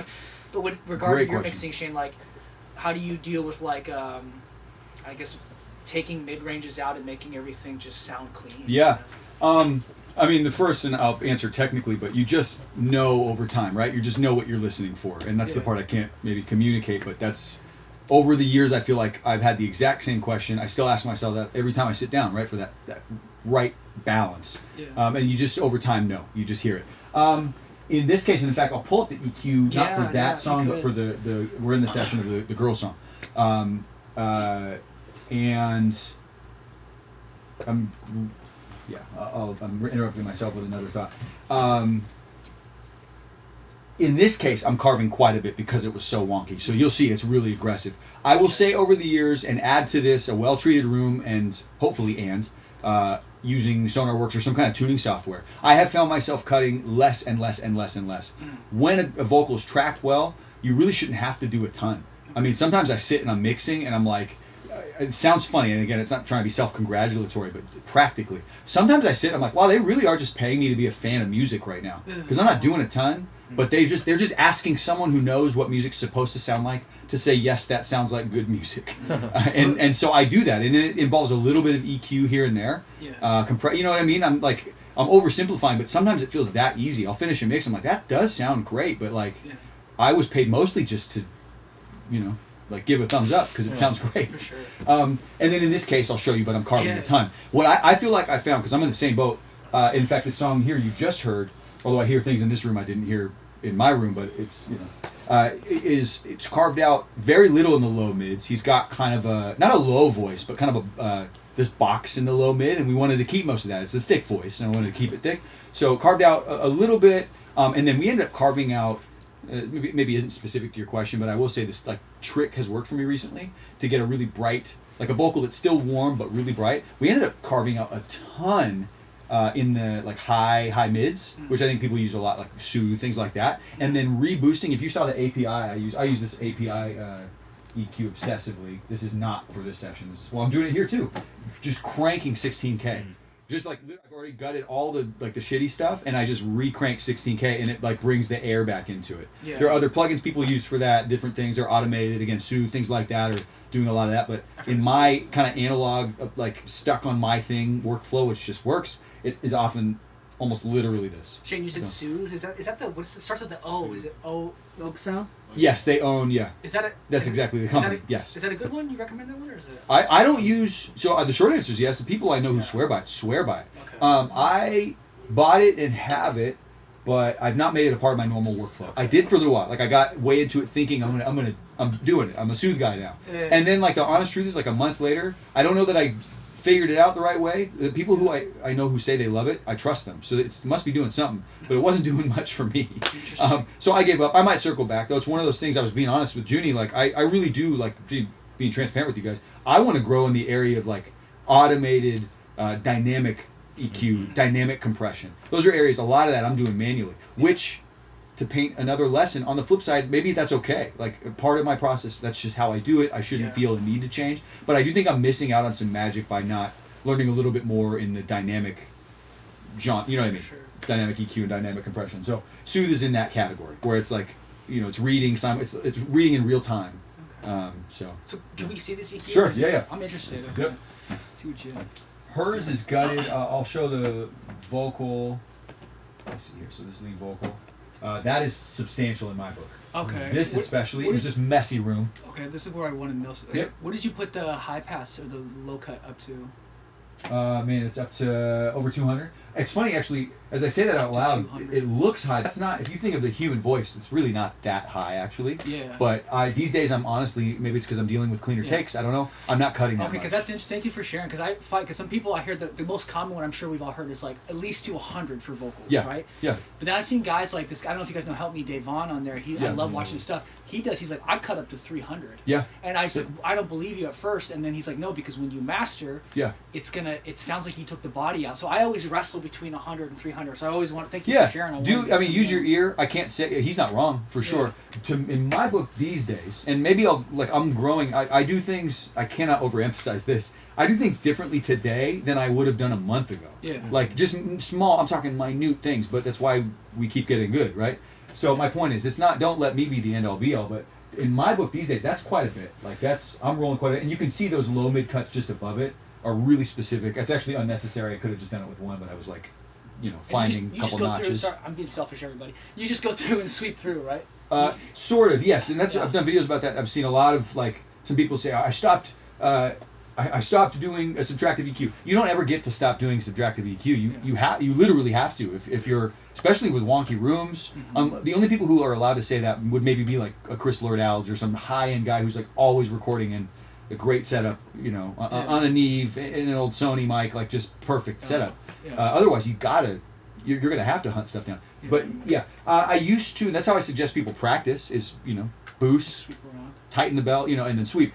These days I can hear it, and I mean that humbly, but that will happen if you're not there already. You'll just be to a place. I could listen to a vocal and like whistle up to the frequency, like not literally, but maybe like I can hear it right away. So I can like hum. I can actually like I'll do that with my assistant to try to train him, but I'll I can hear it and I'll hum what I'm looking for until I find it. That's not my personal workflow, but I'll do that to show someone what I'm doing. Yeah. So my point is, you'll just hear it eventually. Yeah, Yes, sir. to go with you and Devon cutting off up to 300, I think a lot of it is one genre based, and then two reference based.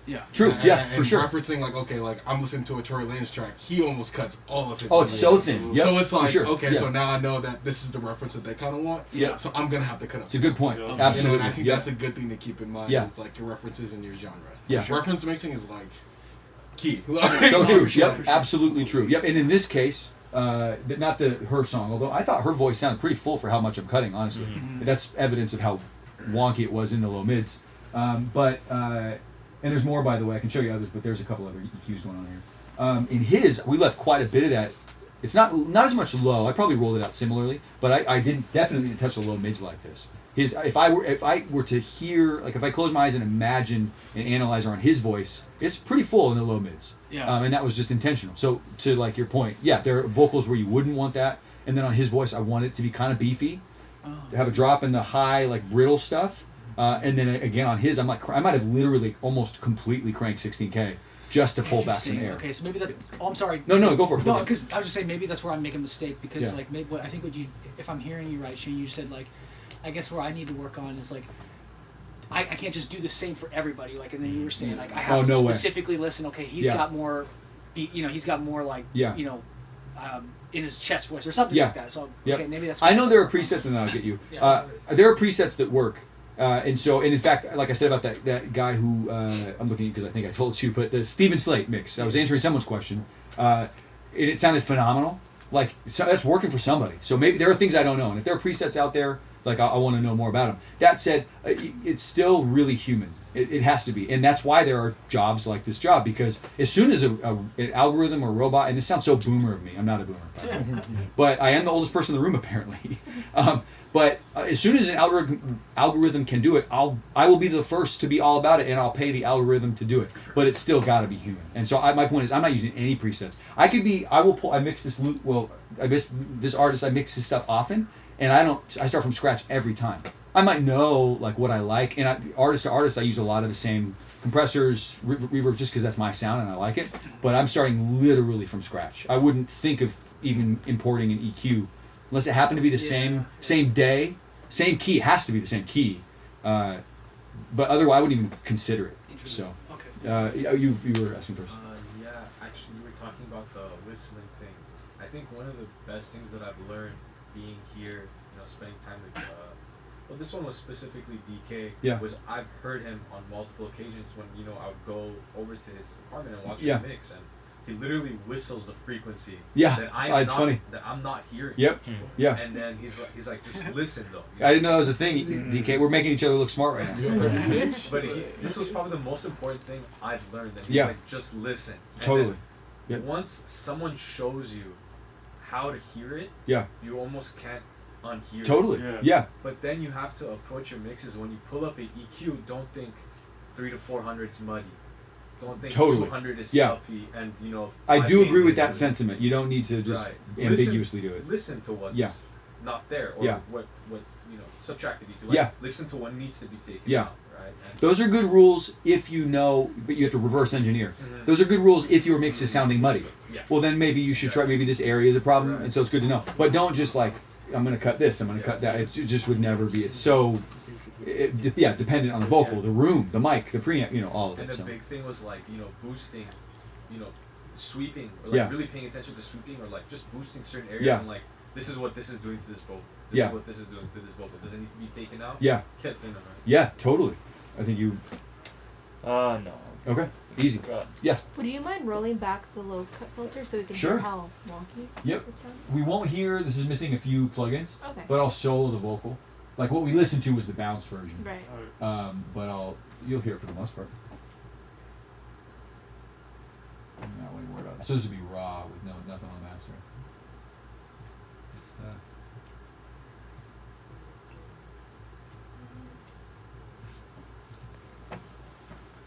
Okay, let's hear. Wake me up. I must have some kind of funny routing situation because it's got like a doubler on it or something. Wake me up. Wake. Oh, it's because you don't have my reverb. Wake. Okay. The reverb had nothing on it, so it was just doubling back. So this is with it. Wake me up, I'm dreaming. Wake me up, I'm screaming. Wake me up, being alone. I heard it's healing. Wake. Exactly where I'm cutting, but Wake. this is doing. I'm almost positive this is it. I'm gonna bypass this one. Wake. So you hear that in there, and then you can, without this massive boost, which you'd never do, but you can hear that organically. Wake me up, I'm dreaming. Wake me up, I'm screaming. Wake me. It's a little bit unfair, by the way. Sorry. I also have the whole aux is on, so it sounds better than it should, but that's without at least this specific EQ. Does that answer the question? Cool. Yeah. Cool. How big of a focus is key for you? It sounds like that is something that's important, but not many people think about key when they're EQing. Yeah, I don't think of it in terms. I mean, it's important. I'm a musician first. We're all, so you are too. I saw you playing and you play, so I'm thinking in like melodies and song first. So it's important in that sense. I'm not like the owner of the studio I was at for years, who's like a great mentor for years. He thinks he's a musician too, but he also is able to apply this. Like he could probably tell you like, oh, key of C, you're gonna get these resonance at 200, 4. You know what I mean? And he would when know. I was in school, I'm not I there. broke that down. Yeah. And it was wrong because you can't do it like that. Yeah, well, that's true 'Cause technically. They get but bigger as you he go. would know. I don't practice this. If I practice, maybe I'd just be there already. But like, he would hear a frequency. That's not true. That'll happen to me sometimes. Either way, he would think of the key and think, well, it's probably going to peak here, 400. It's in this key. I don't think that way usually. But when I was referencing key, is that you're probably, if you've got two songs that are similar, same artist, you probably have similar resonance and problematic frequencies that you're going to cut. But But when you said it's in key.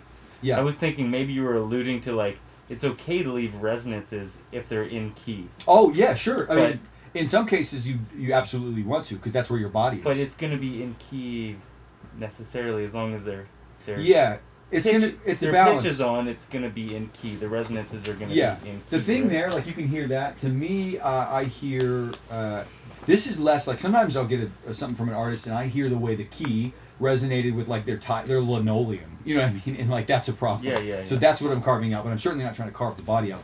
In this case, I don't hear the room as much. Like it sounded pretty dead to me. Most of what I hear is proximity. It just feels like she's just a little too close, a little too hot. Everything was just a little too overwhelming. And so what I'm cutting out, I'm certainly not trying to gut it, make it thin, but it's just way too. You can hear that. It's just the key. That probably wasn't it, but you get it. Yes. I actually follow her on Instagram. I think Oh, no way. She uses it on an SM7B. Oh, cool. She, like, Nice. does it, like, really Nice. Do you know her? I don't know her personally, but I follow her. Awesome. Yeah. I remember she goes by they, but they. I'm remembering that now too. It's my fault Yeah, I for setting it. apologize. No, not at all. I've set it up that way. But yeah, they're awesome. And I've not worked with her before. She threw the song in the thing. I listened and chose it like there were probably 50 to 100 songs submitted.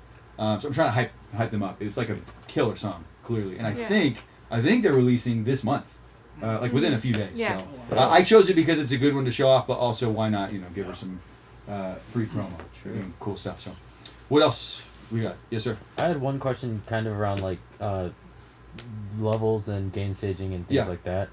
I think that's one thing I struggle, especially like when I'm if I record a part of a song one day and then the next Yeah. day I come back, I'm like, okay, one, I should probably take better notes on, what I put the DB to, but Yeah. also, sometimes I struggle to kind of make it uniform as Yeah. far as volume. Yeah. And then, I don't know, like, the proper, like, what is the, I know some people say, like, it needs to be hitting, like, negative 18 dB Yeah. when you're recording, but I wanted to get some insight on It's a good question. I will be really honest. I never think about what decibel it's hitting when I'm recording. That's not because I am brilliant or better. It's just because I never have.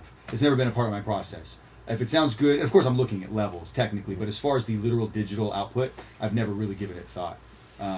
You might be, I'm not saying this facetiously, but people who keep track that way might have something that I don't, and maybe I should pay more attention, but it's just never become a part of my habit. Yes, sir. Sorry, I'm trying to like speak as little as possible. But No, you're good, man. there's one thing that I want to say, like word of warning to everybody in here. Yeah. You should never, ever, ever make recording or mix decisions based on theory, because practical and theoretical are two different things. It's good, yeah. So Good in word. theory, you should cut out 200K is never practical. It may not ever be practical. So just make sure, again, to listen. Yeah. Don't ever follow rules. I know that like Shane is here is like 16K on the API thing, but at the same time, that may not work for you. It's your choice to decide. Totally. And conversely, 16K is ridiculous. Like, meaning I shouldn't be pushing it like I am, but case in point, it's working, not because Keep it's supposed to, but because it does.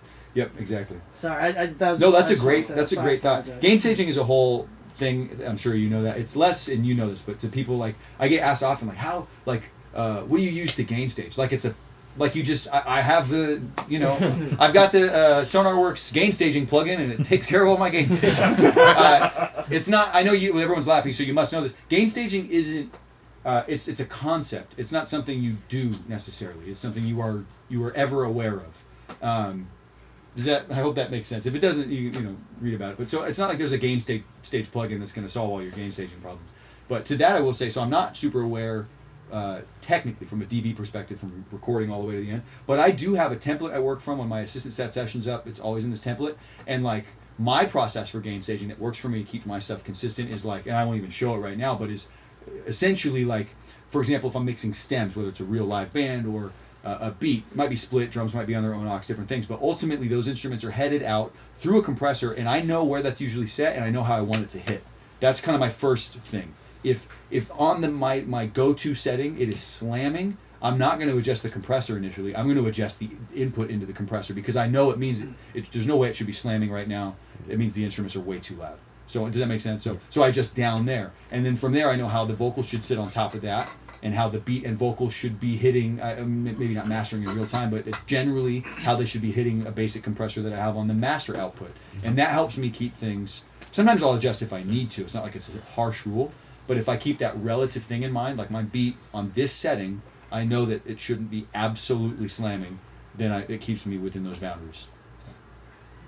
Yeah. What else? Anything else? I know we're almost out of time. What's on your master bus? Do you do master bus? Yeah, in this case, Or master fader? but I will give you, it's not a secret, but I'll tell you, it's pretty normal. Yeah, I don't remember if I actually, like, this isn't defense, I'm happy to show you what this is, but to be clear, I don't remember if what we're hearing was mine or if I sent it out, but I often, like, most often master for my artists, not because I'm a brilliant mastering engineer, but because I know the sound I want and I can get it, I'm saying that not to undervalue myself, but to say that mastering is and can often be its own science and art.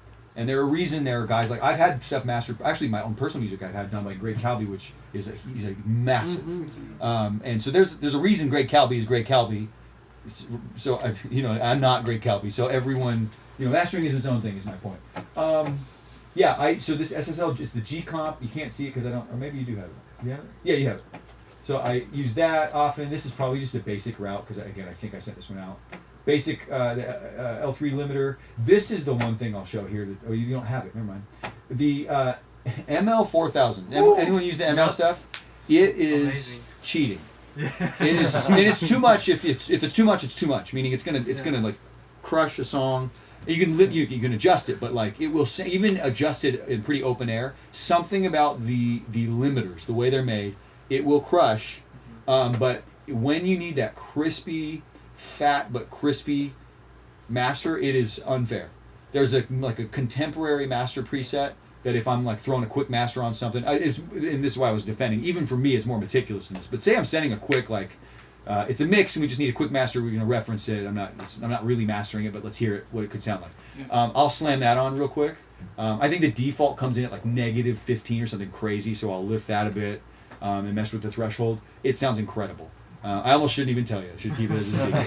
And they have an 8002. I've never upgraded just because I know the 4000.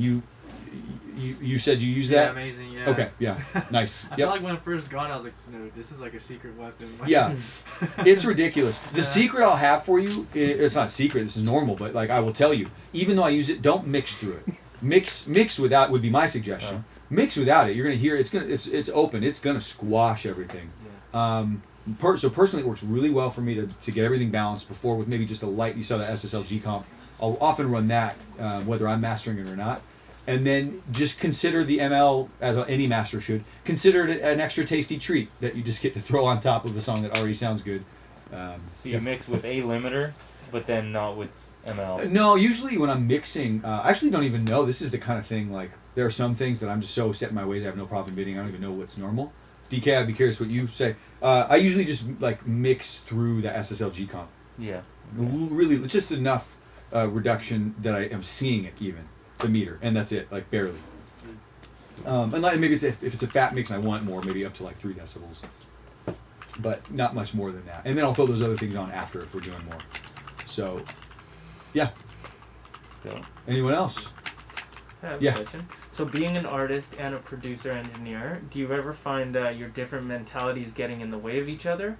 Anything like that? Like you're writing a song and you find that you're getting too meticulous or anything like that? Yeah, that's a great question. Again, I'll answer it and then tell you what my struggle is. That's not usually my struggle. I'm pretty good at like, I think there's an alternate universe where I just like manage a company or something.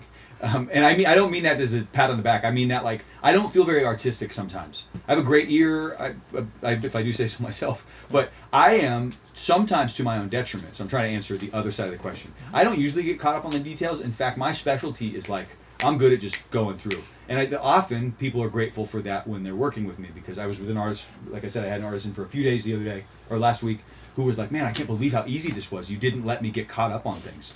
On the flip side, I have friends who I really trust who are way more meticulous and anal about things than I am, who catch things that I'm like, oh my God, I can't believe I'm thinking of as like a businessman up here or something. That's what I meant by like, my mind sometimes I'm thinking more practically. Right. I'm like a systems person. I love depth and spirituality and all this stuff, but I get pretty like, just by the number, let's do it this way, let's keep moving, I don't have time for this kind of thing. Yeah. Right. Which is, I'm trying to paint both sides. It's been a great strength.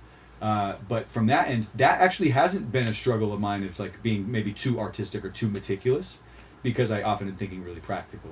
Right. But again, admittedly, I think my struggle is the other one. I have to slow down sometimes and say, is this really right? Like, is it? I should probably think about this a bit more. Like, let's give this a day or two and creatively kind of mull over it and see what it needs. So, Right. yeah. Okay. Awesome. Yeah. Yeah. I mean, luckily, I think I'm one of those ones that kind of grooves through on a Yeah. feel kind of thing. Yeah. But luckily, we work in a duo, and he's Oh, that killer! more I didn't realize you guys meticulous you did your thing together. Yeah. I didn't meet you Brother, earlier. brother. Yeah, Hi, nice to meet you. Yeah, you as well. Yeah. Sorry, I wasn't in the room. The No, not at all. Good to meet you. What was your name? Sam. Sam, cool. Yeah.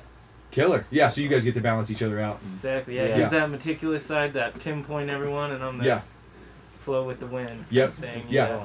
Yeah. Cool. So on that note, let's give one more round of applause for Shane. Thank you so much. Really grateful for you. Really grateful for you to dedicate some time, donate some time for everybody here, as well as for the studio. Where can people reach out to you if they have further questions or something that's a little bit accessible? Sure. Yeah. The website for the contact form, or just like Instagram, TikTok is chaos. So no TikTok. Yeah. Yeah. I mean, you can find me on TikTok, but it's not. I'm not even saying it to be like I'm so. It's just not. I don't even know how TikTok keeps track of stuff. It's like chaos over there.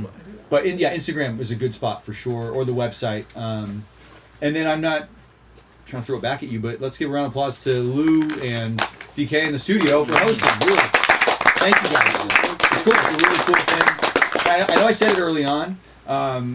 And I think at this point everyone understands the balance. But I'm so pleased with how this went. I hope that was a lot of value. You can watch. I'm happy to answer other questions, even on the way out or something.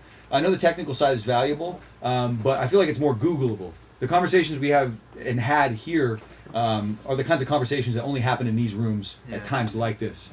So I believe you got some value from it. But mull over it. I'm telling you from hindsight, it's these moments that were far more valuable than these. And we had 2 more hours. We could dig even deeper into the technical side, and it would be valuable. But nothing is more valuable than the people stuff. So you guys are all doing killer work. Keep pushing. Keep doing your thing. Awesome. One more time. Thank you. All right. Last thing as I cut off the stream. Thank you everybody for joining the stream. I'm going to cut it off now. Please follow the studio at twitch.tv/InTheMix Studios for future seminars and events we'll be hosting online. Thank you so much. Appreciate it. Woo. All right. Now that the stream